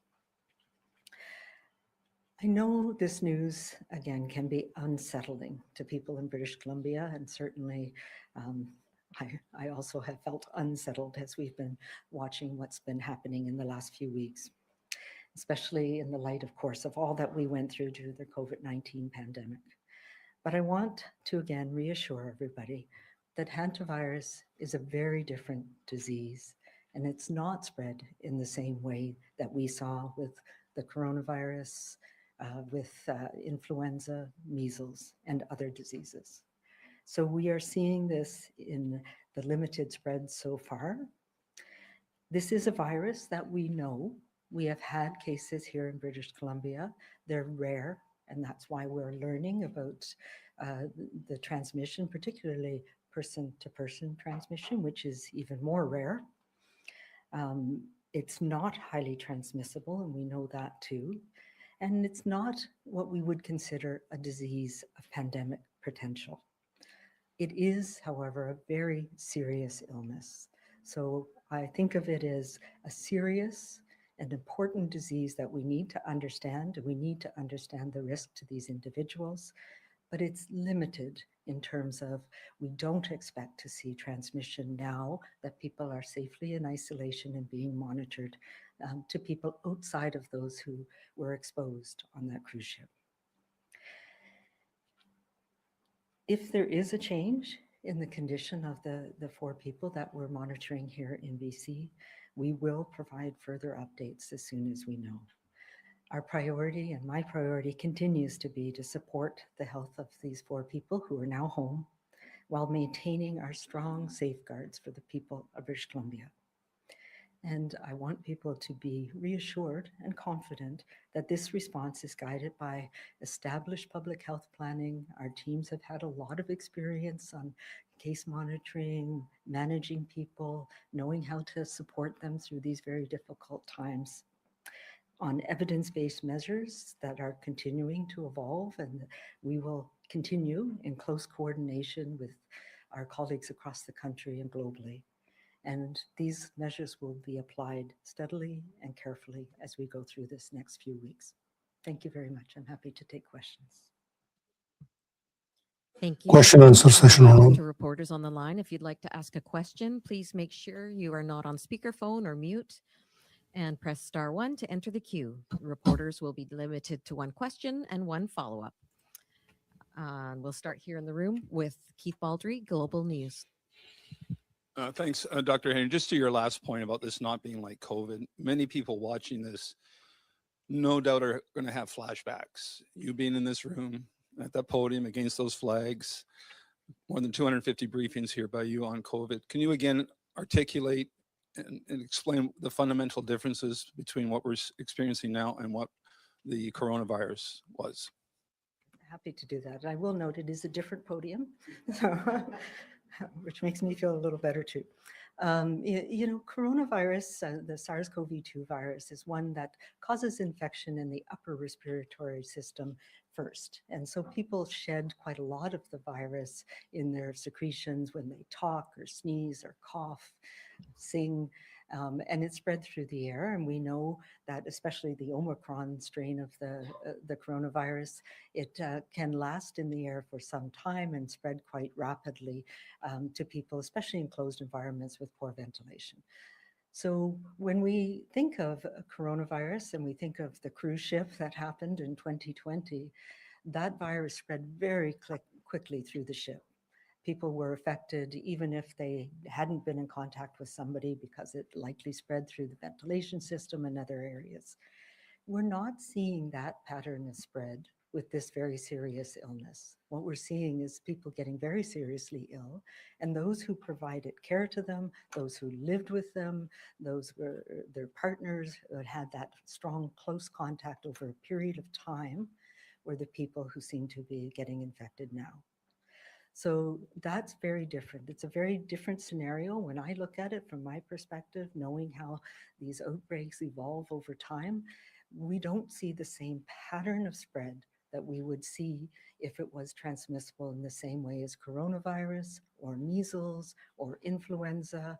The other one that we see quite commonly spread very rapidly in cruise ships is norovirus, which can cause vomiting and diarrhea. And you know that can spread very quickly and affect people. So that's a completely different pattern than what we're seeing happen and emerge now. And so far, there's nothing that makes me concerned that that's going to change. So now that all of the individuals have been taken back to their countries and the 4 Canadians who are here, we know who has been in contact with whom, we know how to manage them, how to make sure that if they develop any symptoms at all, that they won't be in contact with anybody other than healthcare professionals who are wearing PPE and can do it in a safe way. So I think that reassures me that we're dealing with a very different thing right now. I'm sure most most people up until now had never heard of hantavirus. Do we have enough scientific data and experience with this virus to make a number of conclusions as we did with the coronavirus? Yeah, we probably know more about hantavirus than we did about the coronavirus prior to the pandemic. So hantavirus is something that has been in Canada, globally. There's European strains, there's strains in South American strains.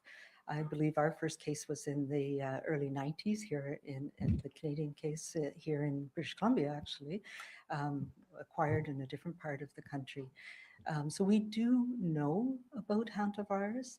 It's a rare disease in that it doesn't happen very commonly, but we do have a good test for it. We do know how it spreads. So the sin nombre strain of the virus that we see here in North America has not been known to spread from person to person. Never say never, but it has not been known. We do know that it's spread by rodent droppings, rodent urine, saliva that dries and then can be aerosolized when we do things like cleaning out the cottage before opening it up for the summer. So every year around this time, in public health, we would put out messages to remind people of the safe way to clean up those dusty places where there might be rodents and rodent droppings. And so I would refer people to the BC CDC website, to HealthLink, and there's lots of detailed information on how to protect yourself from that. We know in Chile, in Argentina, they've been dealing with this Andes strain of the hantavirus for a number of years as well. And there is some data, it is limited, but there's been published reports about clusters of people who've had close contact where it's been transmitted from one person to another person. So that's why it's within the realm of possibility for this strain of virus. And that's what we're seeing play out. I think there's global consensus now that it was very likely that the first case or cases, the two of them, may have been exposed in an area where this strain of the virus is known to exist, where we know where Argentina has reported a dramatic increase in numbers of people with the disease, over 100 in the last little while. So it's likely that that's where these people picked it up. And then because it has such a long incubation period, they develop symptoms on board the cruise ship. So we do know quite a bit.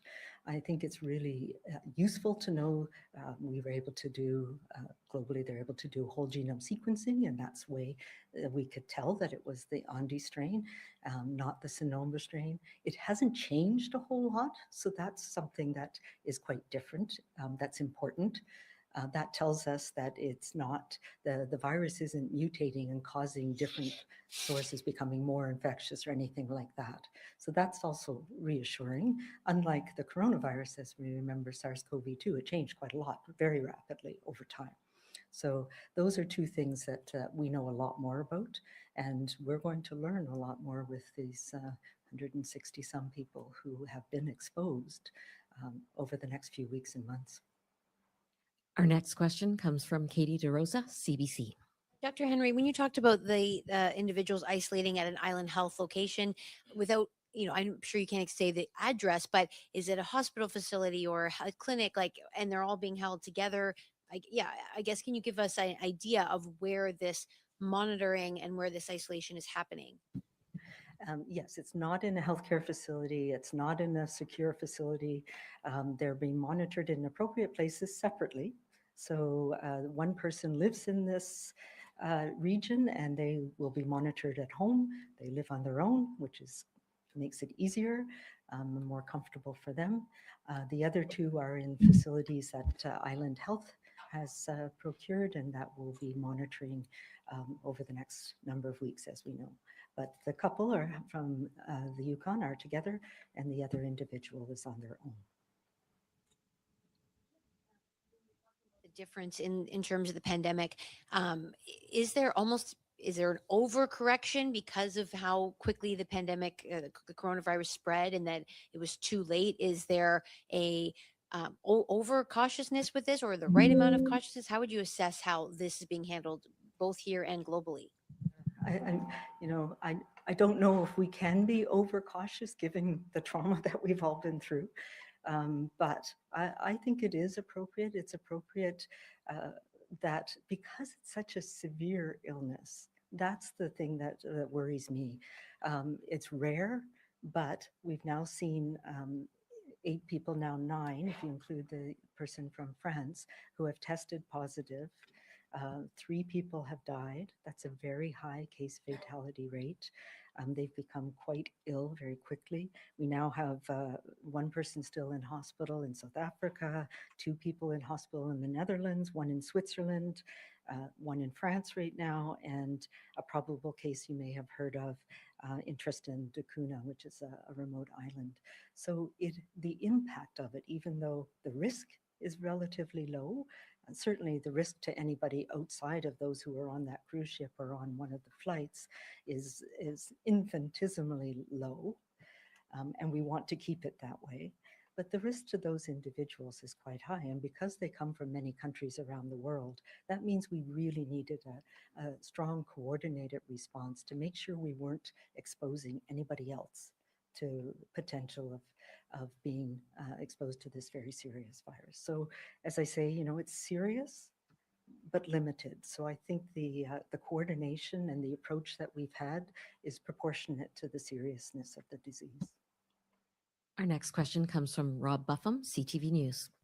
Oh, hi, Dr. Henry. Nice to see you, maybe not in this setting, but I just wanted to understand, is the operating theory that everybody who got, well, that the hantavirus in this instance that spread through the cruise ship to a certain extent originated with two people who got it in Argentina and then they spread it through human contact? My basic understanding is that hantavirus typically comes from rat feces, but that's not how everybody here got it. They got it from other people. Is that correct?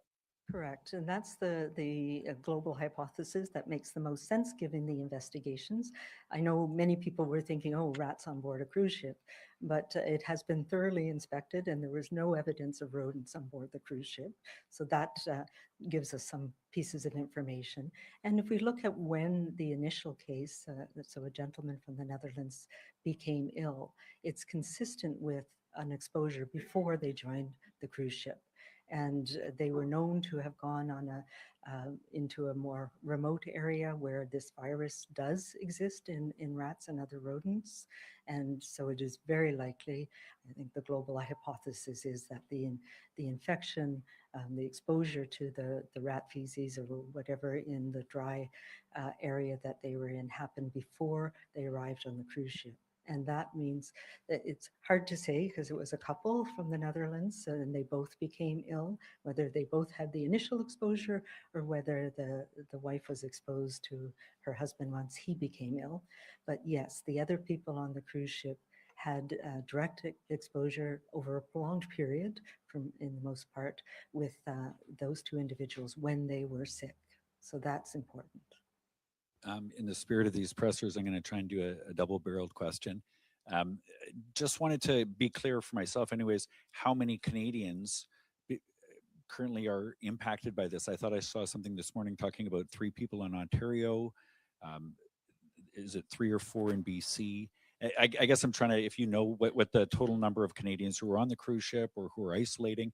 And also I'm just curious, Keith asked you a question, Katie did as well, about dividing this, or separating this from COVID, but you must be feeling some almost, I don't know if it's PTSD, but it must be a strange feeling for you. I'm curious to get inside your perspective as you've spoken to other global experts as you try and address what is a very worrisome situation. Yeah, well, let me address the first one.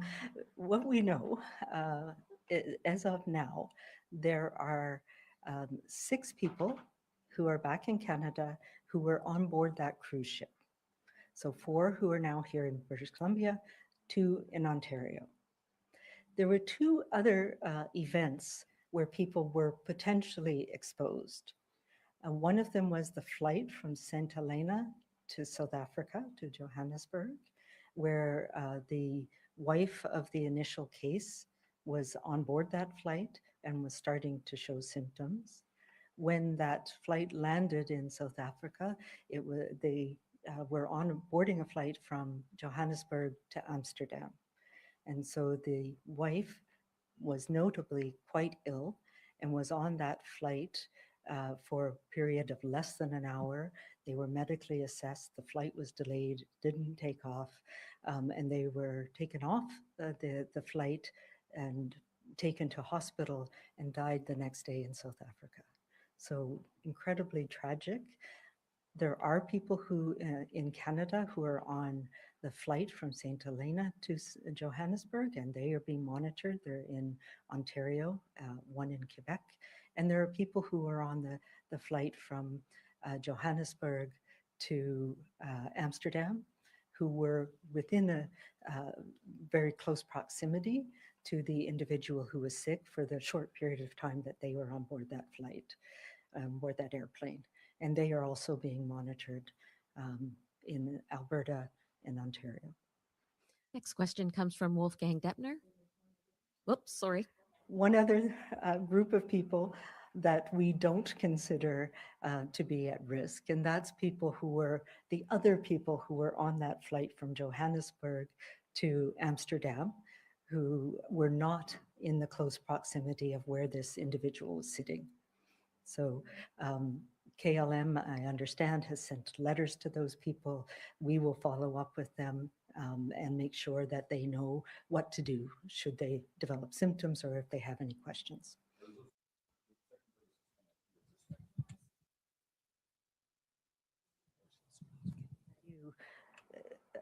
I think I've talked before about how I was very concerned in late 2019 about what I was hearing about infections that were happening in China and our global community of people who follow these things. We were all quite anxious about that.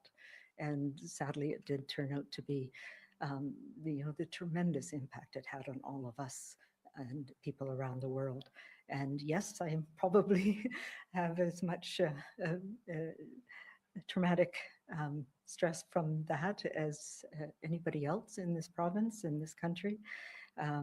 When I first heard about what was happening on board this cruise ship, I did have a bit of a sinking feeling.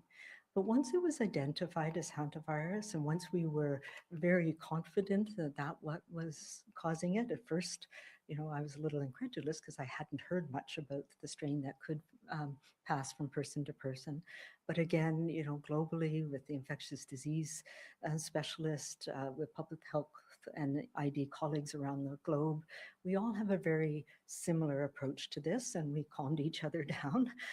So it is, very different, important, serious, and we need to take all those measures to make sure there's no opportunity for others to be exposed to this very, very unfortunate and tragic situation. So that's where I am now. I'm behind this podium, but there you go. Thank you. Next question is from Wolfgang Deppner, Canadian Press. Yeah, good morning, Dr. Henry. Thank you for taking my question.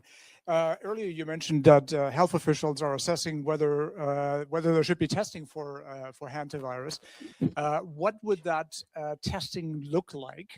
We're looking at 5 million people in this province alone, and how can you be sure, or how can health officials be sure that this testing will indeed be successful? Because one of the individuals in the US that has tested positive was also asymptomatic beforehand. So I was hoping that you could sort of clarify that. I'm not talking about testing of people in the province. What we're talking about is the individuals who were exposed. So the 4 people, 2 in Ontario, 4 people here. We do have a plan if any of them develop any symptoms that could be this, even as much as a headache, then we have testing available and a protocol to be able to do that. But globally, there's some looking at, what can we learn and can it help us in managing people? So there's 2 types of tests that happen. Both of them are done on blood. So it would be taking a blood sample. One of them is looking for antibodies in the blood that happen after somebody's been infected. So we do what's called a before and after sample. It takes time for your body to develop those antibodies, several weeks. So it would be taking a blood sample now and then testing again perhaps at the end of 42 days. And that will give us a sense if anybody developed antibodies without showing any symptoms. So those are one of the big unknowns. So that's something we're talking about. Is that worth doing? Does that help us in any way? The second test is what we call a PCR test. So it's able to detect the virus itself. It can't tell if the virus is live or dead, but it can detect the RNA or the DNA in the virus. And that is also done on a blood sample. So it looks for what we call viremia, virus in the blood. And that was the one that's a little more fraught. For example, my understanding, and it's yet to be confirmed from the US, is that the testing was equivocal, that there was a positive and a negative and a weak positive, and the person is asymptomatic. And so there's unclear what that actually means. So that's another one that we're wrestling with. If we do these tests, if it's negative, it doesn't tell you anything. It tells you that they don't have the virus in the blood at this minute. But if it's positive, how do we know whether it's truly positive or whether, so it just, those are questions that we're wrestling with in the lab community globally. So trying to understand it better. Thank you for that answer. Earlier, you gave a little nod to the Canadian Armed Forces, and you also said that Island Health has secured facilities for these two individuals to isolate there. Just putting one and one together here, are we to understand that these individuals are isolating on one of the Canadian Armed Forces bases that are on the island? Thank you. Actually, no. My nod to the Canadian Armed Forces was to specifically to 443 Squadron out at the airport, who were very helpful, opened the facility so that we had a secure, safe place to safely assess and monitor the 4 individuals when they arrived last night. So once again, 443 Squadron was fantastic. They were very supportive and helped us do it in a way that was safe and that nobody was exposed. Our next question's from Mackenzie Reed, Check News. Hi, thank you so much for coming and speaking to us again today. Wondering why bring them to Vancouver Island and to isolate here, especially when yesterday you had talked about the biocontainment center in Surrey Memorial Hospital. So why not isolate them closer to that facility rather than having them on the island? Yeah, we talked a lot about that, whether they should go to a closed facility somewhere in another part of the country. As I mentioned, 2 of them have strong connections to British Columbia, including one person who's able to isolate at home, which makes a big difference in somebody's life. And the couple from the Yukon, we have a very strong relationship with Yukon. We do the testing for them.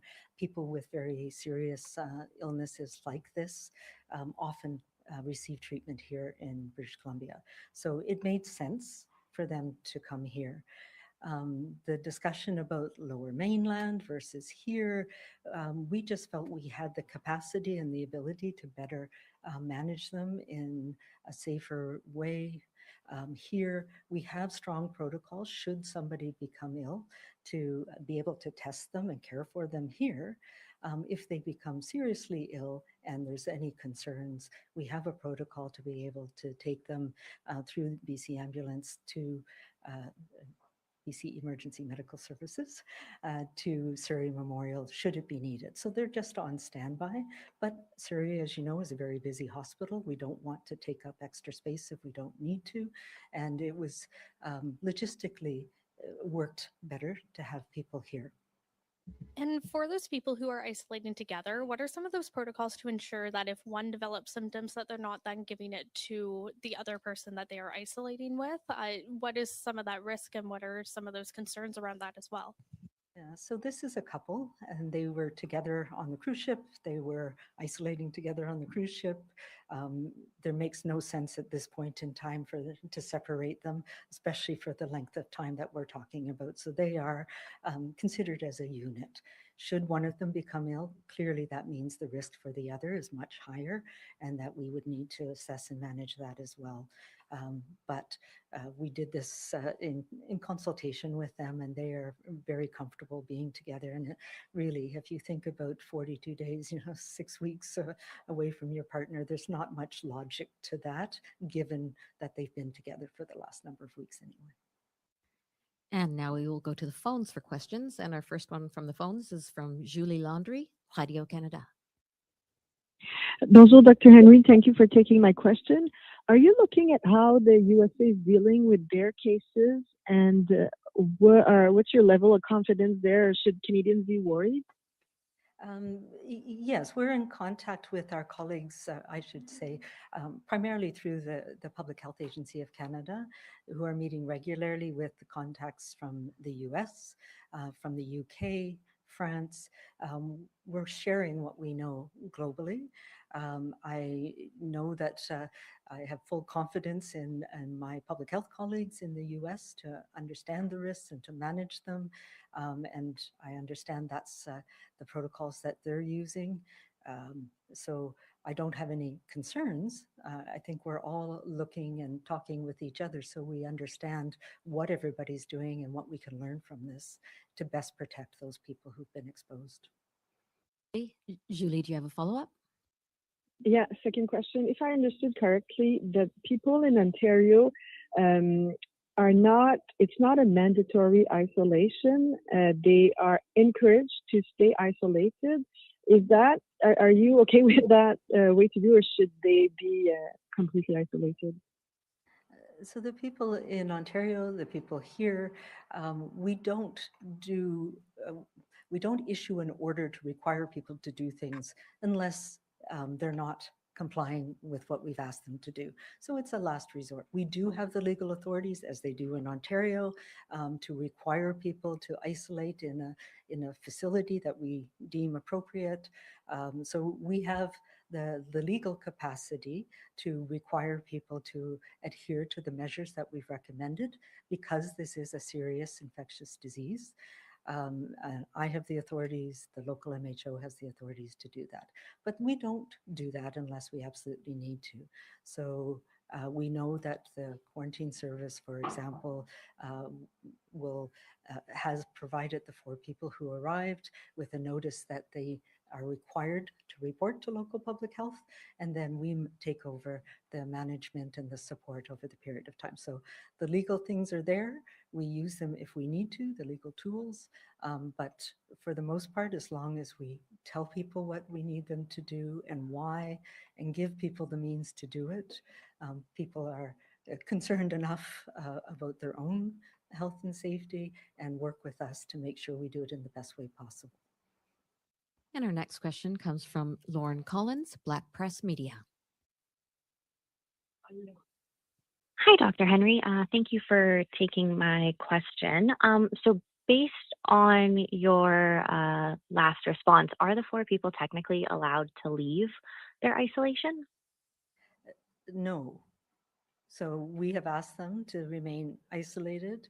I mean, they can go out for a walk, but not go around other people. There's parameters that we've put in place, and we'll be following up with them daily to make sure that they're doing that. And they have, these are very reasonable people who understand the risks and understand what is happening and are very concerned themselves. So I have no concerns that people are going to run off and go to a party or something.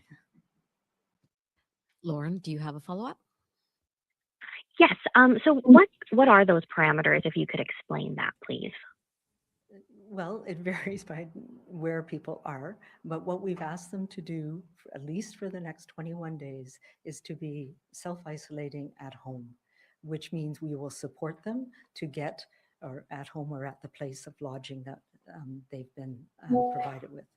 We'll support them to get any medications, I know there's things like medical appointments and how to do that safely and where, support them to get groceries and food. So we're asking them, and so far everybody's complied, to stay within the lodging that they're in and not have people come over to visit.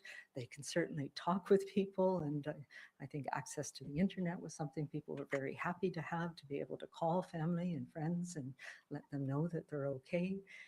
But we're asking them to stay within the lodging and around the lodging that they're in.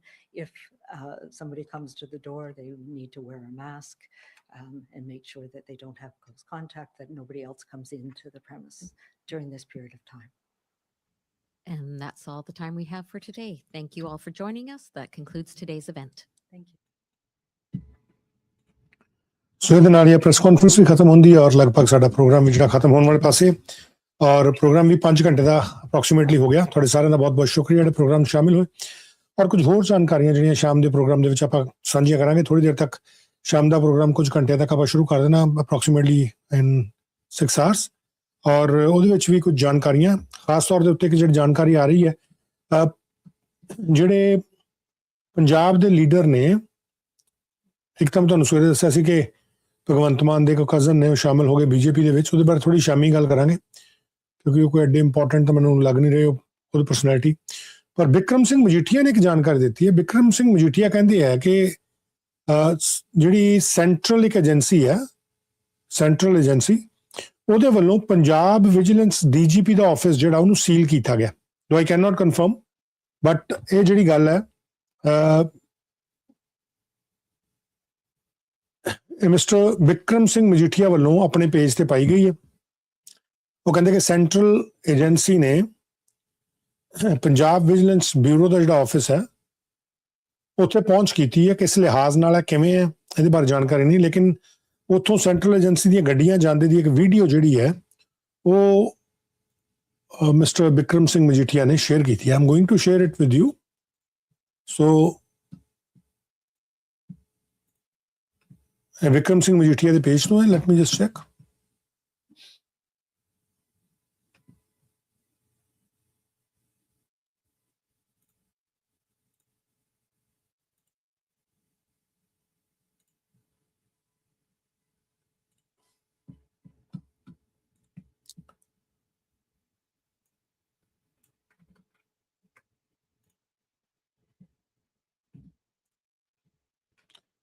ਮੈਨੂੰ ਇਹ ਕਿ ਉਹਨਾਂ ਦੇ page ਤੋਂ ਹੀ ਜਿਹੜੀ ਆ ਰਹੀ information ਉਹੀ ਮੈਂ ਦਿਖਾਵਾਂ।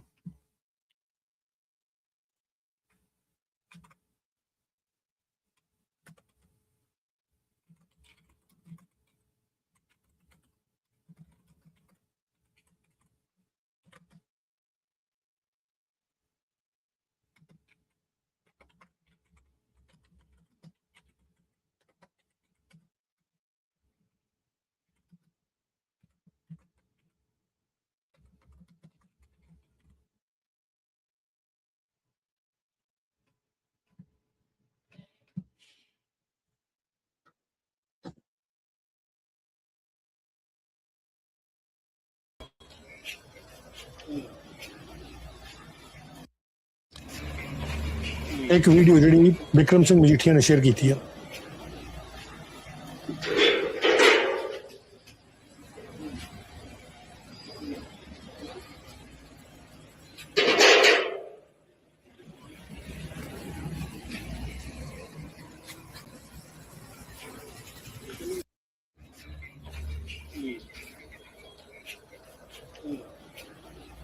ਸੋ ਇਦਾਂ ਦੀਆਂ ਇੱਕ ਦੋ ਵੀਡੀਓ ਜਿਹੜੀਆਂ ਹੋਰ ਉਹਨਾਂ ਦੇ ਵੱਲੋਂ ਜਾਰੀ ਕੀਤੀਆਂ ਗਈਆਂ।